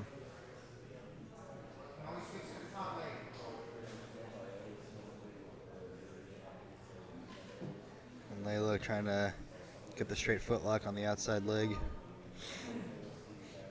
Nicole does not look like she's respecting that at all, not phased.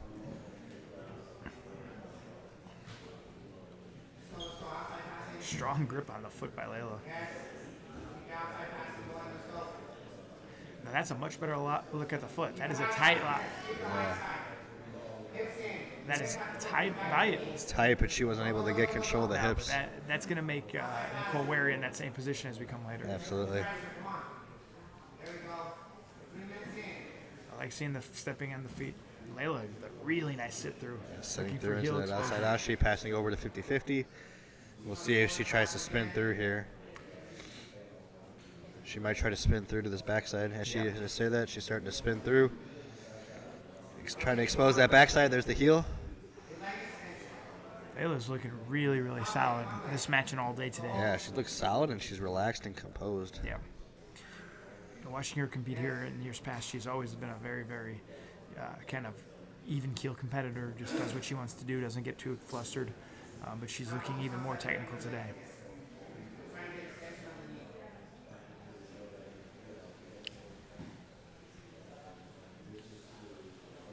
Separates the feet.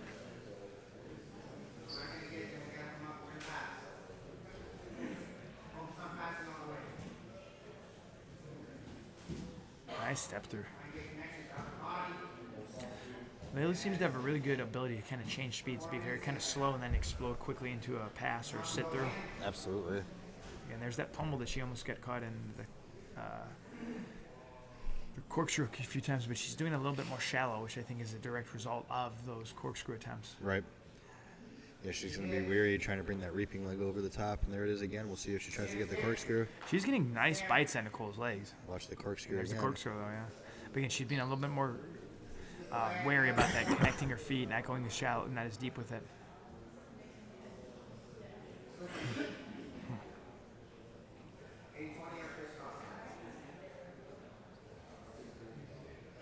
I'm just kind of hanging out here in this 50-50 position.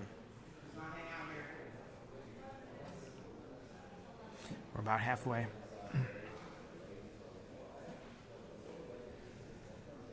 And there's the halfway point. Passing is a double outside.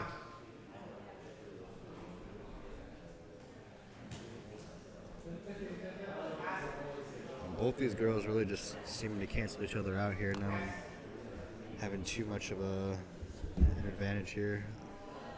Another corkscrew. That's a tight straight ankle. There's that. He gets her. Layla submits. I think I heard a pop. Cole Matthew. That is a big win for Layla Watkins. She looked really, really calm and collected in that match. And she's going to definitely have an energy advantage going into our women's finals. Really, really strong performance by her. So it'll be Taysha and Layla in our women's final. We're going to have a super fight to give the competitors a little break. We're going to have Larry DiCristofaro from 10th Planet Crystal City going against Matt Lim from Pica-Pow Jiu-Jitsu. Matt Lim, a very active competitor in the local scene in Chicago. Training under Aaron Brooks at Pica-Pow. He's a Midwest finishers vet. He competes all over. Larry has been competing all over as well. I've seen him at ADCC Opens, ADCC Trials. Very fun, unique competitor. You're going to see a very big difference in body types and styles. This will be a fun one.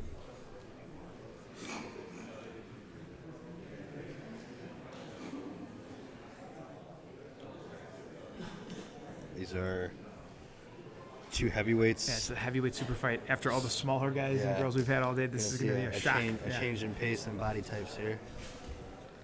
Looks like Matt Lim has his right leg, his right knee kind of braced up there. Yep. Battling anything with that.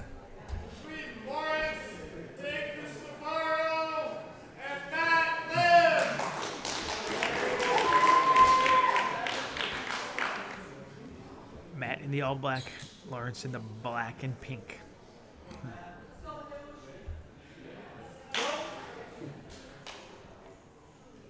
So two big boys here. Matt, I know, likes to be on top, likes to play the top position.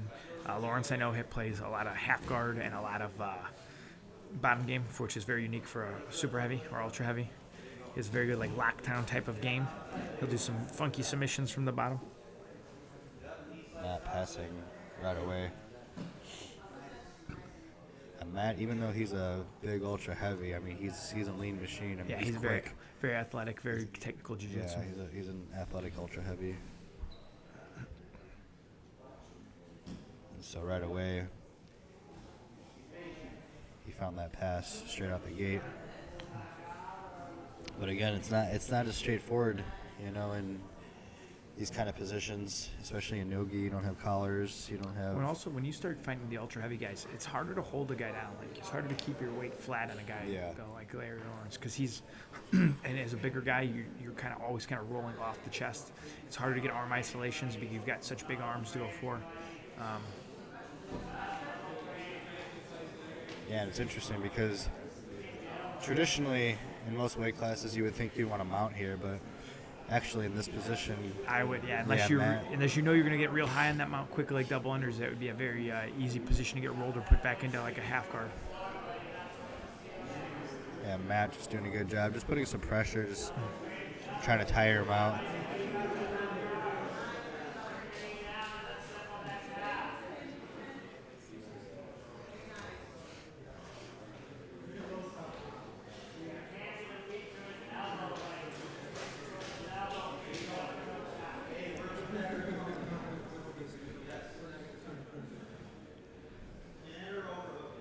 I look for a north-south choke here from Matt.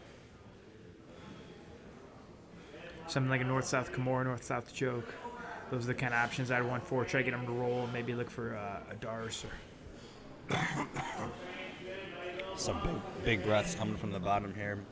That's Matt's a putting a lot ton of of shoulder pressure. Yeah, up on his toes, chest down, head up. His hips just driving in the head and shoulder.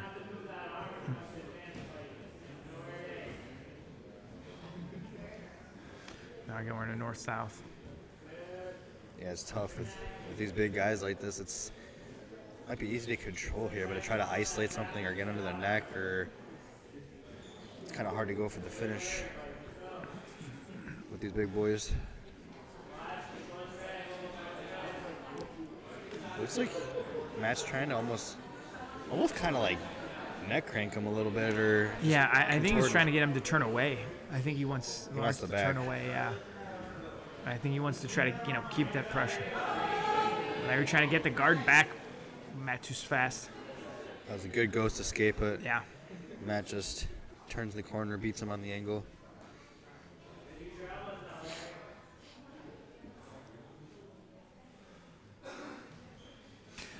These are going to be, and that's another position where sometimes at a lower weight, that ghost escape, you might be able to staple the guy down, but against a guy this big, once his hips are coming, you're going to have to just go with it. If you try to hold him down, you're going to get rolled. Yeah. Exactly. We saw Matt Lim at Double Gold Invitational, local tournament around here. He finished his opponent with an armbar, and I believe it's on the same side that he is right now, so don't be surprised to see him potentially go for an armbar. And he's Hand belly, I think, is a smart strategy. yeah.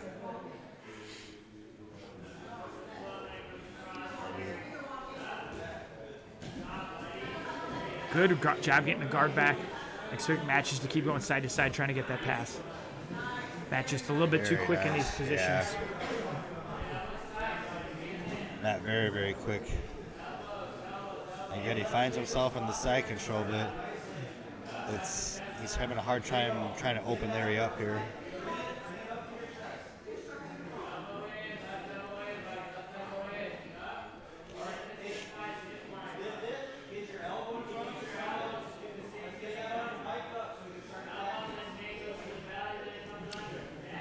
Another ghost Escape escape. attempt again, but Matt does a good job changing the angle, taking that escape away.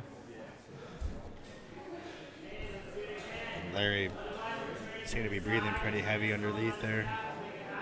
When Matt has been making him move a lot. He's not just sitting there trying to be heavy. He's doing a lot of movement.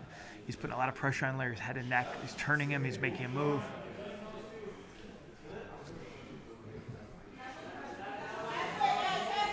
Ghost escape again. And again, Matt just catches.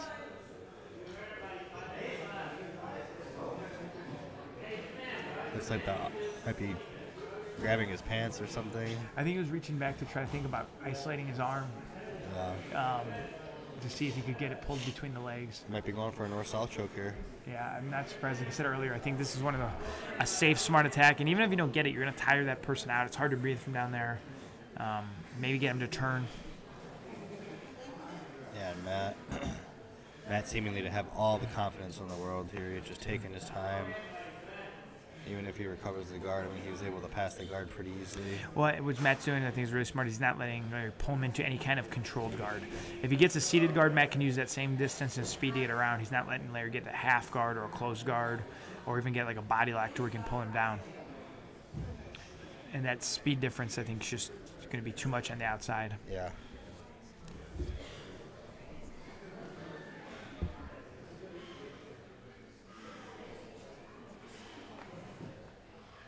Matt putting a ton of pressure on that neck here.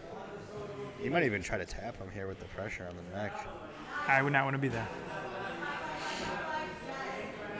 Now he gets to the mount position, which he could have probably had this mount position at any point, but now he's probably getting frustrated with the side control, wants to try something new.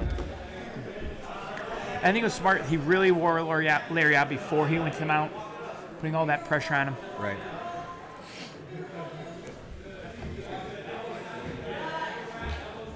Back to the side control.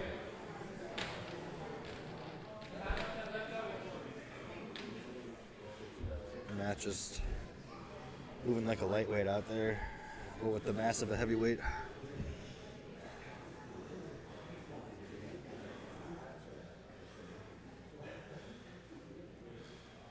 think Matt's doing a really good job of doing about as smart a strategy as you can. On the shellfish aspect, I do want to see Larry's guard to see what he's looking for, but I just don't think Matt's going to let him do that. Again, that's the smart strategy. Don't give your opponent anything to work with.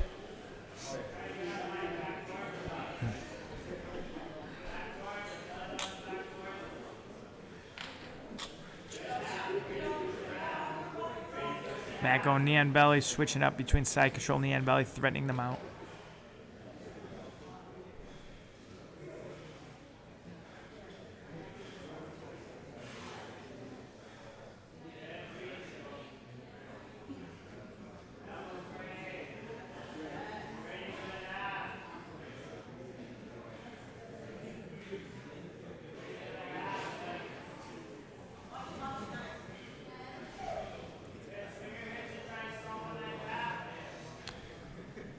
As time is going short in this match, we'll see if either competitor is going to switch their strategy, if Larry can really create some big scramble and try to get out, or if Matt's going to try to go for something like sitting for an arm lock or coming for a choke.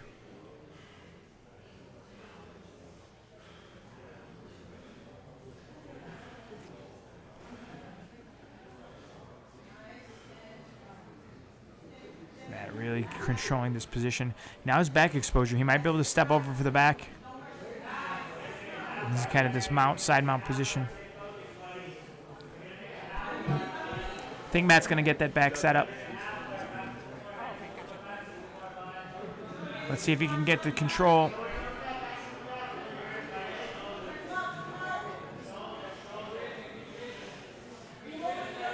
Matt finally is on the full on the back. Let's see if Larry can hand fight and get out. There's 1 minute left.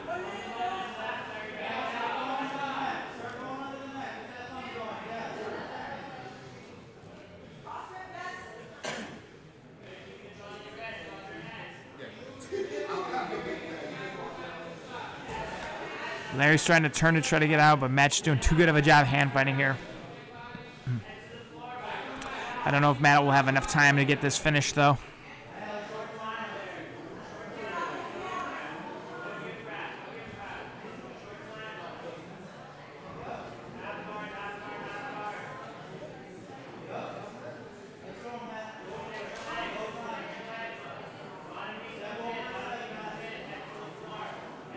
Matt gets the armbar. We'll see if he has enough time to finish it. There's a very short time. And Matt gets the armbar.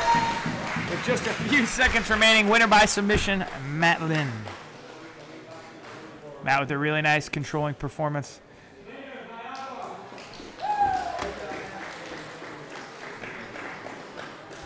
Matt Lynn gets an armbar victory. And that's going to take us to our men's final. Andrew DeGraff, New Wave Jiu-Jitsu. Julian Espinoza, Renzo Gracie, Costa Rica.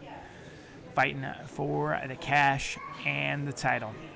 Andrew trying to bring home his second Midwest Finishers crown. Julian trying to take his first. Both have 3 submissions in regulation. Both won their semifinals by A block. So this is about as even as a matchup on paper as you can have.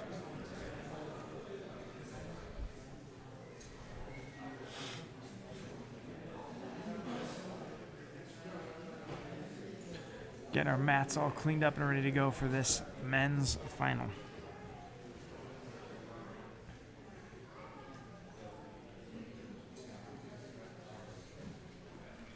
Both our competitors are mat side ready to go, looking relaxed and calm.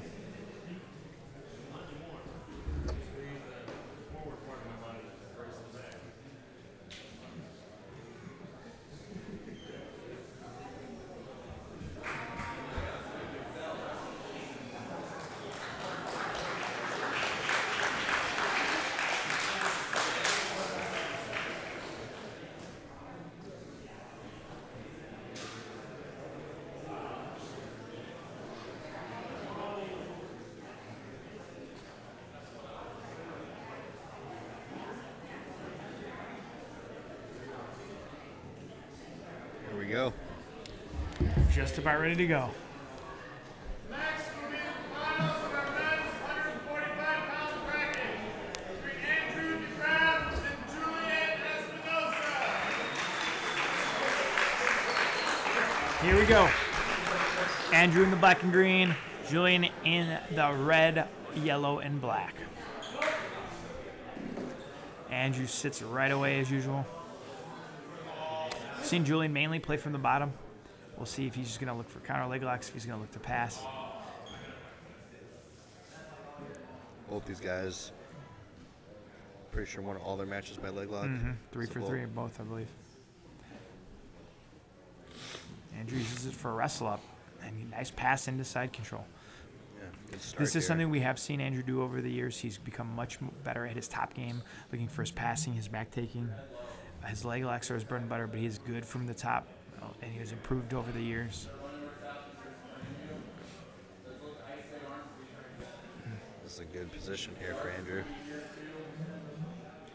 Nice control. Go for the Julian buggy. going from buggy from bottom north-south. Uses it as a form of guard retention, Yeah. but Andrew doing a good job controlling the hips, passing it over to the head and arm control. Andrew looking for some dark front head, darts and front head options. Julian not letting him get deep in that at all. Try to sit into the legs from the top.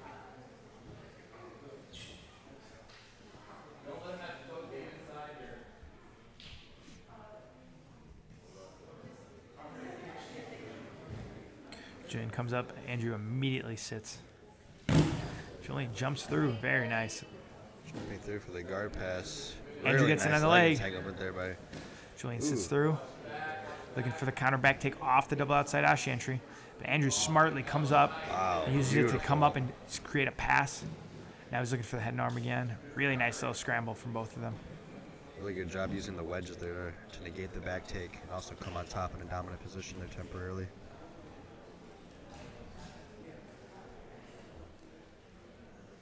It's a very, very technical match. Andrew uses a lot of reverse De La Hiva, Kiss of the Dragon.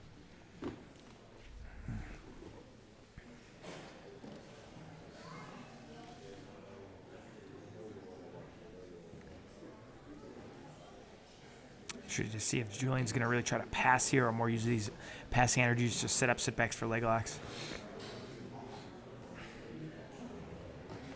Andrew again gets a nice look at the leg. Julian just sits right through to get out of it. Julian now getting to a nice north-south position and gets the pass. Gets the pass here. Finds himself in a dominant position, and now we'll see if Julian's able to do anything from the top here. The problem is with both these guys, their guard retention is so good. It's so easy for these guys to just high leg over, bring the knee to the chest, cover the guard.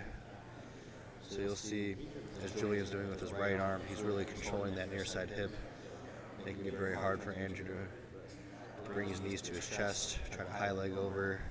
It's a good position for control. Also makes it very interesting, though, because as you're blocking the hip, you're really not giving yourself any ability to isolate and create submissions.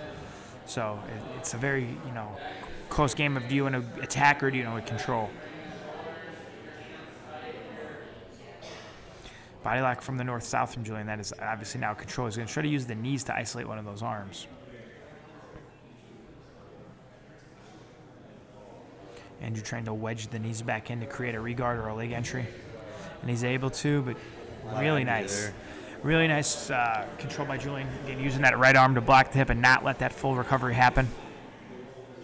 Both guys should have pretty full gas tanks. They both have had, pretty controlled matches and have been kind of in dominant positions most of all their fights.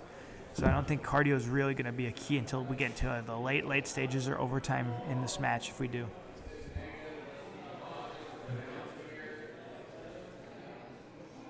Andrew has his right arm wedged on Julian's hip, which is really preventing Julian from doing any offensive work here. Let's see if Andrew can get the guard back, and he can. Let's see if Julian will continue to pass. Good side-to-side movement, good recovery by Andrew. Andrew elevating it to the leg, using it to come on Beautiful top. sweep. You can see why this is our finals match. Both these guys, Very incredible nice technique. arm locker attempt. Trying to get in on an arm there, but Julian wise to it. Julian with the stack pass. And he's Finds able to get himself the hips. passed again. Passing has looked really strong when Julian needs to use it. He hasn't had to really use it earlier today, and now that he needs to, he looks to have very, very strong guard passing. you know, one thing they do a lot at New Wave is they work out of bad positions. Yeah. So, you know, Andrew oftentimes rolling with guys that are much larger than him, also starting from bad positions. You know that his guard retention, he's comfortable, probably basically anywhere the fight goes. Yeah. That bad position sparring is so crucial, getting comfortable and allowing yourself to be willing to go for things and not worry about getting caught. Now, halfway through, Julian has been in control after that early, you know, the early exchanges where Andrew took a lead early in the match. Julian trying to sit in for the leg. He's trying to do the same thing he hit earlier, forcing the guy's leg and cross Ashi to come all the way across. Julian clears his right knee line. Knee line's back in the picture now. And Andrew Y is not giving Julian his right leg, because if he's able to pull that right leg all the way across, his left leg is going to be trapped underneath him, which is what Julian's trying to force here, but Andrew doing a good job not letting him get that.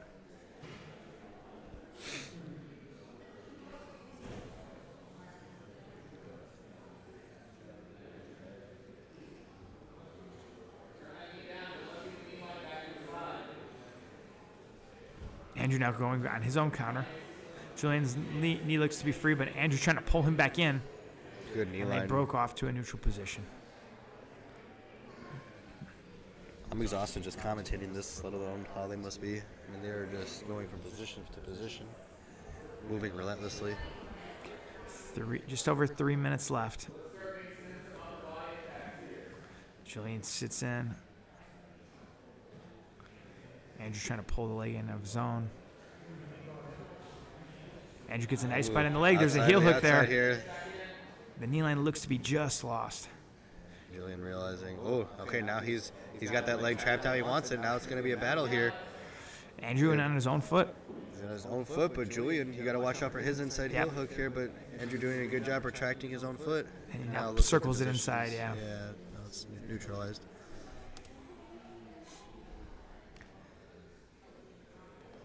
A lot of intense exchanges here. It's funny, in a lot of these exchanges, they've both kind of stopped and looked at each other and kind of seen what the other one was going to do. A lot of respect for both competitors.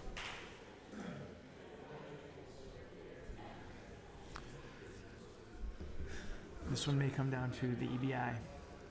And then, again, we've not seen Julian's EBI. Well, we've seen Andrew here in the past. He has a very strong EBI game.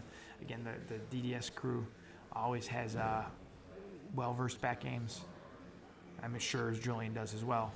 But this will be our first time seeing him at Midwest Finishers playing this position if they do make the OT.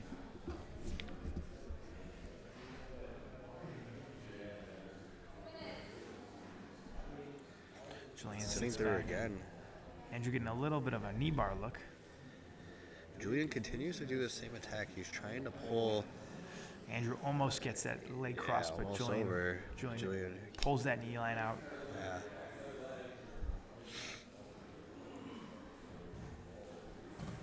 Good elevation there by Julian. Now Julian Julian's gets a in on nice the bite. attack. Yep.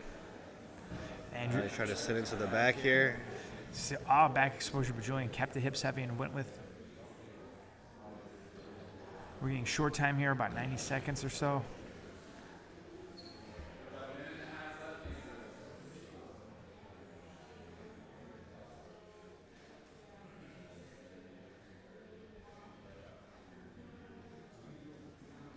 Both guys trying to find that opening angle. Julian jumps over the guard.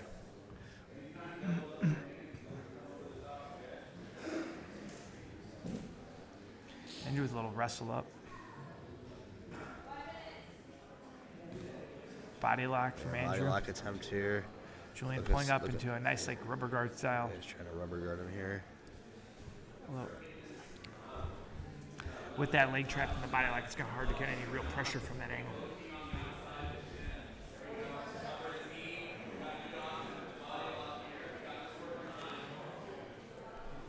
We're very short time now, so I don't think either guy's going to really sprint towards the end.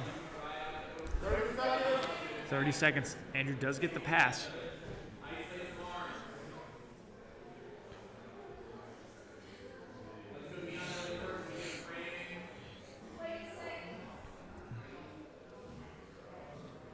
Nice knee on belly. Again, I think Julian's just keeping safe, not really trying to resist this or using the energy.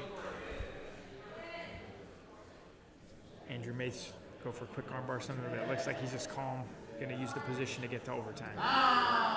So here we go, EBI overtime in the finals. Neither guy has hit the overtime until this round. So it should be pretty even energy expenditures. It looks like Andrew is going to start on Julian's back.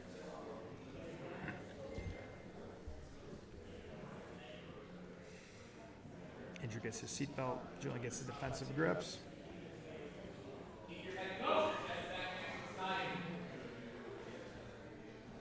Andrew gets a body triangle, but it's not locked under the hip yet. Julian doing a good job not letting it get under.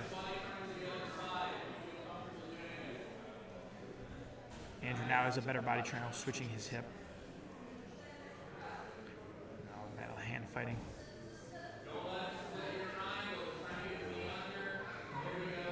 Andrew does a good job readjusting the hip to keep his body triangle. What do they call this? The ghost arm, where it's both arms like going over the neck. I don't know those terms. Yeah, there's something I saw. Danaher was going over it, but they do this thing where they bring both arms over the face, opponent defense one, the other one comes under the neck, and so traditionally you see one arm under the armpit, one arm over the top. But a lot of times with these Danaher guys, you see them both hands over the top, both hands attacking the neck. Yeah, that's something I like to teach. I don't call it the ghost arms, but I think it's cooler, so I'll have to steal that term. The sloth arm. Yeah, just.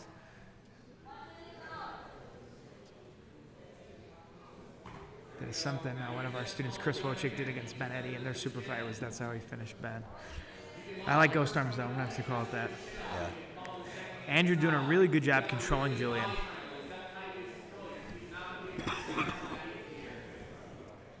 I am a little surprised. It looks like Julian is not really trying to fight side to side too much. And it might just be that Andrew's choke threats are just too dangerous. They can't really create some movement. But Andrew is really getting a long ride. He's getting some really good control. Andrew's also the longer of the two competitors, a little bit bigger. Yeah.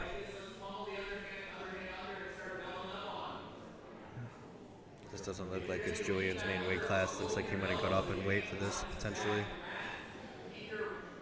I believe he's won a lot of competition at 35 as well, so yeah, that would make 35, sense, yeah.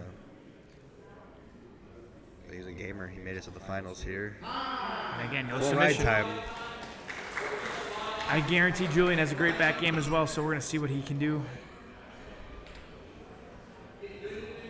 Andrew did look in total control that round, though. Looked really, really strong, really, really set.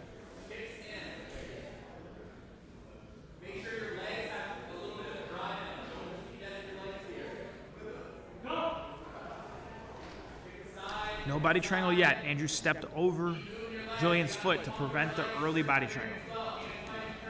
Now, nice turn from Andrew, but Julian stays with it. Beautiful back control from Julian. Really, really nice. And now the body triangle is in. It's inside, though, so it is not a full set body triangle. Andrew just tries to sit up and roll through.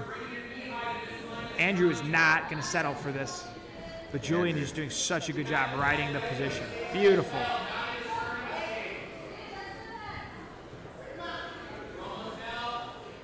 And their heads hit the wall. I think Andrew got the escape either way. I think the ref's calling it the escape.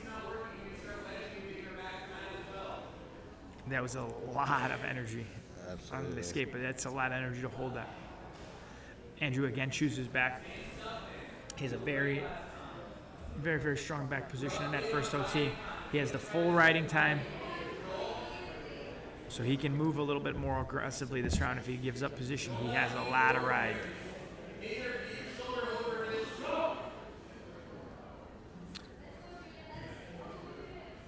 Let's see if Julian can stop the full body triangle. Andrew's leg is now over the arm. There's an arm isolation. But Julian's hips are free. We might see a crucifix here. Yeah, he's going to turn out of the crucifix here. Now there's an armbar threat. He's out.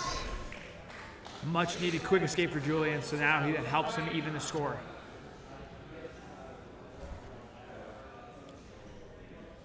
Let's see if he goes armbar. He's going armbar.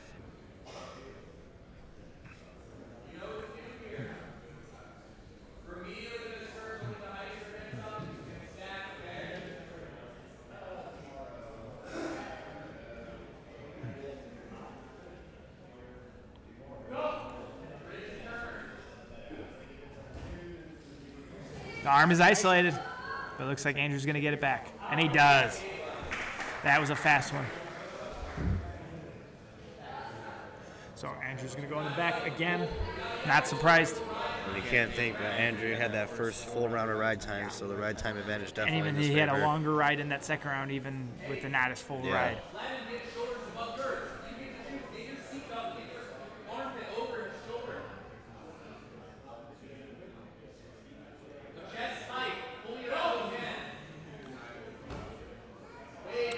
So now the body triangle is set as was in the first round. Julian just reaching down. He's not even worried about the choke. He's just trying to get those feet open to get out. This could be a quick escape. This is what he needs. Andrew follows him. He's still on him.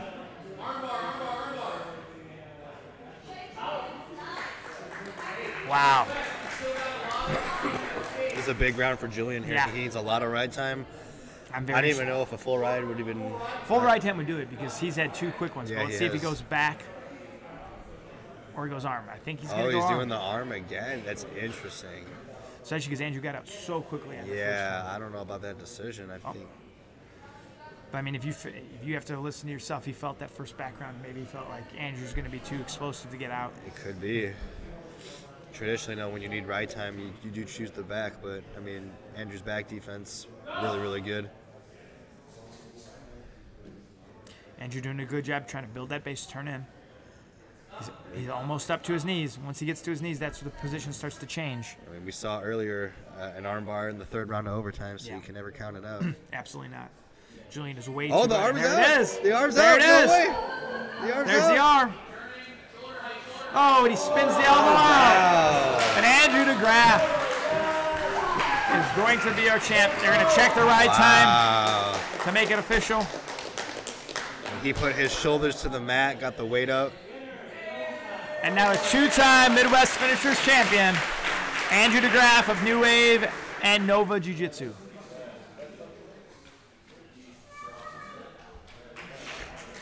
Amazing performance by Andrew. He takes home the chain and the cash. Sure, he's one of the top 145ers in the country. Beautiful, beautiful jiu-jitsu from Andrew as always. One of our Midwest Finishers favorites. And that's going to take us to our last match of the day, our women's bracket final. Daisha Alo, Island Jiu-Jitsu Atos against Layla Watkins, the Watkins Wrecking Crew. These both have had very different paths to the finals. Layla has had 3 regulation submissions. Daisha has been in overtime in all her rounds, 9 already. So crazy, crazy. So she's had 3 10-minute regulations. That's 30 minutes right there. And 3 full overtimes. 3 full Getting a overtimes. submission in her last round of the last overtime. Yeah. Every other one was on a ride.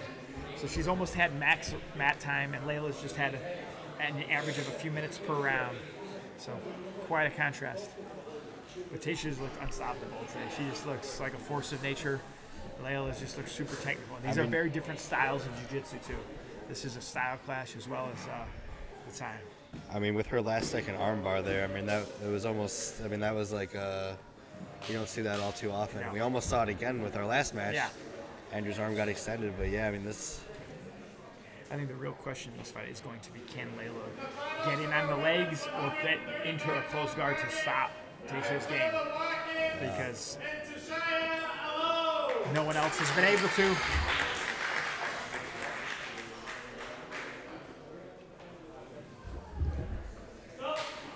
Here we go, last Layla's match of gonna the day. sit, obviously.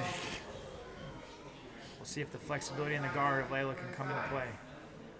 Almost a quick pass right out the gate there. And if Layla's learned anything, do not let her grab your neck and settle her weight. Oh, Layla gets it on the leg early. Oh, and that's a tight This is position. big. Super is tight big. position. She has the heel. She's got the heel. And There's she the gets the tap. submission! Layla Watkins with the submission. 4 matches, 4 submissions. What a performance from Layla Watkins. Incredibly impressive jiu-jitsu from both these ladies. Well, Layla is the champ today. Absolutely beautiful performance. Definitely a dark horse on paper coming in, but she showed she shouldn't be.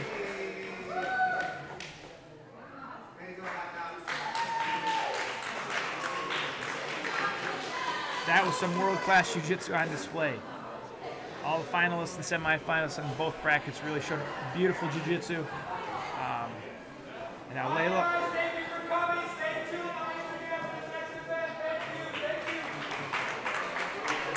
So 2 teenagers win our two pro brackets, both against some of the toughest competition in the world. Absolutely beautiful. That was a wonderful event. Congratulations to Andrew DeGraff and Layla Watkins for their incredible performances. Thank you guys for tuning in today. Try to stay tuned. Follow Midwest Finishers on Instagram, social media platforms. Stay tuned for the latest event, which will be announced shortly.